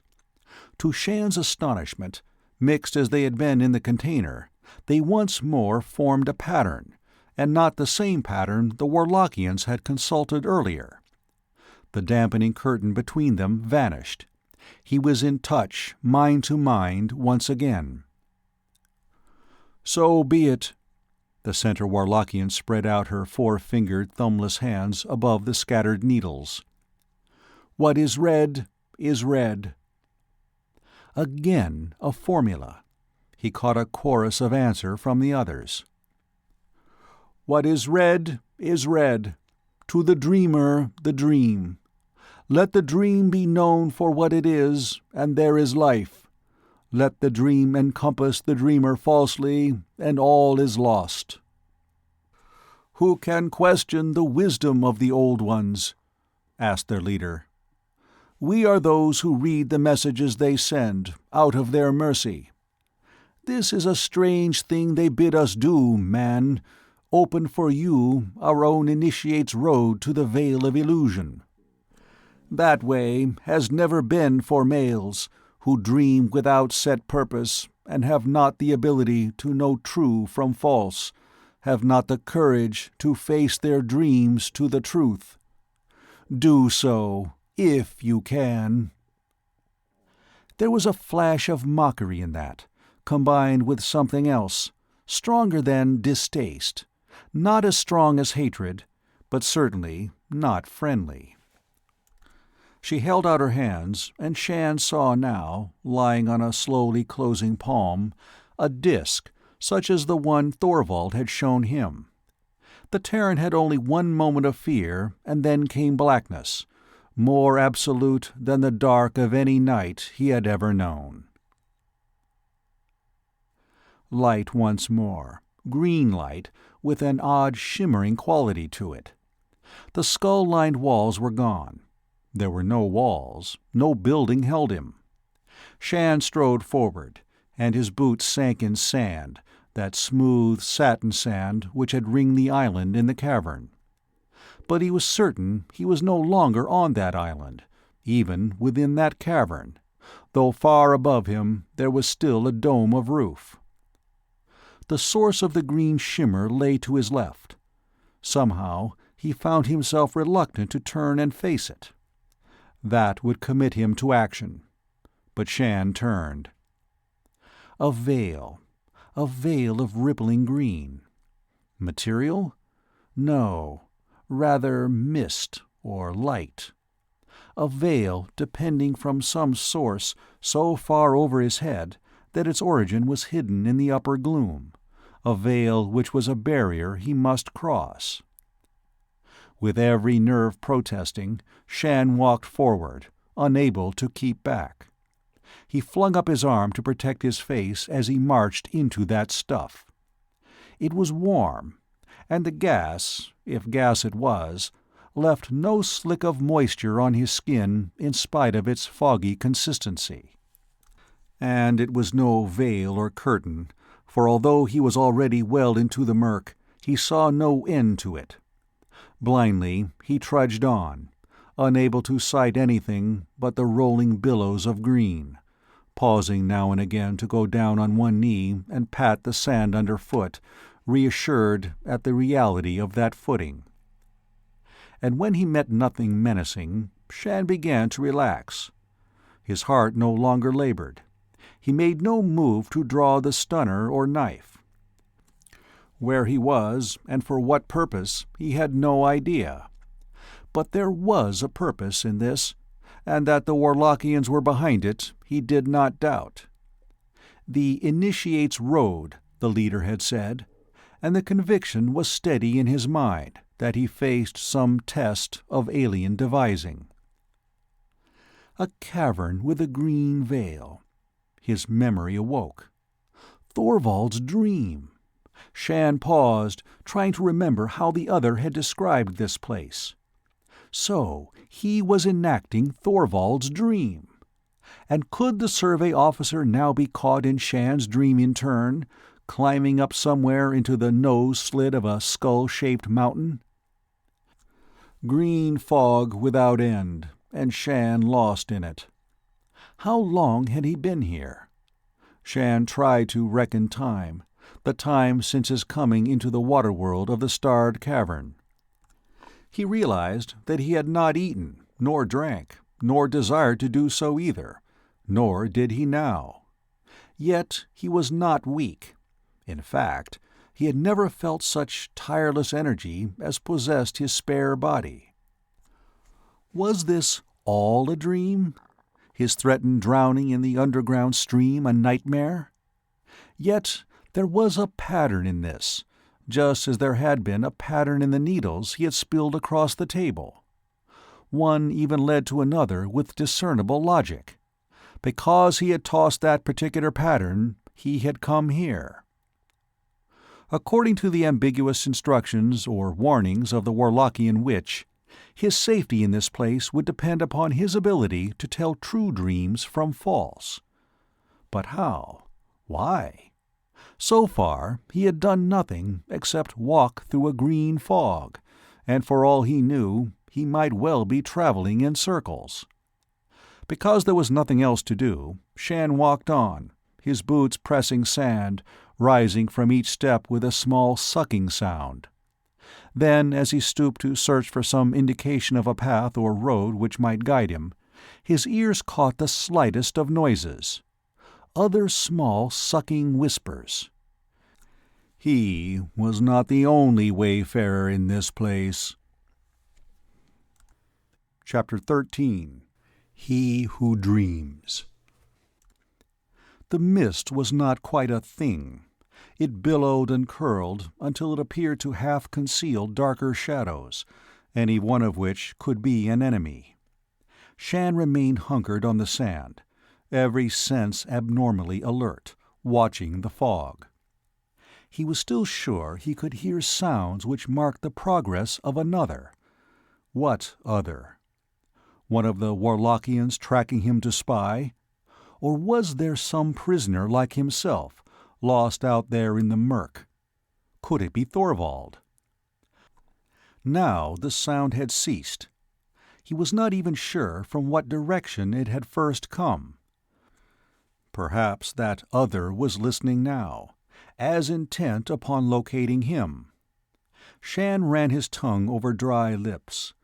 The impulse to call out, to try and contact any fellow traveler here, was strong. Only hard-learned caution kept him silent. He got to his hands and knees, uncertain as to his previous direction. Shann crept. Someone expecting a man walking erect might be suitably distracted by the arrival of a half-seen figure on all fours. He halted again to listen. He had been right. The sound of a very muffled footfall, or footfalls, carried to his ears. He was sure that the sound was louder, that the unknown was approaching. Shann stood, his hand closer to his stunner.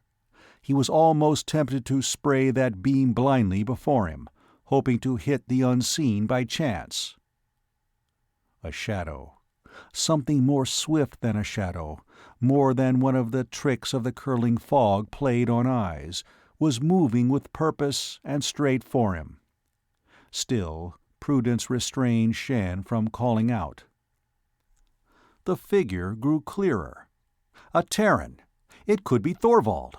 But, remembering how they had last parted, Shann did not hurry to meet him. The shadow shape stretched out a long arm in a sweep, as if to pull aside some of the vapor concealing them from each other. Then Shann shivered, as if that fog had suddenly turned into the drive of frigid snow. For the mist did roll back, so that the two of them stood in an irregular clearing in its midst. And he did not front Thorvald.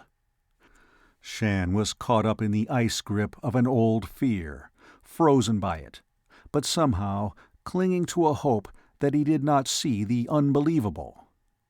Those hands drawing the lash of a whip back into striking readiness, a brutal nose broken askew, a blaster burn puckering across cheek to misshapen ear, that evil gloating grin of anticipation. Flick, flick, the slight dance of the lash in a master's hand as those thick fingers tightened about the stock of the whip. In a moment it would whirl up to lay a ribbon of fire about Shann's defenseless shoulders. Then Logali would laugh and laugh, his sadistic mirth echoed by those other men who played jackals to his rogue lion. Other men. Shann shook his head dazedly. But he did not stand again in the dump-sized bar of the big strike. And he was no longer a terrorized youngster, fit meat for Logali's amusement. Only the whip rose, the lash curled out, catching Shann just as it had that time years ago, delivering a red slash of pure agony. But Logali was dead, Shann's mind screamed, fighting frantically against the evidence of his eyes, of that pain in his chest and shoulder. The dump bully had been spaced by off-world miners, now also dead, whose claims he had tried to jump out in the Ajax system. Logali drew back the lash, preparing to strike again. Shann faced a man 5 years dead who walked and fought. Or, Shann bit hard upon his lower lip, holding desperately to sane reasoning, did he indeed face anything? Logali was the ancient devil of his boyhood, produced anew by the witchery of Warlock. Or had Shann himself been led to recreate both the man and the circumstances of their first meeting, with fear as a weapon to pull the creator down? Dream true or false? Logali was dead. Therefore, This dream was false. It had to be. The Terran began to walk toward the grinning ogre rising out of his old nightmares. His hand was no longer on the butt of his stunner, but swung loosely at his side. He saw the coming lash, the wicked promise in those small, narrowed eyes.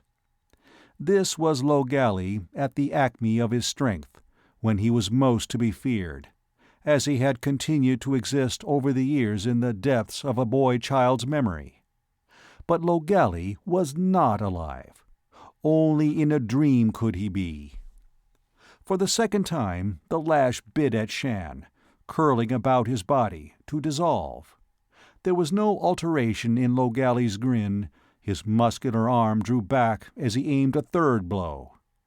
Shann continued to walk forward, bringing up one hand, not to strike at the sweating, bristly jaw, but as if to push the other out of his path. And in his mind he held one thought. This was not Logali. It could not be.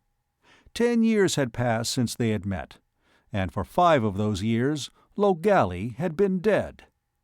Here was Warlockian witchery, to be met by sane Terran reasoning. Shann was alone. The mist, which had formed the walls, enclosed him again. But still there was a smarting brand across his shoulder. Shann drew aside the rags of his uniform blouse to discover a welt, raw and red. And seeing that, his unbelief was shaken. When he had believed in Logali, and in Logali's weapon, the other had reality enough to strike that blow, make the lash cut deep. But when the Terran had faced the phantom with the truth, then neither Logali nor his lash existed. Shann shivered, trying to think what might lie before him. Visions out of nightmares which should put on substance. He had dreamed of Logali in the past many times, and he had had other dreams just as frightening. Must he front those nightmares, all of them? Why? To amuse his captors? Or to prove their contention that he was a fool to challenge the powers of such mistresses of illusion? And how did they know just what dreams to use in order to break him? Or did he himself furnish the actors and the action, projecting old terrors in this mist as a tri-D tape projected a story in 3 dimensions for the amusement of the viewer? Dream true. Was this progress through the mist also a dream? Dreams within dreams. Shann put his hand to his head, uncertain, badly shaken. But that stubborn core of determination within him was still holding. Next time, he would be prepared at once to face down any resurrected memory. Walking slowly, pausing to listen for the slightest sound which might herald the coming of a new illusion, Shann tried to guess which of his nightmares might come to face him.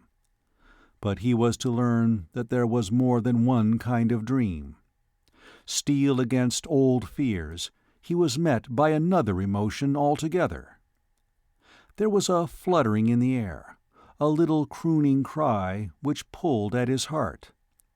Without any conscious thought, Shann held out his hands, whistling on 2 notes, a call which his lips appeared to remember more quickly than his mind. The shape which winged through the fog came straight to his waiting hold, tore at long walled-away hurt with its once familiar beauty. It flew with a list. One of the delicately tinted wings was injured, had never healed straight. But the seraph nestled into the hollow of Shann's 2 palms and looked up at him with all the old liquid trust. "Trav! Trav!" He cradled the tiny creature carefully, regarded with joy its feathered body, the curled plumes on its proudly held head, felt the silken padding of those infinitesimal claws against his protecting fingers. Shann sat down in the sand, hardly daring to breathe. Trav, again. The wonder of this never-to-be-hoped-for return filled him with a surge of happiness almost too great to bear, which hurt in its way with as great a pain as Logally's lash. It was a pain rooted in love, not fear and hate. Logally's lash. Shann trembled. Trav raised one of those small claws toward the Terran's face, crooning a soft, caressing cry for recognition, for protection, trying to be a part of Shann's life once more. Trav.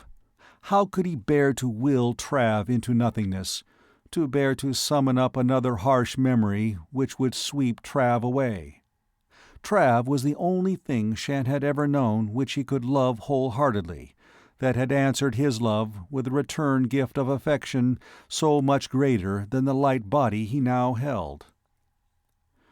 "Trav," he whispered softly. Then he made his great effort against this second and far more subtle attack. With the same agony which he had known years earlier, he resolutely summoned a bitter memory, sat nursing once more a broken thing which died in pain he could not ease, aware himself of every moment of that pain. And what was worse, this time there clung that nagging little doubt. What if he had not forced the memory? Perhaps he could have taken Trav with him unhurt, alive, at least for a while. Shann covered his face with his now empty hands. To see a nightmare flicker out after facing squarely up to its terror, that was no great task. To give up a dream which was part of a lost heaven, that cut cruelly deep. The Terran dragged himself to his feet, drained and weary, stumbling on.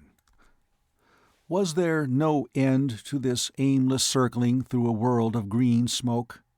He shambled ahead, moving his feet leadenly. How long had he been here? There was no division in time, just the unchanging light which was a part of the fog through which he plodded. Then he heard more than any shuffle of foot across sand, any crooning of a long-dead seraph, the rising and falling of a voice, a human voice, not quite singing or reciting, but something between the two. Shann paused, searching his memory, a memory which seemed bruised, for the proper answer to match that sound. But though he recalled scene after scene out of the years, that voice did not trigger any return from his past. He turned toward its source, dully determined to get over quickly the meeting which lay behind that signal. Only, though he walked on, Shann did not appear any closer to the man behind the voice, nor was he able to make out separate words composing that chant, a chant broken now and then by pauses, so that the Terran grew aware of the distress of his fellow prisoner. For the impression that he sought another captive came out of nowhere, and grew as he cast wider and wider in his quest. Then he might have turned some invisible corner in the mist, for the chant broke out anew in stronger volume, and now he was able to distinguish words he knew. "Where blow the winds between the worlds, and hang the suns in dark of space, for power is given a man to use. Let him do so well before the last accounting." The voice was hoarse, cracked, the words spaced with uneven catches of breath, as if they had been repeated many, many times to provide an anchor against madness, form a tie to reality. And hearing that note, Shann slowed his pace. This was out of no memory of his. He was sure of that. "Blow the winds between the worlds, and hang the suns in dark of..."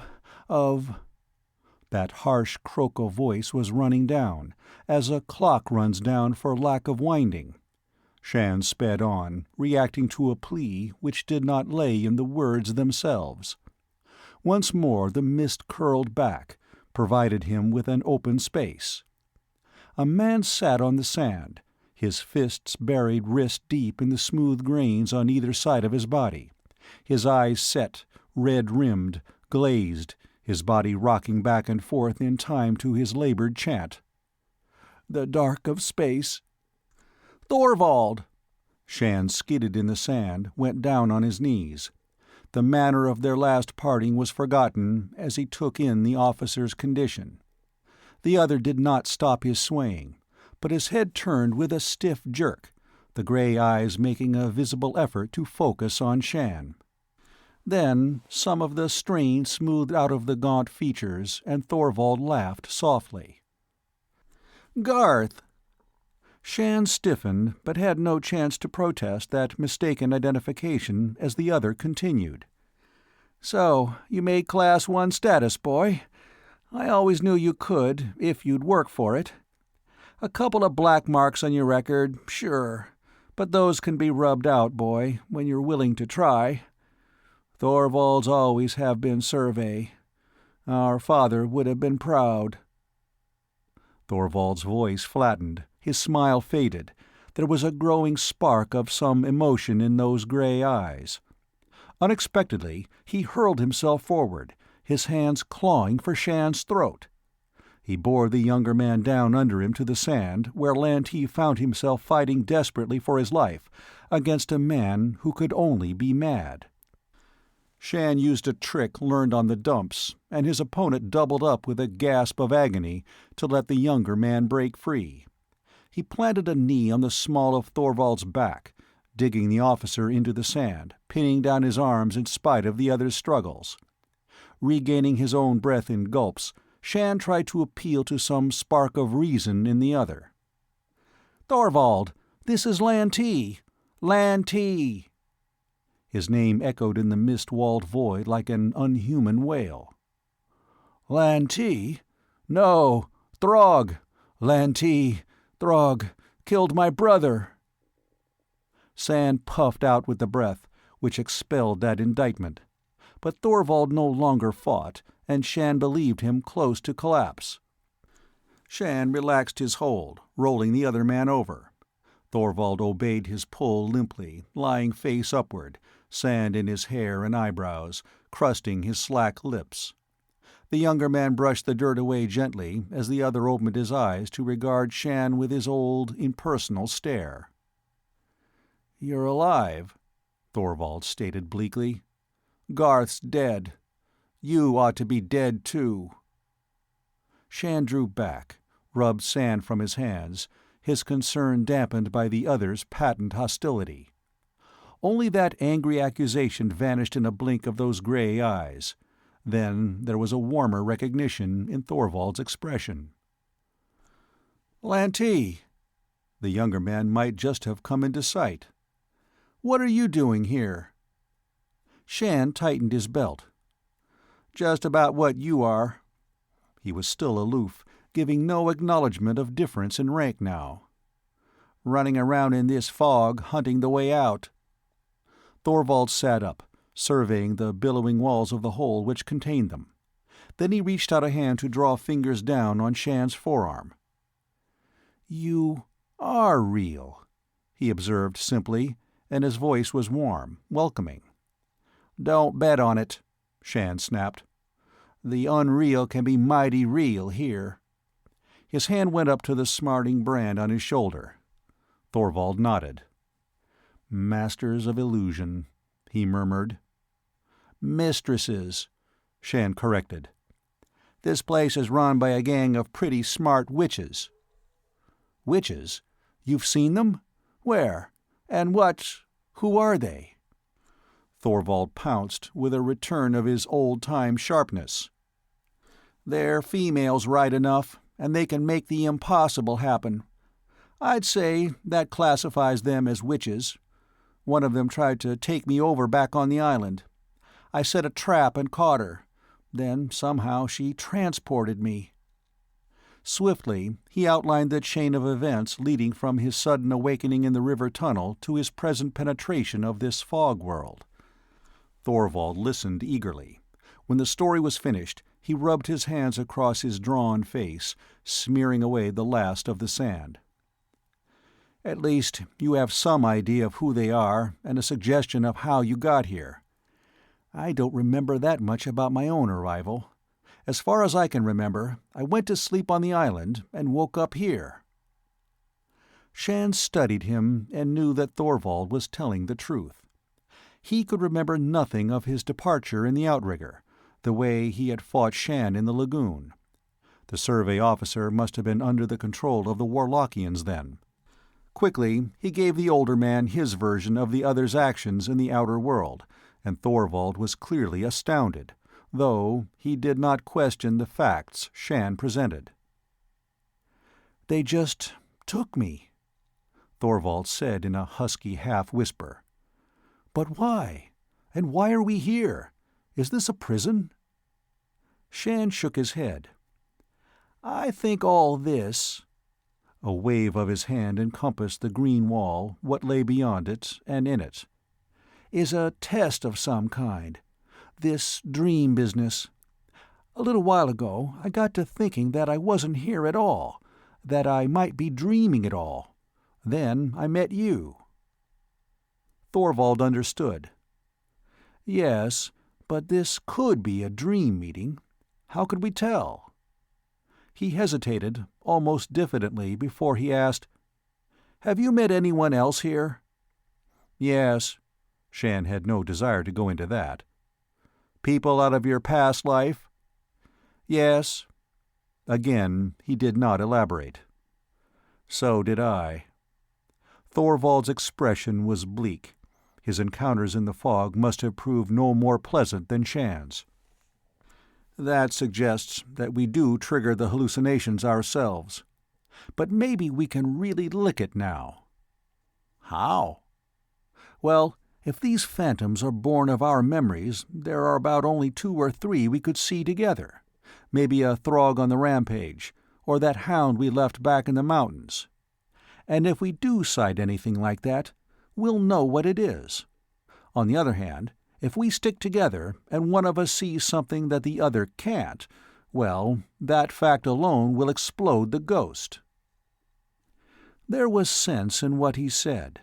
Shann aided the officer to his feet. "I must be a better subject for their experiments than you," the older man remarked ruefully. "They took me over completely at the first." "You were carrying that disk," Shann pointed out. "Maybe that acted as a focusing lens for whatever power they used to make us play trained animals." "Could be." Thorvald brought out the cloth-wrapped bone coin. "I still have it." But he made no move to pull off the bit of rag about it. "Now," he gazed at the wall of green, "which way?" Shann shrugged. Long ago he had lost any idea of keeping a straight course through the murk. He might have turned around any number of times since he first walked blindly into this place. Then he pointed to the packet Thorvald held. "Why not flip that?" he asked. "Heads, we go that way." He indicated the direction in which they were facing.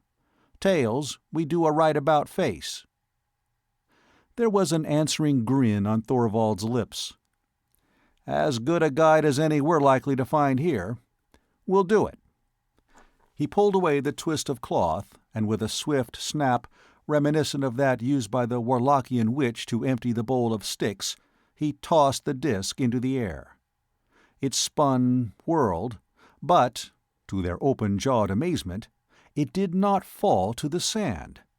Instead, it spun until it looked like a small globe instead of a disk. And it lost its dead white for a glow of green. When that glow became dazzling for Terran eyes, the miniature sun swung out, not in orbit, but in straight line of flight, heading to their right. With a muffled cry, Thorvald started in pursuit, Shann running beside him. They were in a tunnel of the fog now, and the pace set by the spinning coin was swift. The Terrans continued to follow it at the best pace they could summon, having no idea of where they were headed, but each with the hope that they finally did have a guide to lead them through this place of confusion and into a sane world where they could face on more equal terms those who had sent them there. Chapter 14. Escape. Something ahead. Thorvald did not slacken the pace set by the brilliant spot of green they trailed. Both of the Terrans feared to fall behind, to lose touch with that guide. Their belief that somehow the traveling disk would bring them to the end of the mist and its attendant illusions had grown firmer with every foot of ground they traversed. A dark, fixed point, now partly veiled by mist, lay beyond, and it was toward that looming half-shadow that the spinning disk hurtled. Now the mist curled away to display its bulk, larger, blacker, and 4 or 5 times Thorvald's height. Both men stopped short, for the disk no longer played Pathfinder. It still whirled on its axis in the air, faster and faster, until it appeared to be throwing off sparks. But the sparks faded against a monolith of dark rock, unlike the native stone they had seen elsewhere. For it was neither red nor warmly brown, but a dull, dead black.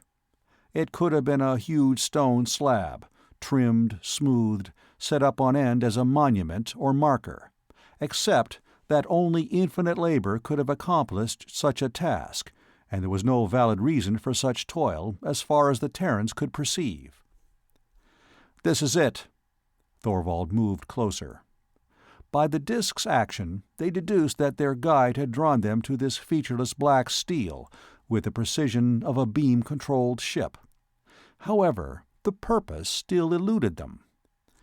They had hoped for some exit from the territory of the Veil, but now they faced a solid slab of dark stone, neither a conventional exit or entrance, as they proved by circling its base. Beneath their boots was the eternal sand, around them the fog. "Now what?" Shann asked. They had made their trip about the slab and were back again where the disk whirled with unceasing vigor in a shower of emerald sparks. Thorvald shook his head, scanning the rock face before them glumly. The eagerness had gone out of his expression, a vast weariness replacing it. "There must have been some purpose in coming here," he replied, but his tone had lost the assurance of moments earlier. "Well, if we strike away from here, we'll just get right back in again." Shann waved a hand toward the mist, waiting as if with a hunter's watch upon them. "And we certainly can't go down." He dug a boot toe into the sand to demonstrate the folly of that. "So, what about up?" He ducked under the spinning disk to lay his hands against the surface of the giant slab, and in so doing he made a discovery, revealed to his touch although hidden from sight. For his fingers, running aimlessly across the cold, slightly uneven surface of the stone, slipped into a hollow, quite a deep hollow.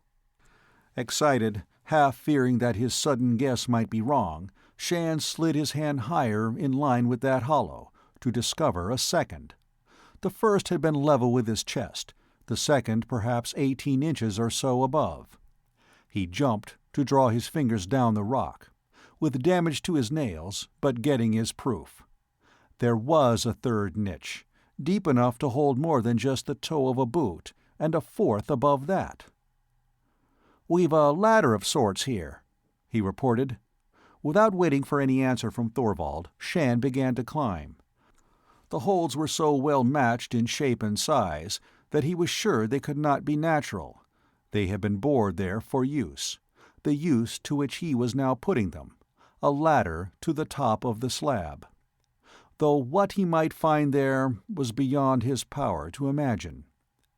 The disk did not rise. Shann passed that core of light, climbing above it into the greater gloom. But the holes did not fail him. Each was waiting in a direct line with its companion, and to an active man the scramble was not difficult. He reached the summit, glanced around, and made a quick grab for a secure handhold. Waiting for him was no level platform such as he had confidently expected to find.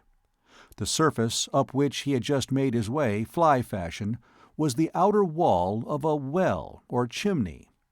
He looked down now into a pit, where black nothingness began within a yard of the top, for the radiance of the mist did not penetrate far into that descent. Shann fought an attack of giddiness. It would be very easy to lose control, to tumble over and be swallowed up in what might well be a bottomless chasm. And what was the purpose of this well? Was it a trap to entice a prisoner into an unwary climb and then let gravity drag him over? The whole setup was meaningless. Perhaps meaningless only to him, Shann conceded, with a flash of level thinking. The situation could be quite different as far as the natives were concerned. This structure did have a reason, or it would never have been erected in the first place. "What's the matter?" Thorvald's voice was rough with impatience. "This thing's a well." Shann edged about a fraction to call back.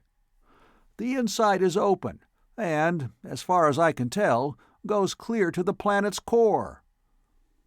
"Ladder on the inside, too?" Shann squirmed. That was, of course, a very obvious supposition.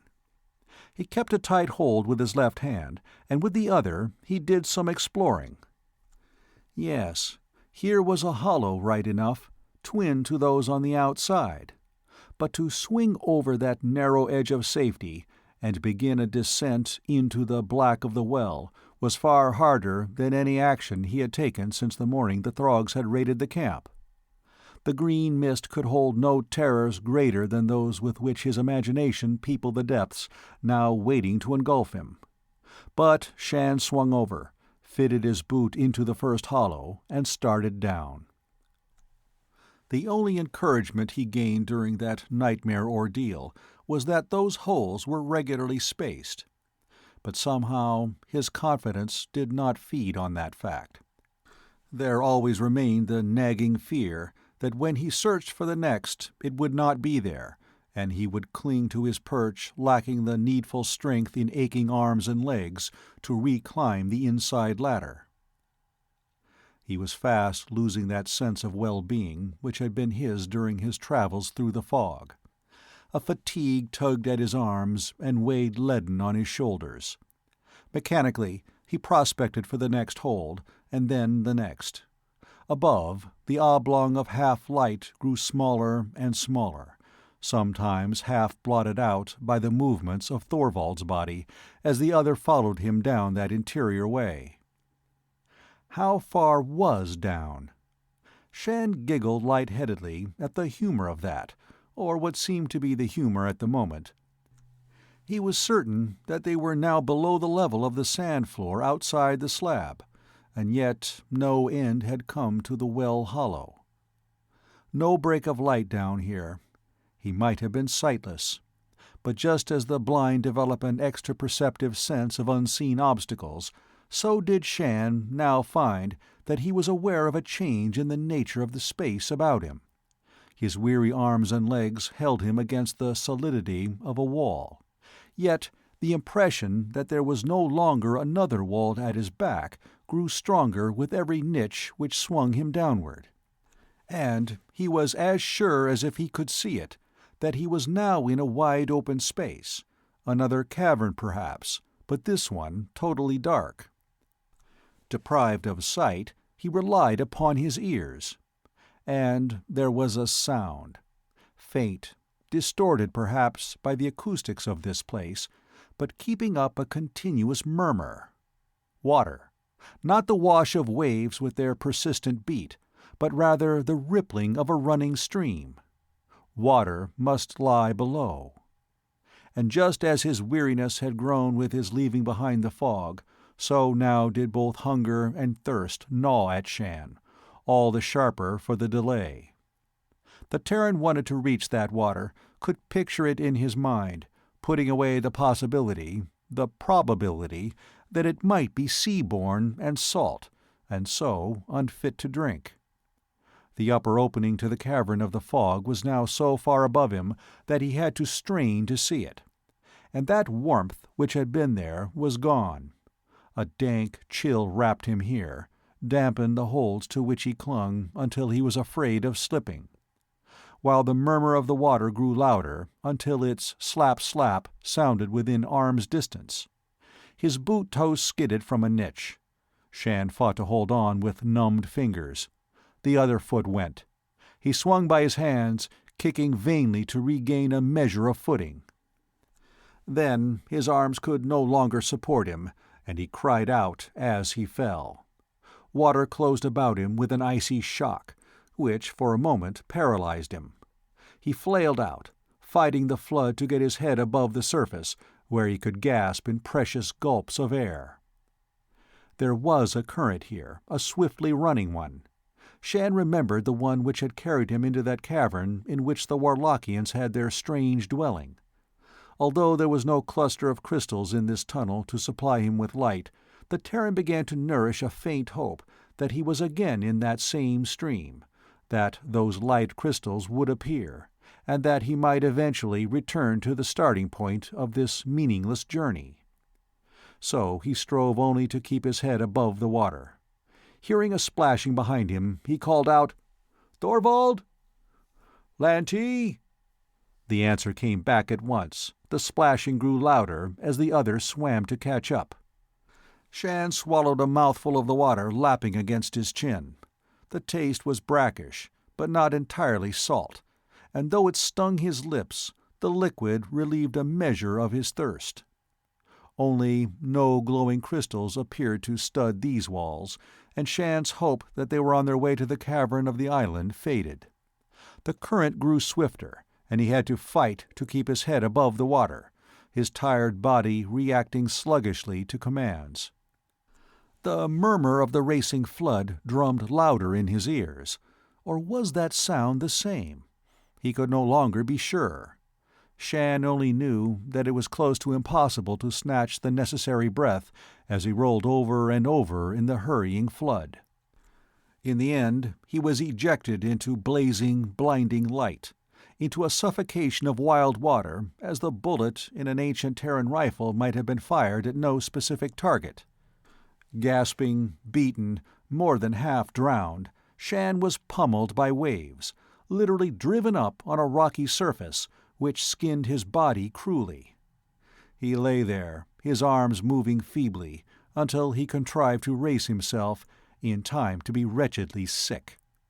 Somehow he crawled on a few feet farther before he subsided again, blinded by the light, flinching from the heat of the rocks on which he lay, but unable to do more for himself. His first coherent thought was that his speculation concerning the reality of this experience was at last resolved. This could not possibly be an hallucination. At least this particular sequence of events was not. He was still hazily considering that when a hand fell on his shoulder, fingers biting into his raw flesh. Shann snarled, rolled over on his side. Thorvald, water dripping from his rags, or rather steaming from them, his shaggy hair plastered to his skull, sat there. "You all right?" Shann sat up in turn, shielding his smarting eyes. He was bruised, battered badly enough, but he could claim no major injuries. "I think so. Where are we?" Thorvald's lips stretched across his teeth in what was more a grimace than a smile. "Right off the map, any map I know. Take a look." They were on a scrap of beach which was more like a reef, for it lacked any covering comparable to sand except for some cupfuls of coarse gravel locked in rock depressions. Rocks, red as the rust of dried blood, rose in fantastic, water-sculptured shapes around the small semi-level space they had somehow won. This space was V-shaped, washed by equal streams on either side of the prong of rock by water which spouted from the face of a sheer cliff not too far away, with force enough to spray several feet beyond its exit point. Shann, seeing that, and guessing at its significance, drew a deep breath and heard the ghost of an answering chuckle from his companion. "Yes, that's where we came out, boy. Like to make a return trip?" Shann shook his head, and then wished that he had not so rashly made that move, for the world swung in a dizzy whirl. things had happened too fast. For the moment, it was enough that they were out of the underground ways, back under the amber sky, feeling the bite of Warlock's sun. Steadying his head with both hands, Shann turned slowly, to survey what might lie at their backs. The water, pouring by on either side, suggested that they were again on an island. Warlock, he thought gloomily, seemed to be for Terrans a succession of islands, all hard to escape. The tangle of rocks did not encourage any exploration. Just gazing at them added to his weariness. They rose, tier by tier, to a ragged crown against the sky. Shann continued to sit staring at them. "To climb that—" His voice trailed into the silence of complete discouragement. "You climb, or swim," Thorvald stated. But, Shann noted, the survey officer was not in a hurry to make either move. Nowhere in that wilderness of rock was there the least relieving bit of purple foliage, nor did any click-clacks or leather-headed birds tour the sky over their heads. Shann's thirst might have been partially assuaged, but his hunger remained. And it was that need which forced him at last into action. The barren heights promised nothing in the way of food, but remembering the harvest the wolverines had taken from under the rocks along the river, he got to his feet and lurched out on the reef which had been their salvation, hunting some pool which might hold an edible captive or two. So it was that Shann made the discovery of a possible path consisting of a ledge running toward the other end of the island, if this were an island where they had taken refuge.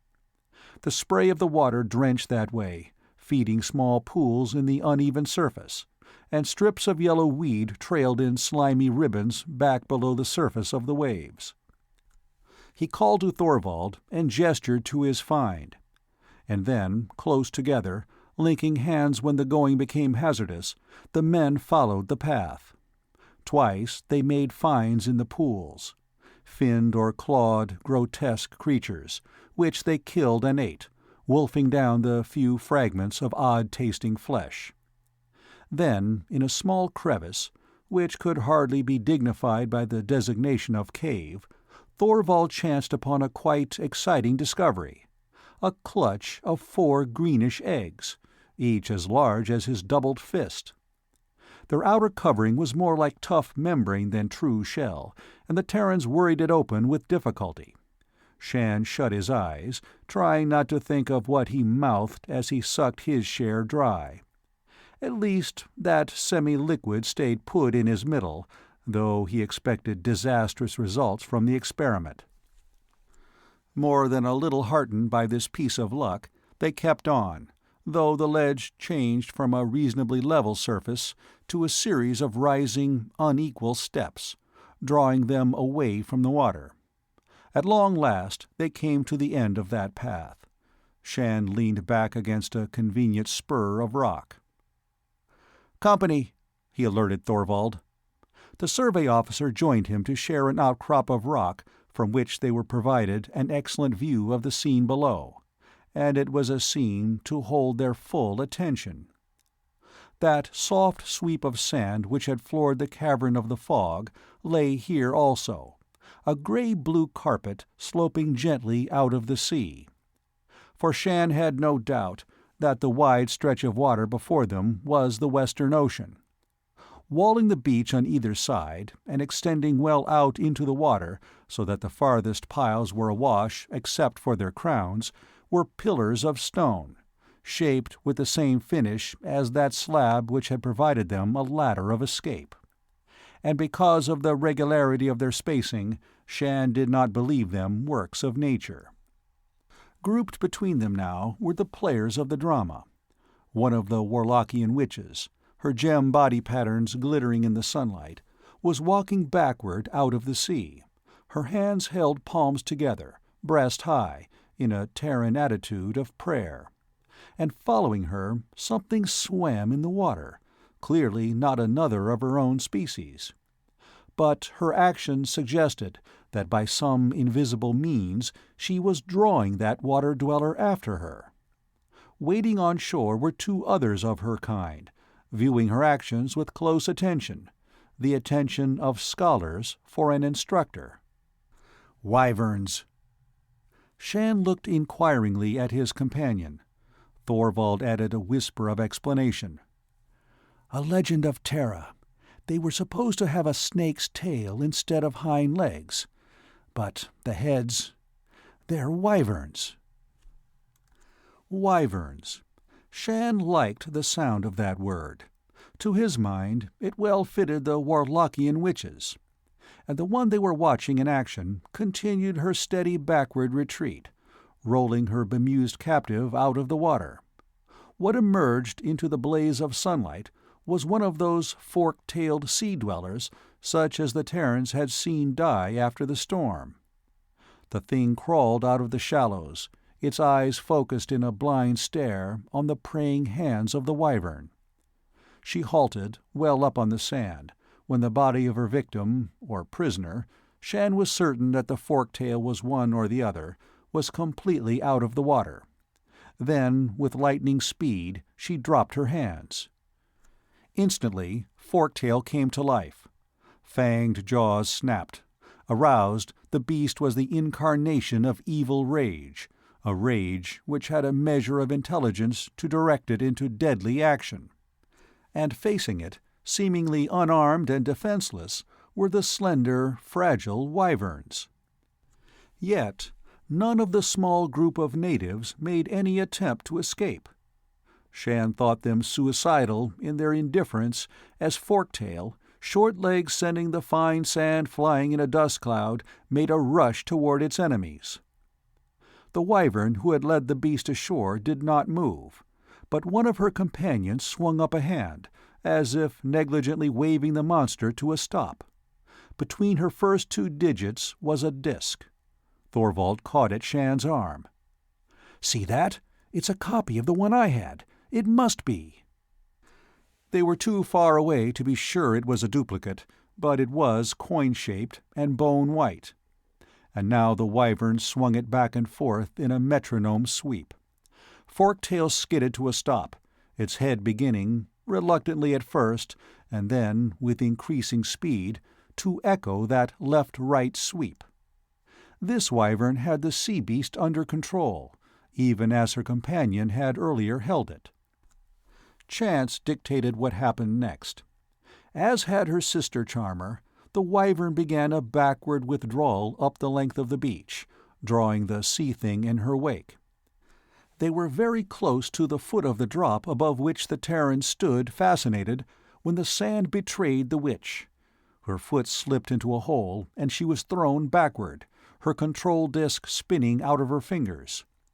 At once the monster she had charmed shot forth its head, snapped at that spinning trifle, and swallowed it.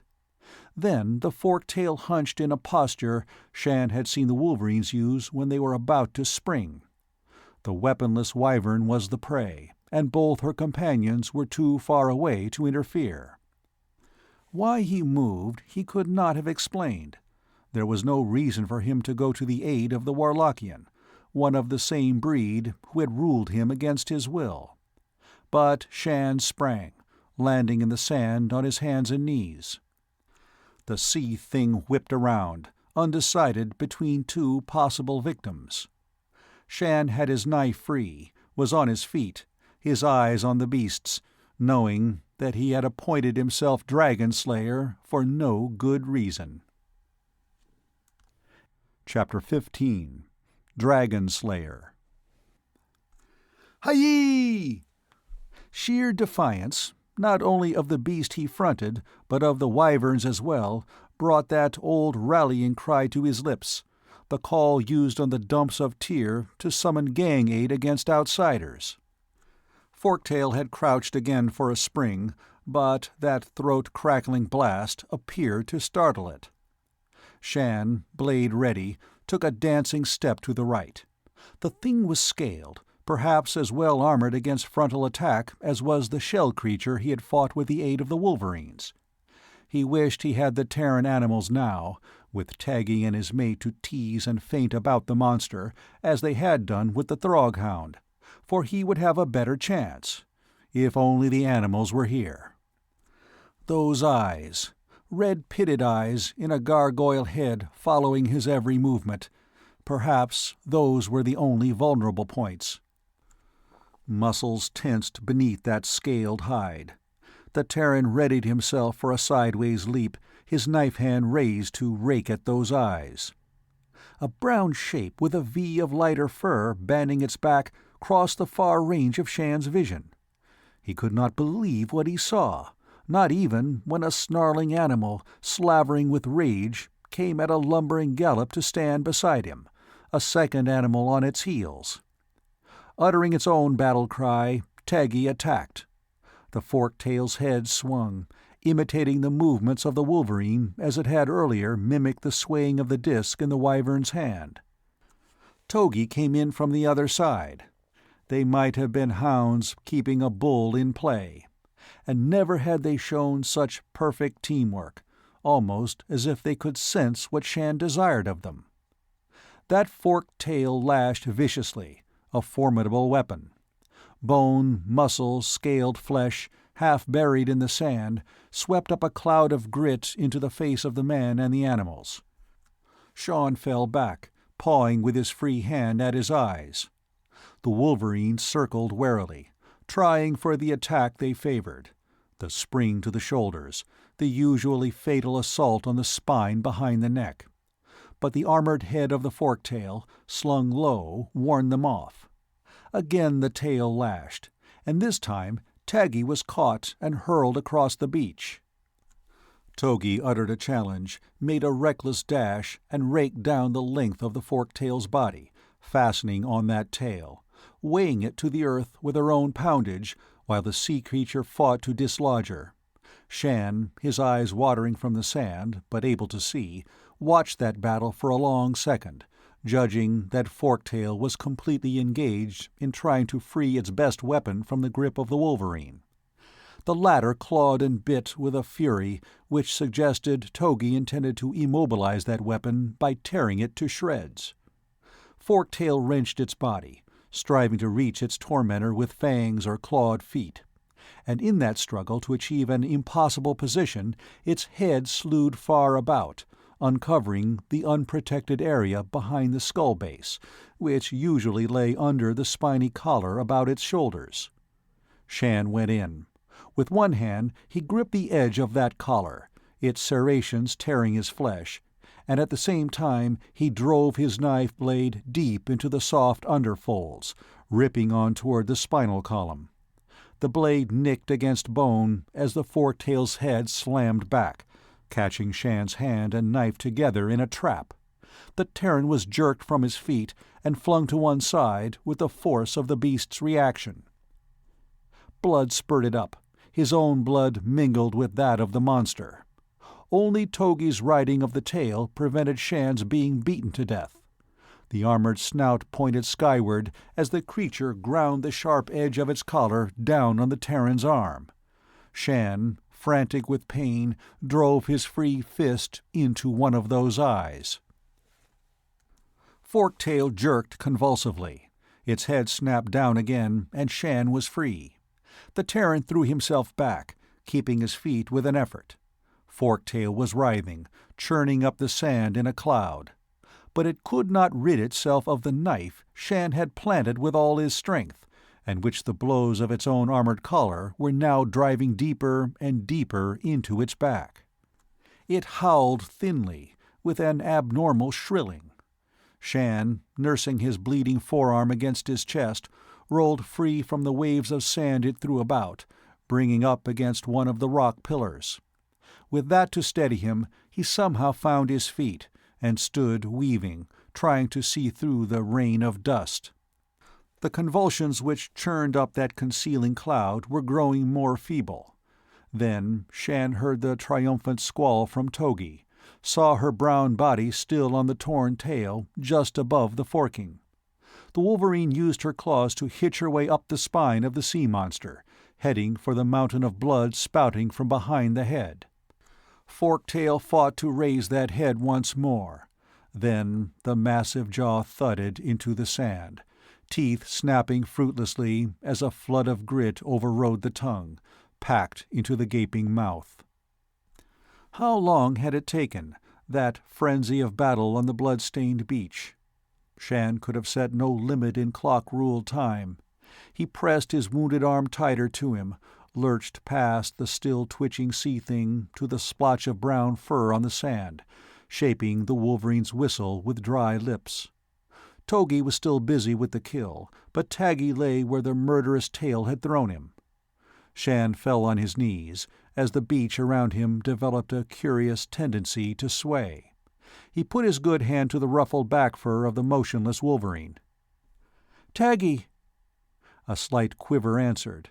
Shann tried awkwardly to raise the animal's head with his own hand. As far as he could see, there were no open wounds.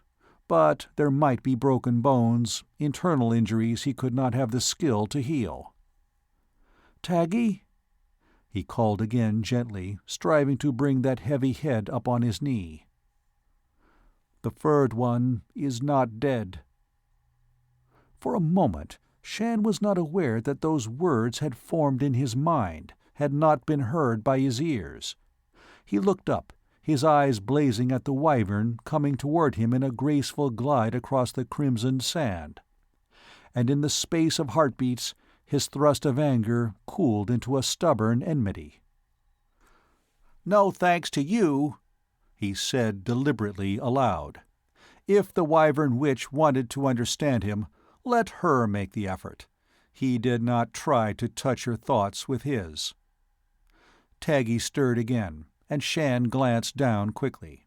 The wolverine gasped, opened his eyes, shook his miniature bear head, scattering pellets of sand. He sniffed at a dollop of blood, the dark, alien blood spattered on Shann's breeches. And then his head came up with a reassuring alertness as he looked to where his mate was still worrying the now quiet forktail. With an effort, Taggy got to his feet, Shann aiding him.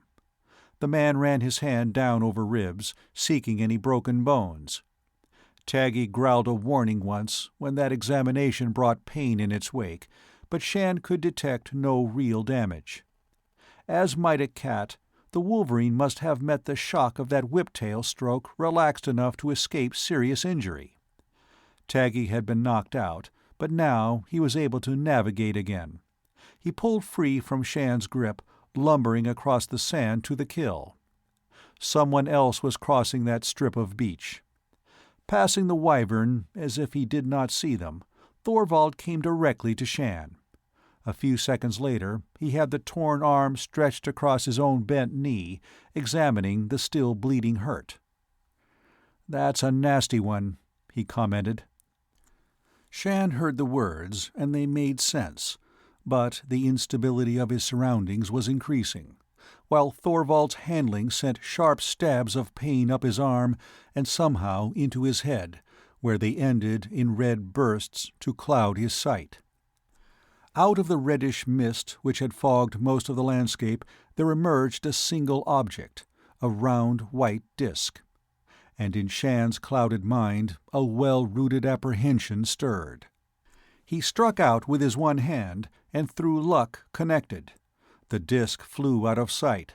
His vision cleared enough so he could sight the wyvern who had been leaning over Thorvald's shoulder, centering her weird weapon on him. Making a great effort, Shann got out the words which he also shaped in his mind as he said them aloud. "You're not taking me over, again." There was no emotion to be read on that jewel-banded face or in her unblinking eyes. He cawed at Thorvald, determined to get across his warning.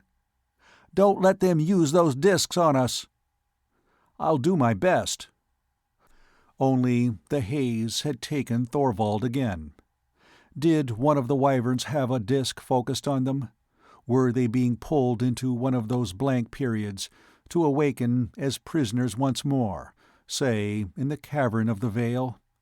The Terran fought with every ounce of willpower to escape unconsciousness, but he failed.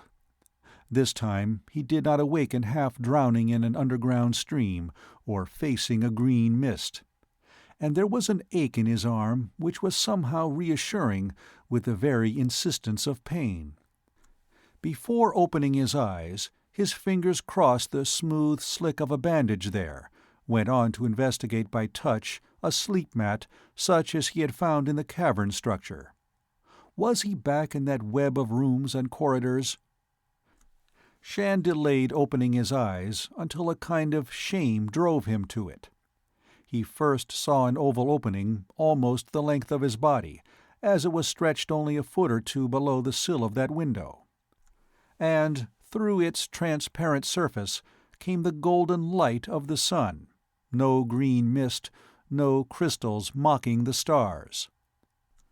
The room in which he lay was small with smooth walls, much like that in which he had been imprisoned on the island, and there were no other furnishings save the mat on which he rested.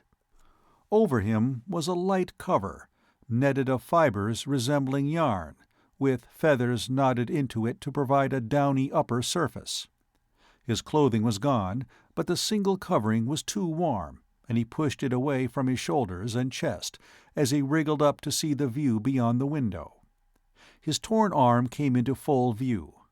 From wrist to elbow it was encased in an opaque skin sheath, unlike any bandage of his own world. Surely that had not come out of any survey aid pack. Shann gazed toward the window, but beyond lay only a reach of sky. Except for a lemon cloud or two ruffled high above the horizon, nothing broke that soft amber curtain. He might be quartered in a tower well above ground level, which did not match his former experience with Wyvern accommodations. "Back with us again?" Thorvald, one hand lifting a door panel, came in. His ragged uniform was gone, and he wore only breeches of a sleek green material, and his own scuffed and battered boots. Shann settled back on the mat. "Where are we?" "I think you might term this the capital city," Thorvald answered. "In relation to the mainland, we're on an island well out to sea, westward." "How did we get here?" That climb in the slab, the stream underground, had it been an interior river running under the bed of the sea?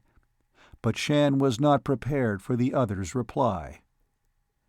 "By wishing." "By what?" Thorvald nodded, his expression serious. "They wished us here. Listen, Lantee, when you jumped down to mix it with that fork-tailed thing, did you wish you had the Wolverines with you?"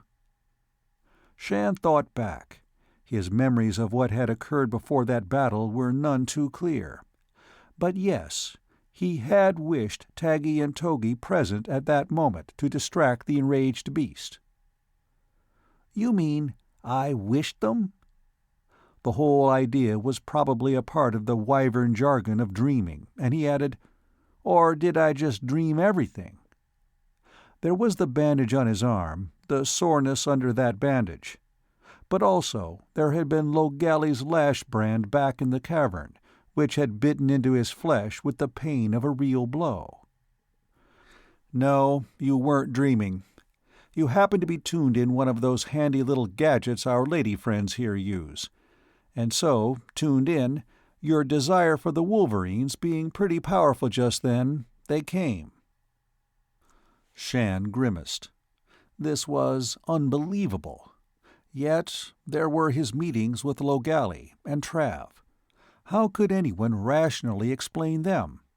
And how had he, in the beginning, been jumped from the top of the cliff on the island of his marooning into the midst of an underground flood without any conscious memory of an intermediate journey? "How does it work?" he asked simply. Thorvald laughed. "You tell me. They have these discs, one to a wyvern, and they control forces with them. Back there on the beach, we interrupted a class in such control. They were the novices learning their trade. We've stumbled on something here which can't be defined or understood by any of our previous standards of comparison. It's frankly magic, judged by our terms." "Are we prisoners?" Shann wanted to know. "Ask me something I'm sure of. I've been free to come and go, within limits. No one's exhibited any signs of hostility. Most of them simply ignore me. I've had 2 interviews, via this mind-reading act of theirs, with their rulers, or elders, or chief sorceresses. All 3 titles seem to apply. They ask questions, I answer as best I can, but sometimes we appear to have no common meeting ground. Then I ask some questions. They evade gracefully, or reply in a kind of unintelligible double-talk. And that's as far as our communication has progressed so far. Taggy and Togi? Have a run of their own, and as far as I can tell, are better satisfied with life than I am. Oddly enough, they respond more quickly and more intelligently to orders. Perhaps this business of being shunted around by the discs has conditioned them in some way. What about these wyverns? Are they all female? No, but their tribal system is strictly matriarchal, which follows a pattern even Terra once knew. The fertile Earth Mother and her priestesses, who became the witches when the gods overruled the goddesses. The males are few in number and lack the power to activate the discs. In fact, Thorvald laughed ruefully, one gathers that in this civilization our opposite numbers have, more or less, the status of pets at the best and necessary evils at the worst, which puts us at a disadvantage from the start. You think that they won't take us seriously because we are males? Might just work out that way. I've tried to get through to them about the danger from the Throgs, telling them what it would mean to them to have the beetleheads settle in here for good. They just brush aside the whole idea. Can't you argue that the Throgs are males too? Or aren't they? The survey officer shook his head. That's a point no human can answer. We've been sparring with Throgs for years, and there have been libraries of reports written about them and their behavior patterns, all of which add up to about 2 paragraphs of proven facts and hundreds of surmises, beginning with the probable and skimming out to the wild fantastic. You can claim anything about a Throg, and find a lot of very intelligent souls ready to believe you. But whether those beetleheads squatting over on the mainland are able to answer to he, she, or it, your solution is just as good as mine.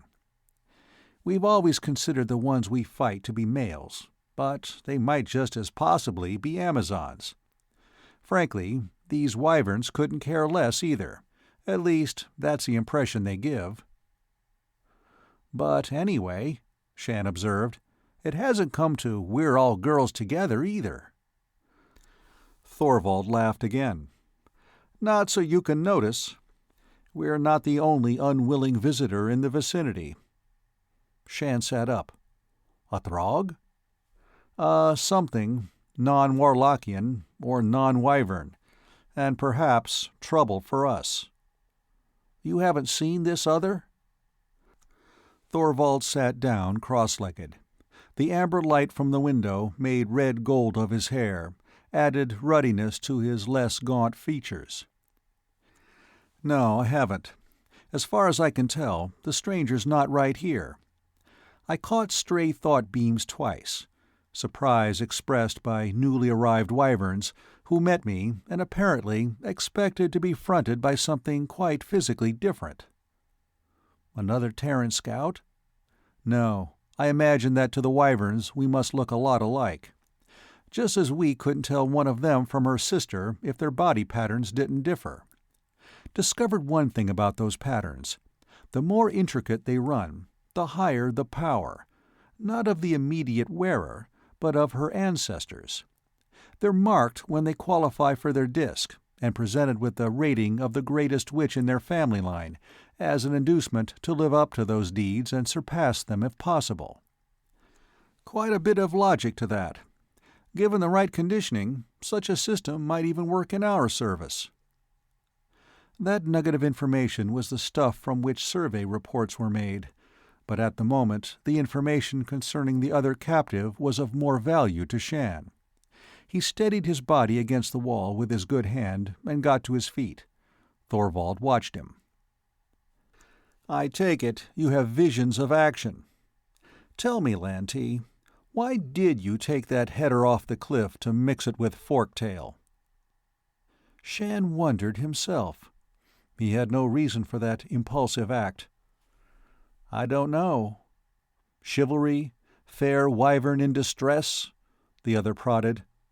"Or did the backlash from one of those discs draw you in?" "I don't know." "And why did you use your knife instead of your stunner?" Shann was startled. For the first time, he realized that he had fronted the greatest native menace they had discovered on Warlock with the more primitive of his weapons. Why had he not tried the stunner on the beast? He had just never thought of it when he had taken that leap into the role of Dragon Slayer. "Not that it would have done you any good to try the ray. It has no effect on Forktail." "You tried it?" "Naturally, but you didn't know that. Or did you pick up that information earlier?" "No," answered Shann slowly. "No. I don't know why I used the knife. The stunner would have been more natural." Suddenly he shivered, and the face he turned to Thorvald was very sober. "How much do they control us?" he asked, his voice dropping to a half-whisper, as if the walls about them could pick up those words and relay them to other ears. "What can they do?" "A good question." Thorvald lost his light tone. "Yes. What can they feed into our minds without our knowing? Perhaps those discs are only window dressing, and they can work without them. A great deal will depend upon the impression we can make on these witches." He began to smile again, more wryly. "The name we gave this planet is certainly a misnomer. A warlock is a male sorcerer, not a witch." "And what are the chances of our becoming warlocks ourselves?" Again Thorvald's smile faded, but he gave a curt little nod to Shann as if approving that thought. "That is something we are going to look into, and now. If we have to convince some stubborn females, as well as fight Throgs, well," he shrugged, "we'll have a busy, busy time." Chapter 16. Third Prisoner. "Well, it works as good as new." Shann held his hand and arm out into the full path of the sun. He had just stripped off the skin-case bandage to show the raw seam of a half-healed scar, but as he flexed muscles, bent and twisted his arm, there was only a small residue of soreness left. "Now what, or where?" he asked Thorvald with some eagerness. Several days' imprisonment in this room had made him impatient for the outer world again. Like the officer, he now wore breeches of the green fabric, the only material known to the wyverns, and his only badly worn boots. Oddly enough, the Terrans' weapons, stunner and knife, had been left to them, a point which made them uneasy, since it suggested that the wyverns believed they had nothing to fear from clumsy alien arms. "Your guess is as good as mine," Thorvald answered that double question. "But it is you they want to see. They insisted upon it, rather emphatically, in fact." The Wyvern City existed as a series of cell-like hollows in the interior of a rock-walled island. Outside, there had been no tampering with the natural rugged features of the escarpment, and within, the silence was almost complete. For all the Terrans could learn, the population of the stone-walled hive might have been several thousand, or just the handful that they had seen with their own eyes along the passages which had been declared open territory for them. Shann half expected to find again a skull-walled chamber where witches tossed colored sticks to determine his future. But he came with Thorvald into an oval room, in which most of the outer wall was a window. And seeing what lay framed in that, Shann halted, again uncertain as to whether he actually saw that, or whether he was willed into visualizing a scene by the choice of his hostesses. They were lower now than the room in which he had nursed his wound, not far above water level. And this window faced the sea. Across a stretch of green water was his red-purple skull, the waves lapping its lower jaws, spreading their foam in between the gaping rock fringe which formed its teeth. And from the eye-hollows flapped the clack-clacks of the sea-coast, coming and going as if they carried to some imprisoned brain within that giant bone case messages from the outer world. "My dream," Shann said. "Your dream." Thorvald had not echoed that. The answer had come in his brain. Shann turned his head and surveyed the wyvern awaiting them with a concentration which was close to the rudeness of an outright stare, a stare which held no friendship. For by her skin patterns he knew her for the one who had led that triumvir who had sent him into the cavern of the mist. And with her was the younger witch he had trapped on the night that all this baffling action had begun. "We meet again," he said slowly. "To what purpose?" "To our purpose, and yours." "I do not doubt that it is to yours." The Terran's thoughts fell easily now into a formal pattern he would not have used with one of his own kind. "But I do not expect any good to me." There was no readable expression on her face. He did not expect to see any, but in their uneven mind-touch he caught a fleeting suggestion of bewilderment on her part, as if she found his mental processes as hard to understand as a puzzle with few leading clues. "We mean you no ill, Star Voyager. You are far more than we first thought you, for you have dreamed false and have known. Now dream true, and know it also." "Yet," he challenged, "you would set me a task without my consent." "We have a task for you, but already it was set in the pattern of your true dreaming. And we do not set such patterns, Starman. That is done by the greatest power of all. Each lives within her appointed pattern from the first awakening to the final dream. So we do not ask of you any more than that which is already laid for your doing."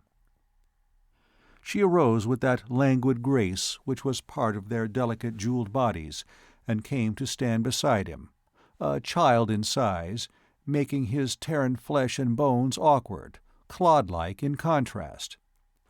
She stretched out her 4-digit hand, her slender arm ringed with gemmed circles and bands, measuring it beside his own, bearing that livid scar. "We are different, Starman, yet still we are both dreamers. And dreams hold power. Your dreams brought you across the dark which lies between sun and distant sun. Our dreams carry us on even stranger roads. And yonder—" one of her fingers stiffened to a point indicating the skull— "there is another who dreams with power, a power which will destroy us all unless the pattern is broken speedily." "And I must go to this dreamer?"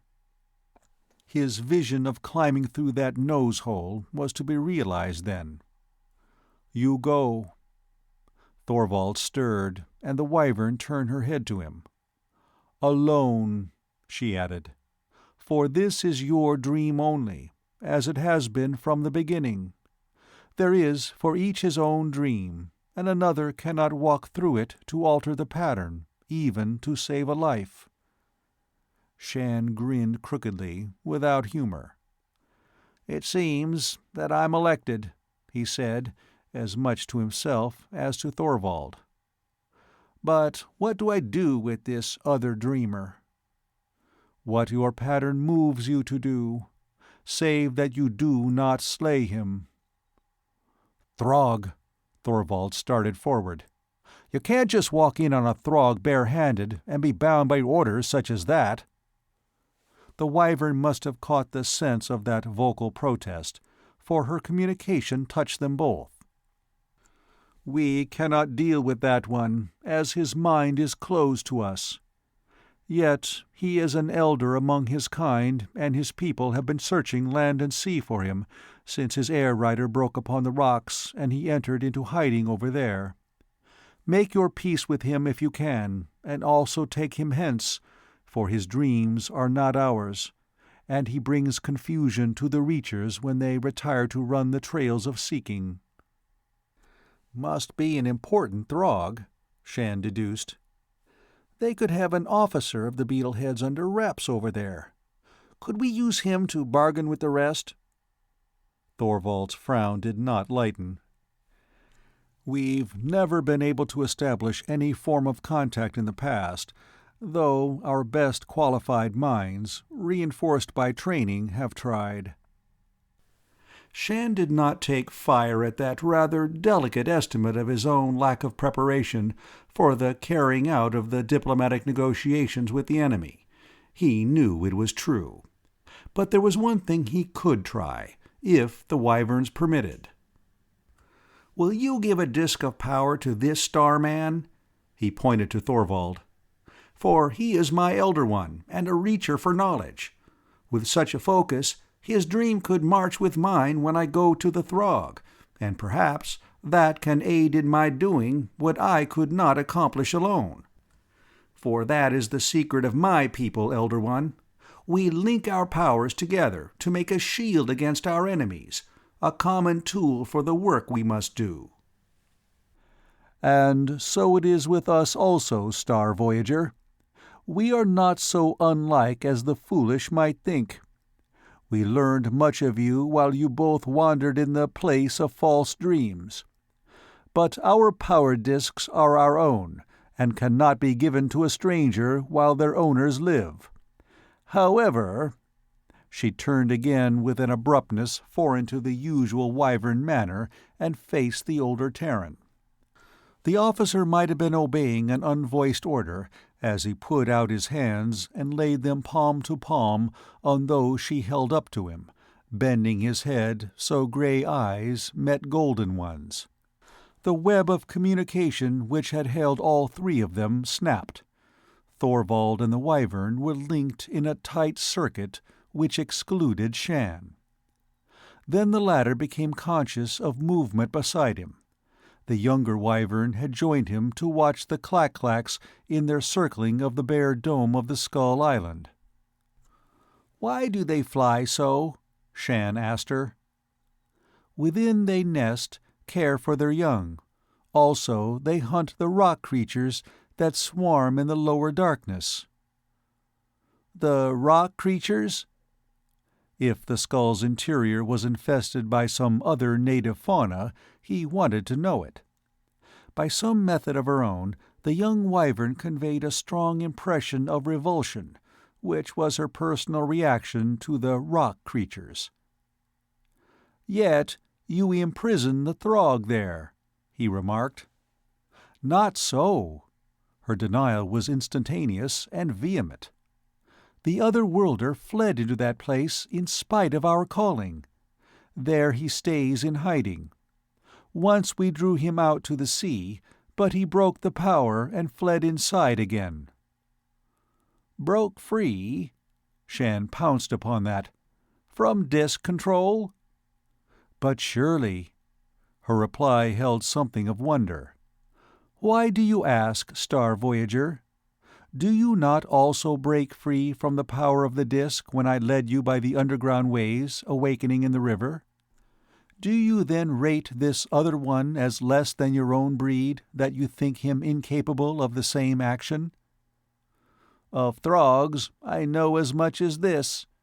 He held up his hand, measuring off a fraction of space between thumb and forefinger. "Yet you knew them before you came to this world." "My people have known them for long. We have met and fought many times among the stars." "And never have you talked mind to mind?" "Never. We have sought for that, but there has been no communication between us, neither of mind nor of voice." "This one you name Throg is truly not as you," she assented. "And we are not as you, being alien and female. Yet, Starman, you and I have shared a dream." Shann stared at her, startled, not so much by what she said as the human shading of those words in his mind. Or had that also been an illusion? "In the veil, that creature which came to you on wings when you remembered that. A good dream, though it came out of the past, and so was false in the present. But I have gathered it into my own store. Such a fine dream, one that you have cherished." "Trav was to be cherished," he agreed soberly. "I found her in a broken sleep cage at a spaceport when I was a child. We were both cold and hungry, alone and hurt. So I stole, and was glad that I stole, Trav.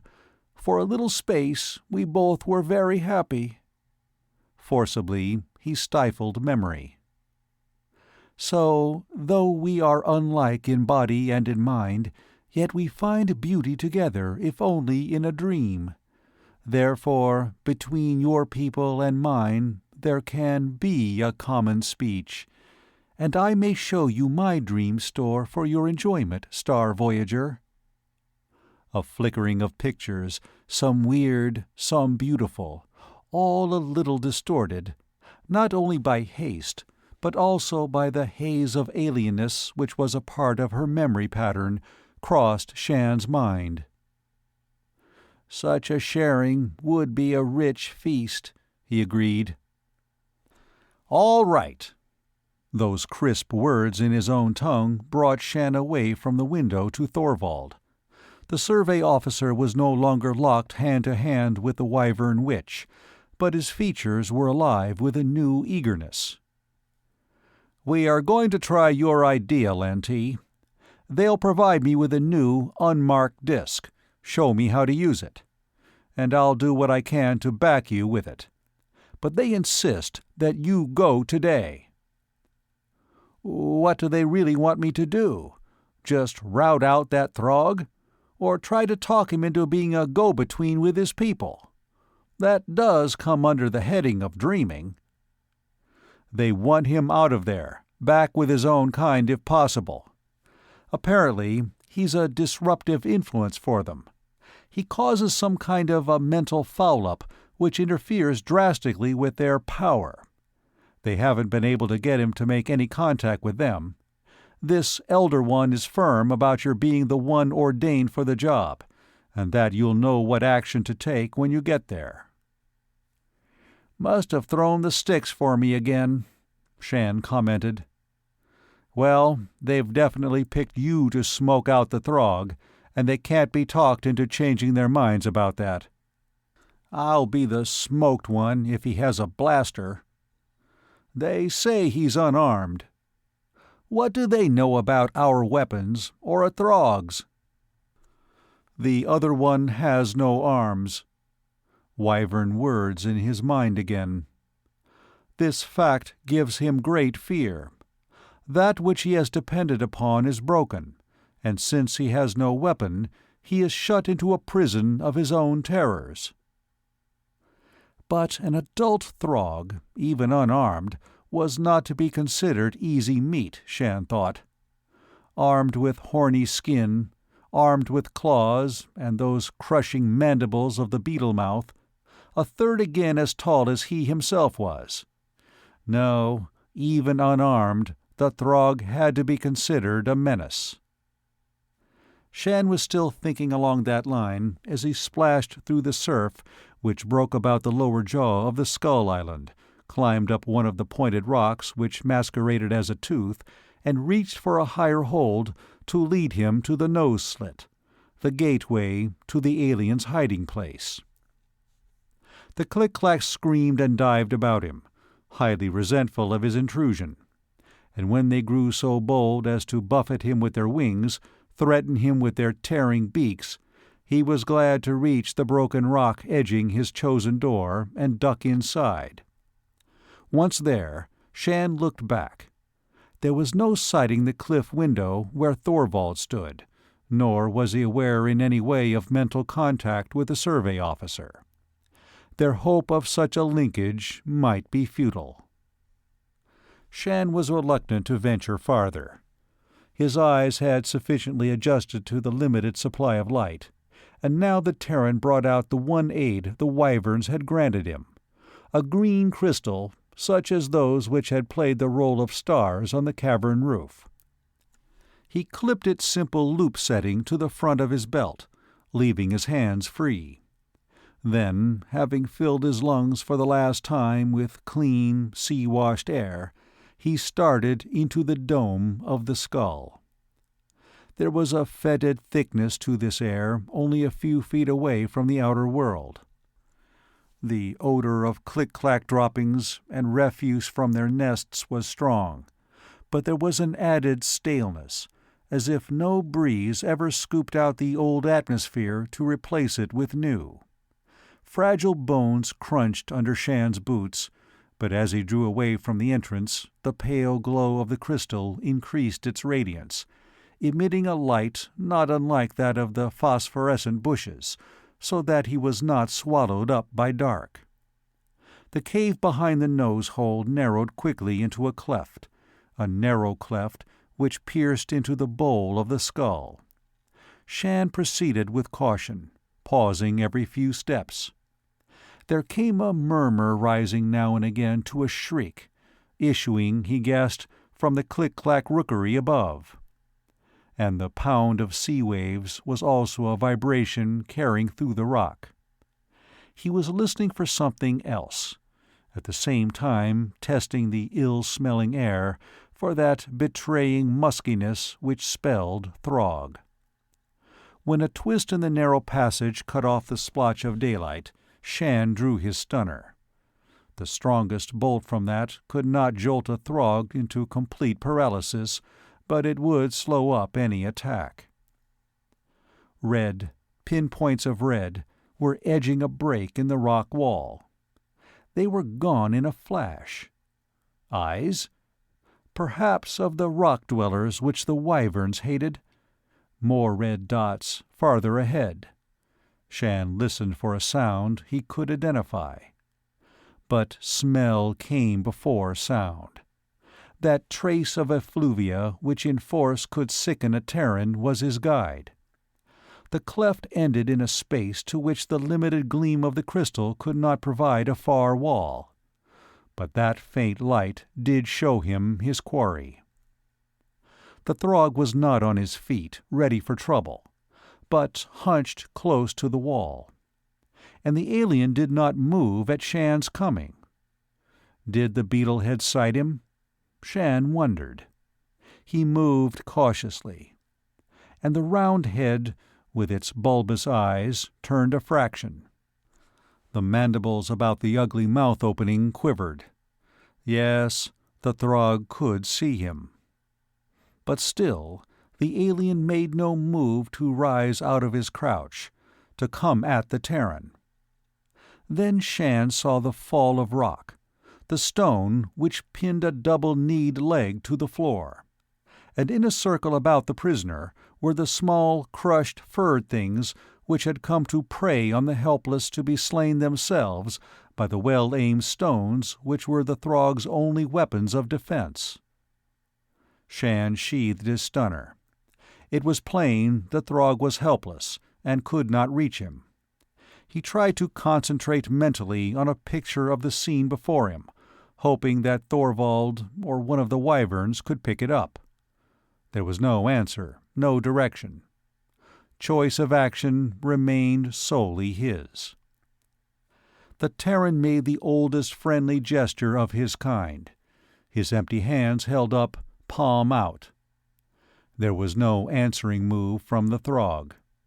Neither of the other's upper limbs stirred, their claws still gripping the small rocks in readiness for throwing. All Shann's knowledge of the alien's history argued against an unarmed advance. The Throg's marksmanship, as borne out by the circle of small bodies, was excellent, and one of those rocks might well thud against his own head, with fatal results. Yet He had been sent there to get the Throg free and out of Wyvern territory. So rank was the beetle smell of the other that Shann coughed. What he needed now was the aid of the Wolverines, a diversion to keep the alien busy. But this time there was no disk working to produce Taggy and Togi out of thin air, and he could not continue to just stand there staring at the Throg. There remained the stunner. Life on the dumps tended to make a man a fast draw, a matter of survival for the fastest and most accurate marksman. And now one of Shann's hands swept down with a speed which, learned early, was never really to be forgotten. He had the rod out and was spraying on a tight beam straight at the Throg's head before the first stone struck his shoulder and his weapon fell from a numbed hand. But a second stone tumbled out of the Throg's claw. The alien tried to reach for it, his movement slow, uncertain. Shann, his arm dangling, went in fast, bracing his good shoulder against the boulder which pinned the Throg. The alien aimed a blow at the Terran's head, but again so slowly, Shann had no difficulty in evading it. The boulder gave, rolled, and Shann cleared out of range, back to the opening of the cleft, pausing only to scoop up his stunner. For a long moment the Throg made no move. His dazed wits must have been working at a very slow speed. Then the alien heaved up his body to stand erect, favoring the leg which had been trapped. Shann tensed, waiting for a rush. What now? Would the Throg refuse to move? If so, what could he do about it? With the impact of a blow, the message Shann had hoped for struck into his mind. But his initial joy at that contact was wiped out with the same speed. "Throg ship, overhead." The Throg stood away from the wall, limped out, heading for Shann, or perhaps only the cleft in which he stood. Swinging the stunner awkwardly in his left hand, the Terran retreated, mentally trying to contact Thorvald once more. There was no answer. He was well up into the cleft, moving crabwise, unwilling to turn his back on the Throg. The alien was coming as steadily as his injured limb would allow, trying for the exit to the outer world. A Throg ship overhead. Had the castaway somehow managed to call his own kind? And what if he, Shann Lantee, were to be trapped between the alien and a landing party from the flyer? He did not expect any assistance from the Wyverns, and what could Thorvald possibly do? From behind him, at the entrance of the nose-slit, he heard a sound which was neither the scolding of a click-clack nor the eternal growl of the sea. Chapter 17. Throg Justice. The musty stench was so strong that Shann could no longer fight the demands of his outraged stomach. He rolled on his side, retching violently until the sour smell of his illness battled the foul odor of the ship. His memories of how he had come into this place were vague. His body was a mass of dull pain, as if he had been scorched. Scorched! Had the Throgs used one of their energy whips to subdue him? The last clear thing he could recall was that slow withdrawal down the cleft inside the skull rock, the Throg not too far away, the sound from the entrance. A Throg prisoner. Through the pain and the sickness, the horror of that bit doubly deep. The Terrans did not fall alive into Throg hands, not if they had the means of ending their existence within reach. But his hands and arms were caught behind him in an unbreakable lock, some gadget not unlike the Terran force bar used to restrain criminals, he decided groggily. The cubby in which he lay was black dark, but the quivering of the deck and the bulkheads about him told Shann that the ship was in flight. And there could be but two destinations, either the camp where the Throg force had taken over the Terran installations, or the mothership of the raiders. If Thorvald's earlier surmise was true, and the aliens were hunting a Terran to talk in the transport, then they were heading for the camp. And because a man who still lives, and who is not yet broken, can also hope, Shann began to think ahead to the camp, and a faint, thin chance of escape. For on the surface of Warlock there was a thin chance. In the mothership of the Throgs, none at all. Thorvald, and the Wyverns. Could he hope for any help from them? Shann closed his eyes against the thick darkness and tried to reach out to touch, somewhere, Thorvald with his disk. Or perhaps the Wyvern who had talked of Trav and shared dreams. Shann focused his thoughts on the young Wyvern witch, visualizing with all the detail he could summon out of memory the brilliant patterns about her slender arms, her thin fragile wrists, those other designs overlaying her features. He could see her in his mind, but she was only a puppet, without life, certainly without power. Thorvald. Now Shann fought to build a mental picture of the survey officer, making his stand at the window, grasping his disk, with the sun bringing gold to his hair and showing the bronze of his skin. Those gray eyes, which could be ice, that jaw with the tight set of a trap upon occasion. And Shann made contact. He touched something, a flickering like a badly tuned tri-D, far more fuzzy than the mind pictures the Wyvern had paraded for him. But he had touched. And Thorvald, too, had been aware of his contact. Shann fought to find that thread of awareness again. Patiently, he once more created his vision of Thorvald, adding every detail he could recall, small things about the other which he had not known that he had noticed, the tiny arrow-shaped scar near the base of the officer's throat, the way his growing hair curled at the ends, the look of one eyebrow slanting abruptly toward his hairline when he was dubious about something. Shann strove to make a figure as vividly as Logali and Trav had been in the midst of the illusion. Where? This time Shann was prepared. He did not let that mind image dissolve in his excitement at recapturing the link. Throg ship. He said the words aloud, over and over, but still he held to his picture of Thorvald. Will. Only that one word. The thread between them snapped again. Only then did Shann become conscious of a change in the ship's vibration. Were they setting down? And where? Let it be at the camp.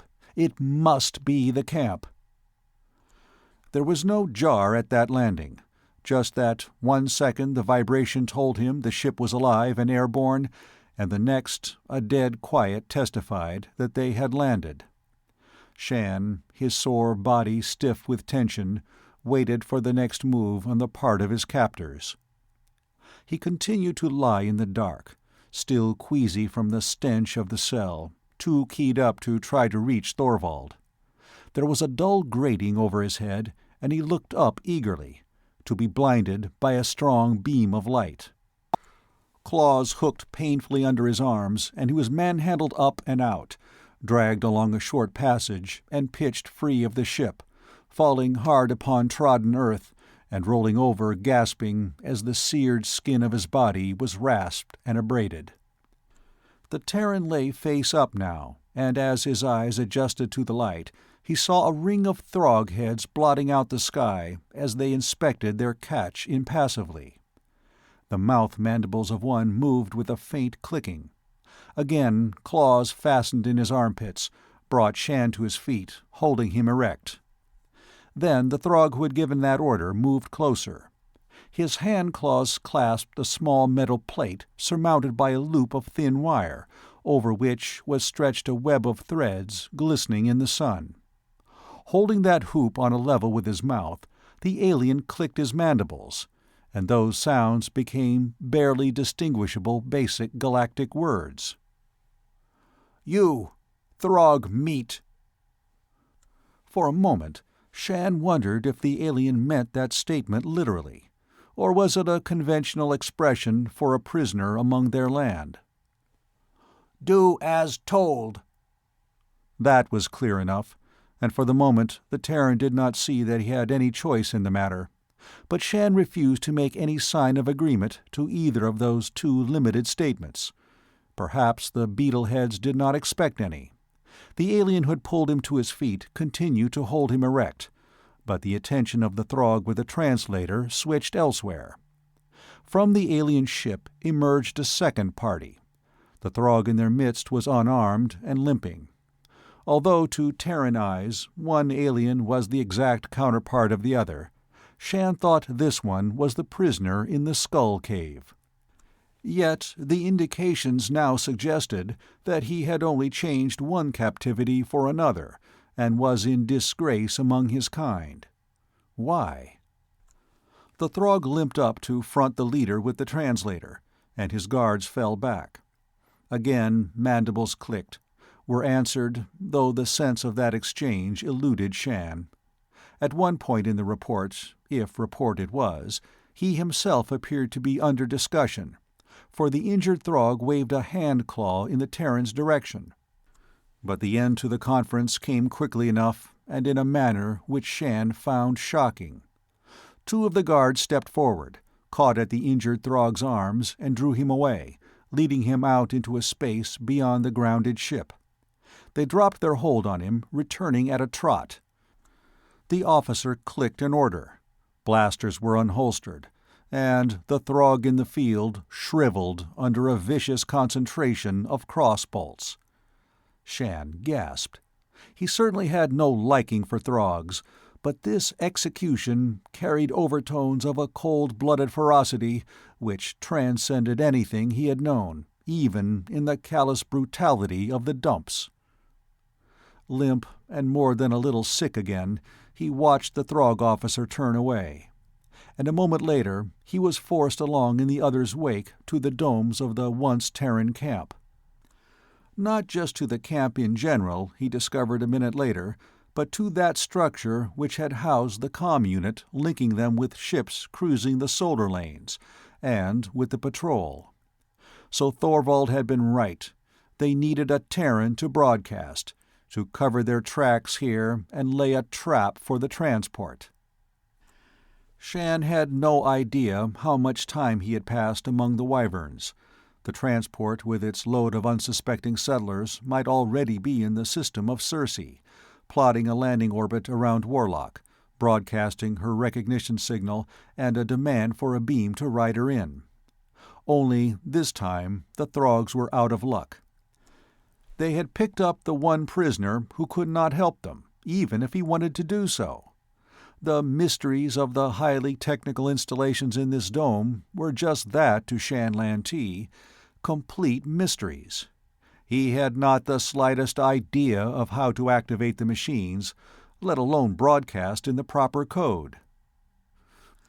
A cold spot of terror gathered in his middle, spreading outward through his smarting body. For he was certain that the Throgs would not believe that. They would consider his protestations of ignorance as a stubborn refusal to cooperate. And what would happen to him then would be beyond human endurance. Could he bluff, play for time? But what would that time buy him except to delay the inevitable? In the end, that small hope based on his momentary contact with Thorvald made him decide to try that bluff. There had been changes in the comm dome since the capture of the camp. A squat box on the floor sprouted a collection of tubes from its upper surface. Perhaps that was some Throg equivalent of Terran equipment in place of the wide table facing the door. The Throg leader clicked into his translator, "You call ship." Shann was thrust down into the operator's chair, his bound arm still twisted behind him, so that he had to lean forward to keep on the seat at all. Then the Throg who had pushed him there roughly forced a set of comm earphones and speech mic onto his head. "Call ship," clicked the alien officer. so time must be running out. Now was the moment to bluff. Shann shook his head, hoping that the gesture of negation was common to both their species. "I don't know the code," he said aloud. The Throg's bulbous eyes gazed at his moving lips. Then the translator was held before the Terran's mouth. Shann repeated his words, heard them reissued as a series of clicks, and waited. So much depended now on the reaction of the Beetlehead officer. Would he summarily apply pressure to enforce his order? Or would he realize that it was possible that all Terrans did not know that code, and so he could not produce in a captive's head any knowledge that had never been there, with or without physical coercion? Apparently, the latter logic prevailed for the present. The Throg drew the translator back to his mandibles. "When ship call, you answer. Make lip talk your words. Say bad sickness here. Need help. Code man dead. You talk in his place. I listen. You say wrong, you die. You die a long time. Hurt bad all that time." Clear enough. So he had been able to buy a little time. But how soon before the incoming ship would call? The Throg seemed to expect it. Shann licked his blistered lips. He was sure that the Throg officer meant exactly what he said in that last grisly threat. Only, would anyone, Throg or human, live very long in this camp if Shann got his warning through? The transport would have been accompanied on the big jump by a patrol cruiser, especially now with Throgs littering deep space the way they were in this sector. Let Shann alert the ship, and the cruiser would know. Swift punitive action would be visited on the camp. Throgs would begin to make their helpless prisoner regret his rashness. Then all of them would be blotted out together, prisoner and captors alike, when the cruiser came in. If that was his last chance, he'd play it that way. The Throgs would kill him anyhow, he hadn't the least doubt of that. They kept no long-term Terran prisoners, and never had. And at least he could take this nest of devil beetles along with him. Not that the thought did anything to dampen the fear which made him weak and dizzy. Shann Lantee might be tough enough to fight his way out of the dumps, but to stand up and defy Throgs face to face like a video hero was something else. He knew that he could not do any spectacular act. If he could hold out to the end without cracking, he would be satisfied. 2 more Throgs entered the dome. They stalked to the far end of the table which held the comm equipment, and, frequently pausing to consult a Terran work tape set in a reader, they made adjustments to the spotter beam broadcaster. They worked slowly but competently, testing each circuit. Preparing to draw in the Terran transport, holding the large ship until they had it helpless on the ground. The Terran began to wonder how they proposed to take over the ship once they did have it on planet. Transports were armed for ground fighting. Although they rode in on a beam broadcast from a camp, they were prepared for unpleasant surprises on a planet's surface. Such were certainly not unknown in the history of survey. Which meant that the Throgs had in turn some assault weapon they believed superior, for they radiated confidence now. But could they handle a patrol cruiser ready to fight? The Throg technicians made a last check of the beam, reporting in clicks to the officer. The alien gave an order to Shann's guard before following them out. A loop of wire rope dropped over the Terran's head, tightened about his chest, dragging him back against the chair until he grunted with pain. 2 more loops made him secure in a most uncomfortable position, and then he was left alone in the comm dome. An abortive struggle against the wire rope taught him the folly of such an effort. He was in deep freeze as far as any bodily movement was concerned. Shann closed his eyes, settled to that same concentration he had labored to acquire on the Throg ship. If there was any chance of the Wyvern communication working again, here and now was the time for it. Again he built his mental picture of Thorvald, as detailed as he had made it in the Throg ship. And with that to the forefront of his mind, Shann strove to pick up the thread which could link them.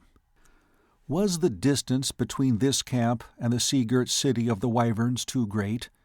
Did the Throgs unconsciously dampen out that mental reaching, as the Wyverns had said they did when they had sent him to free the captive in the skull? Drops gathered in the unkempt tight curls on his head, trickled down to sting on his tender skin.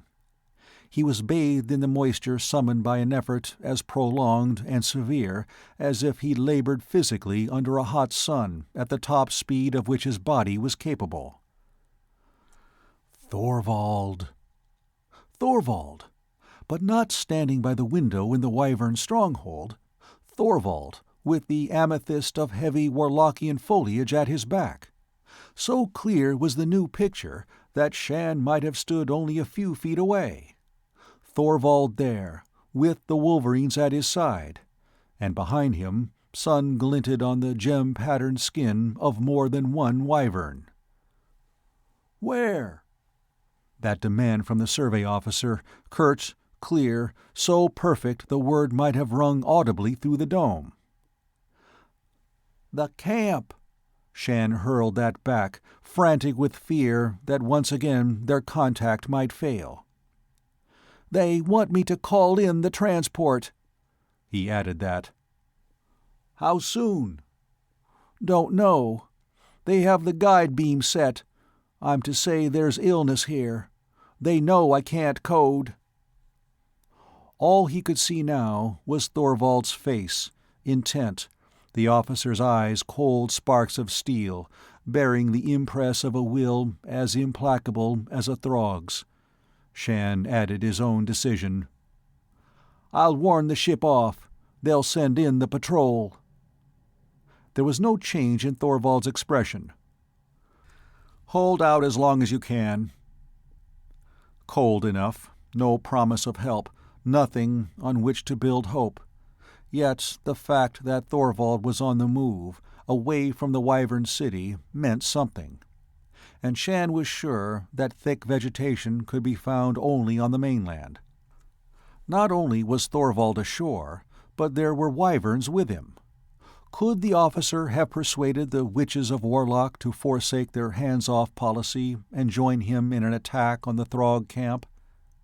No promise, not even a suggestion that the party Shann had envisioned was moving in his direction. Yet somehow he believed that they were. There was a sound from the doorway of the dome. Shann opened his eyes. There were Throgs entering, one to go to the guide beam, two heading for his chair. He closed his eyes again in a last attempt, backed by every remaining ounce of his energy and will. "Ship's in range. Throg's here." Thorvald's face, dimmer now, snapped out, while a blow on Shann's jaw rocked his head cruelly, made his ears sing, his eyes water. He saw Throgs only, and one held the translator. "You talk." A tri-jointed arm reached across his shoulder, triggered a lever, pressed a button. The headset cramping his ear let out a sudden growl of sound. The comm was activated. A claw jammed the mic closer to Shann's lips, but also slid in range the webbed loop of the translator. Shann shook his head at the incoming rattle of code. The Throg with the translator was holding the other headset close to his own ear-pit, and the claws of the guard came down on Shann's shoulder in a cruel grip, a threat of future brutality. The rattle of code continued while Shann thought furiously. This was it. He had to give a warning, and then the aliens would do to him just what the officer had threatened. Shann could not seem to think clearly. It was as if in his efforts to contact Thorvald he had exhausted some part of his brain, so that now he was dazed just when he needed quick wits the most. This whole scene had a weird unreality. He had seen its like 1,000 times on fiction tapes. The Terran hero menaced by aliens, intent on saving... Was it out of one of those fiction tapes he had devoured in the past that Shann recalled that scrap of almost forgotten information? The Terran began to speak into the mic, for there had come a pause in the rattle of code. He used Terran, not Basic, and he shaped the words slowly. "Warlock calling. Trouble. Sickness here. Comm officer dead." He was interrupted by another burst of code. The claws of his guard twisted into the naked flesh of his shoulders in a vicious warning. "Warlock calling," he repeated. "Need help." "Who are you?" The demand came in Basic. On board the transport, they would have a list of every member of the survey team. "Lantee." Shann drew a deep breath. He was so conscious of those claws on his shoulders, of what would follow. "This is Mayday," he said distinctly, hoping desperately that someone in the control cabin of the ship now in orbit would catch the true meaning of that ancient call of complete disaster.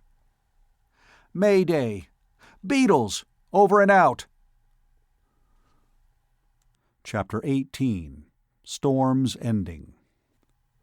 Shann had no answer from the transport, only the continuing hum of a contact still open between the dome and the control cabin miles above Warlock. The Terran breathed slowly, deeply, felt the claws of the Throg bite his flesh as his chest expanded. Then, as if a knife slashed, the hum of that contact was gone. He had time to know a small flash of triumph. He had done it. He had aroused suspicion in the transport. When the Throg officer clicked to the alien manning the landing beam, Shann's exultation grew. The beetlehead must have accepted that cut in communication as normal. He was still expecting the Terran ship to drop neatly into his claws. But Shann's respite was to be very short, only timed by a few breaths. The Throg at the riding beam was watching the indicators. Now he reported to his superior, who swung back to face the prisoner. Although Shann could read no expression on the beetle's face, he did not need any clue to the other's probable emotions. Knowing that his captive had somehow tricked him, the alien would now proceed relentlessly to put into effect the measures he had threatened. How long before the patrol cruiser would planet? That crew was used to alarms, and their speed was 3 or 4 times greater than that of the bulkier transports. If the Throgs didn't scatter now, before they could be caught in one attack... The wire rope which held Shann clamped to the chair was loosened, and he set his teeth against the pain of restored circulation. This was nothing compared to what he faced, he knew that. They jerked him to his feet, faced him toward the outer door, and propelled him through it with a speed and roughness indicative of their feelings. The hour was close to dusk, and Shann glanced wistfully at promising shadows, though he had given up hope of rescue by now. If he could just get free of his guards, he could at least give the beetleheads a good run. He saw that the camp was deserted. There was no sign about the domes that any Throg sheltered there. In fact, Shann saw no aliens at all, except those who had come from the comm-dome with him. Of course! The rest must be in ambush, waiting for the transport to planet. What about the Throg ship, or ships? Those must have been hidden also. And the only hiding place for them would be aloft. There was a chance that the Throgs had so flung away their chance for any quick retreat. Yes, the aliens could scatter over the countryside and so escape the first blast from the cruiser. But they would simply maroon themselves, to be hunted down by patrol landing parties who would comb the territory. The beetles could so prolong their lives for a few hours, maybe a few days, but they were really ended on that moment when the transport cut communication. Shann was sure that the officer at least understood that. The Terran was dragged away from the domes toward the river down which he and Thorvald had once escaped.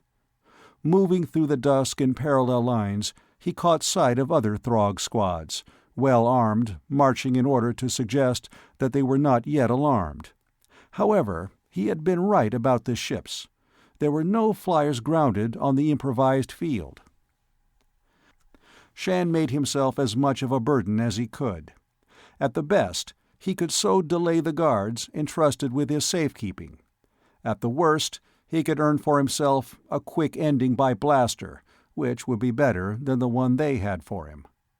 He went limp, falling forward into the trampled grass. There was an exasperated click from the Throg who had been hurting him, and the Terran tried not to flinch from a sharp kick delivered by a clawed foot. Feigning unconsciousness, the Terran listened to the unintelligible clicks exchanged by Throgs standing over him.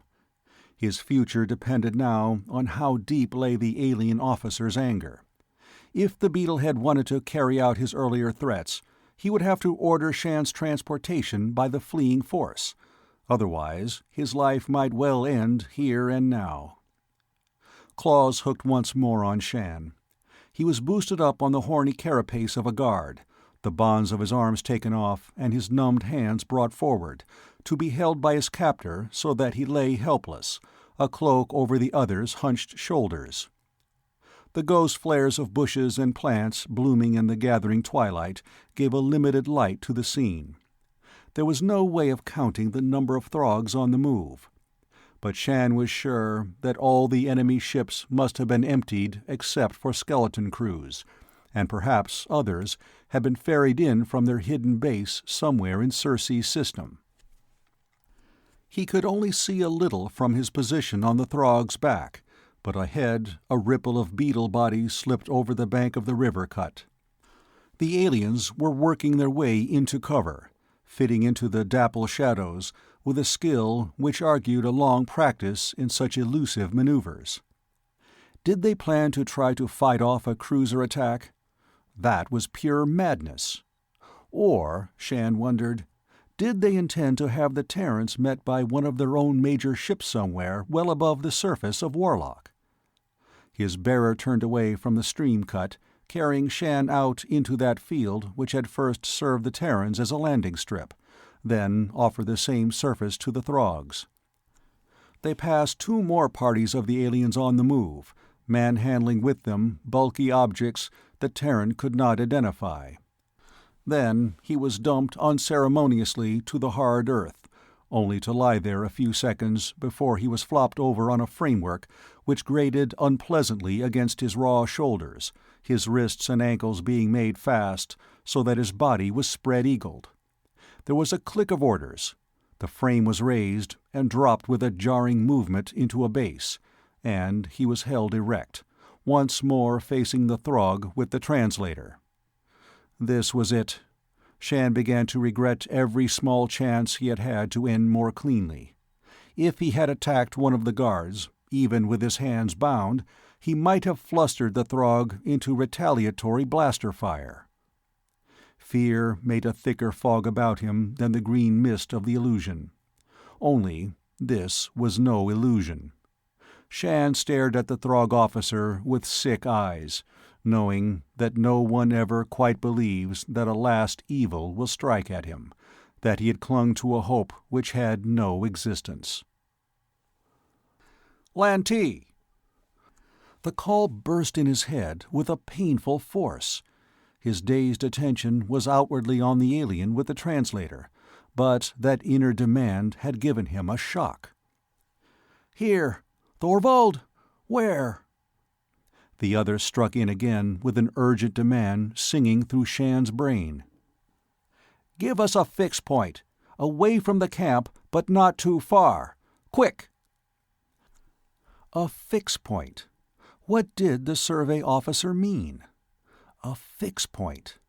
For some reason, Shann thought of the ledge on which he had lain to watch the first Throg attack, and the picture of it was etched on his mind as clearly as memory could paint it. "Thorvald." Again his voice and his mind call were echoes of each other, but this time he had no answer. Had that demand meant Thorvald and the Wyverns were moving in, putting to use the strange, distance-erasing power the witches of Warlock could use by desire? But why had they not come sooner? And what could they hope to accomplish against the now scattered but certainly unbroken enemy forces? The Wyverns had not been able to turn their power against one injured Throg, by their own accounting. How could they possibly cope with the well-armed and alert aliens in the field?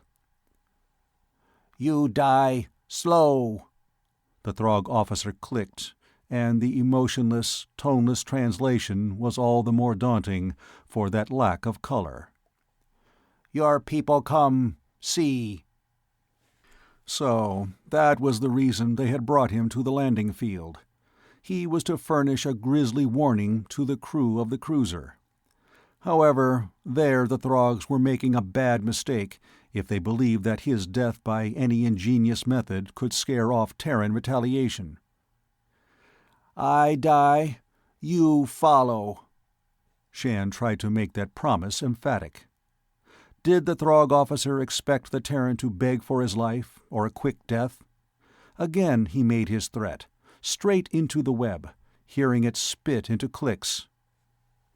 "Perhaps," the Throg returned, "but you die the first." "Get to it!" Shann's voice scaled up. He was close to the ragged edge, and the last push toward the breaking point had not been the Throg's speech, but that message from Thorvald. If the survey officer was going to make any move in the mottled dusk, it would have to be soon. Mottled dusk. The Throgs had moved a little away from him. Shann looked beyond them to the perimeter of the cleared field, not really because he expected to see any rescuers break from cover there. And when he did see a change, Shann thought his own sight was at fault. Those splotches of waxy light which marked certain trees, bushes, and scrubby, ground-hugging plants were spreading, running together in pools. And from those center cores of concentrated glow, tendrils of mist lazily curled out, as a many-armed creature of the sea might allow its appendages to float in the water which supported it. Tendrils crossed, met, and thickened.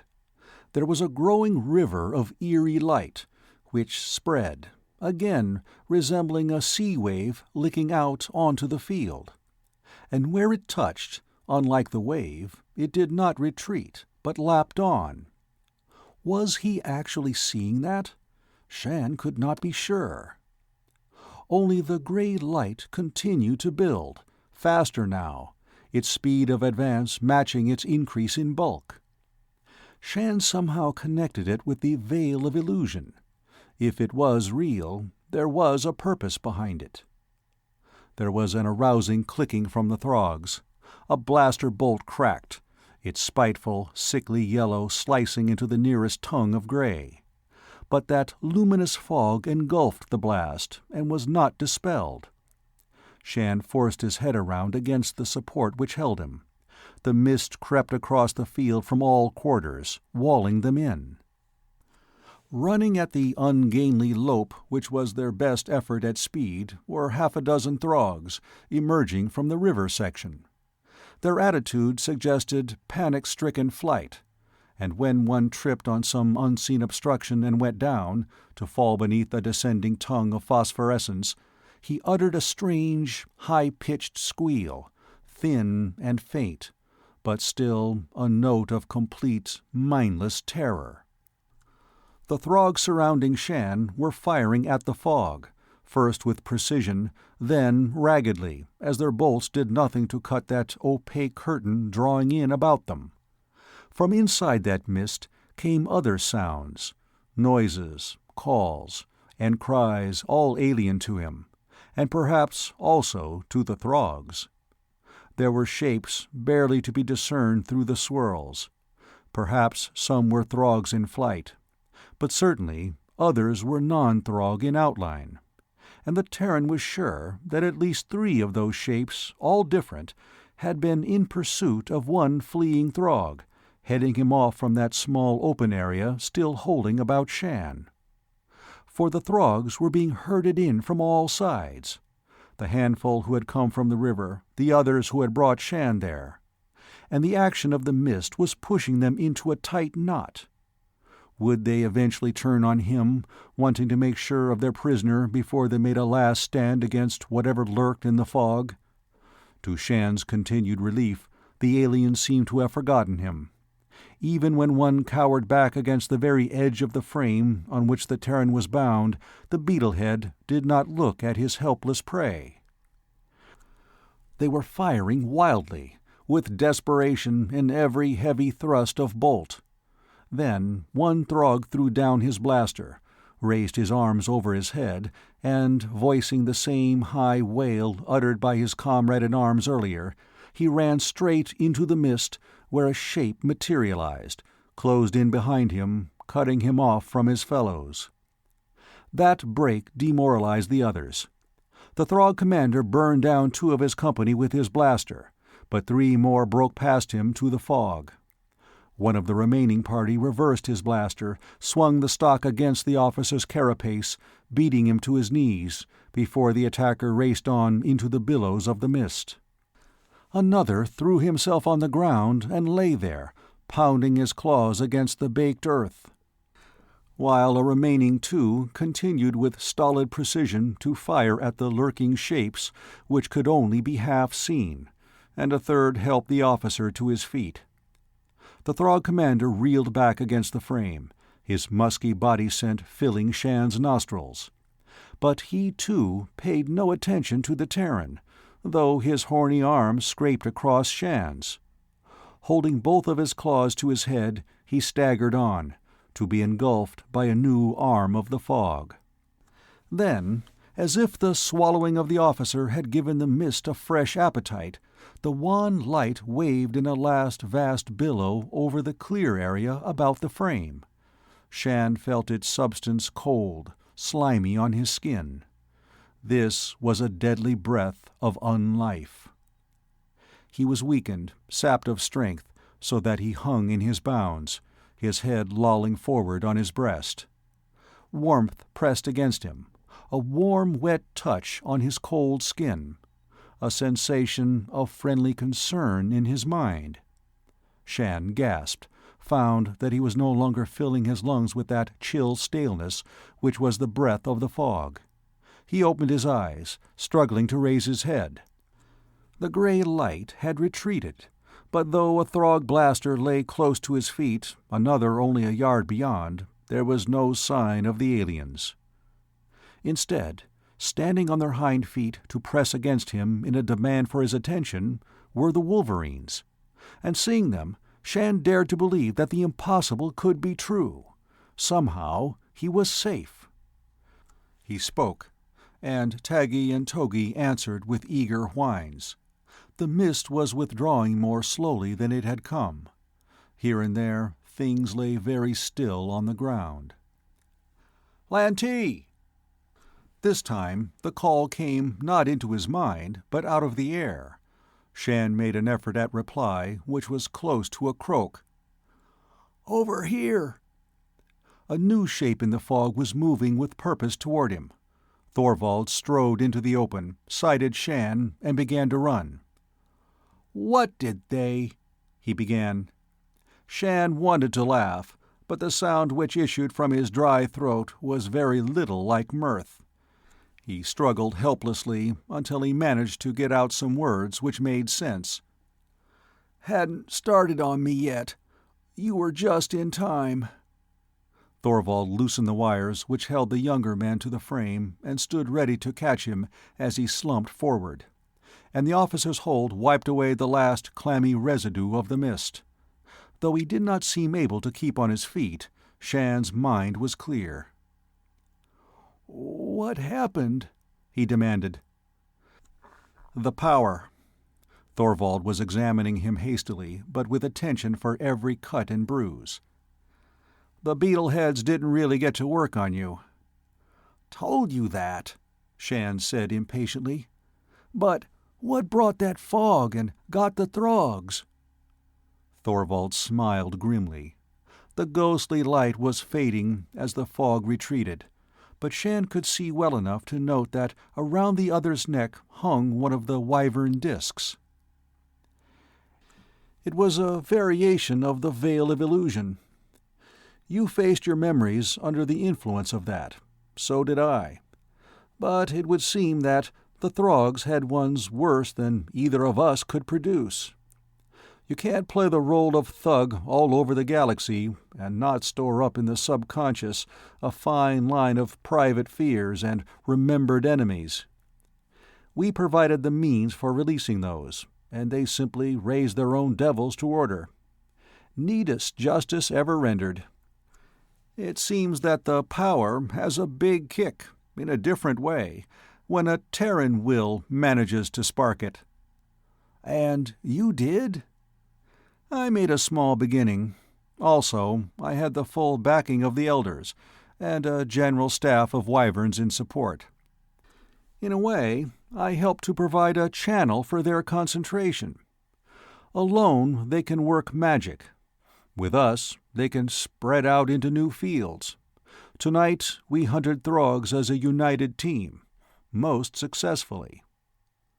But they wouldn't go after the one in the skull. No. Direct contact with a Throg mind appears to short-circuit them. I did the contacting. They fed me what I needed. We have the answer to the Throgs now. One answer. Thorvald looked back over the field where those bodies lay so still. We can kill Throgs. Maybe someday we can learn another trick, how to live with them. He returned abruptly to the present. "You did contact the transport?" Shann explained what had happened in the comm dome. "I think when the ship broke contact that way they understood." "We'll take it that they did, and be on the move." Thorvald helped Shann to his feet. "If a cruiser berths here shortly, I don't propose to be under its tail flames when it sets down."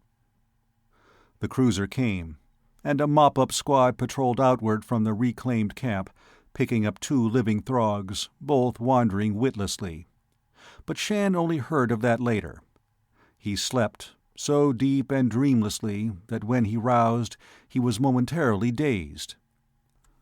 A survey uniform, with cadet's badges, lay across the wall seat facing his bunk in the barracks he had left, how many days or weeks before. The garment fitted well enough, but he removed the insignia to which he was not entitled. When he ventured out, he saw 6 troopers of the patrol, together with Thorvald, watching the cruiser lift again into the morning sky. Taggy and Togi, trailing leashes, galloped out of nowhere to hurl themselves at him in uproarious welcome. And Thorvald must have heard their eager whines even through the blast of the ship, for he turned and waved Shann to join him. "Where's the cruiser going?" "To punch a Throg base out of this system," Thorvald answered. "They located it, on Witch." "But we're staying on here?" Thorvald glanced at him oddly. "There won't be any settlement now. But we have to establish a conditional embassy post. And the patrol has left a guard." Embassy post. Shann digested that. Yes, of course, Thorvald, because of his close contact with the wyverns, would be left here for the present to act as a liaison officer in charge. "We don't propose," the other was continuing, "to allow to lapse any contact with the one intelligent race we have discovered who can furnish us with full-time partnership to our mutual benefit. And there mustn't be any bungling here." Shann nodded. That made sense. As soon as possible, Warlock would witness the arrival of another team, one slanted this time to the cultivation of an alien friendship and alliance, rather than preparation for Terran colonists. Would they keep him on? He supposed not. The Wolverine's usefulness was no longer apparent. "Don't you know your regulations?" There was a snap in Thorvald's demand which startled Shann. He glanced up, discovered the other surveying him critically. "You're not in uniform. "No, sir," he admitted. "I couldn't find my own kit." "Where are your badges?" Shann's hand went up to the marks left where he had so carefully ripped off the insignia. "My badges? I have no rank," he replied, bewildered. "Every team carries at least one cadet on strength." Shann flushed. There had been one cadet on this team. Why did Thorvald want to remember that? "Also," the other's voice sounded remote, "there can be appointments made in the field, for cause. Those appointments are left to the discretion of the officer in charge, and they are never questioned. I repeat, you are not in uniform, Lantee. You will make the necessary alteration and report to me at Headquarters Dome. As sole representatives of Terra here, we have a matter of protocol to be discussed with our witches, and they have a right to expect punctuality from a pair of warlocks, so get going." Shann stood still, staring incredulously at the officer. Then Thorvald's official severity vanished in a smile, which was warm and real. "Get going," he ordered once more, "before I have to log you for inattention to orders." Shann turned, nearly stumbling over Taggy, and then ran back to the barracks in quest of some very important bits of braid he hoped he could find in a hurry. The End of Storm Over Warlock by Andre Norton.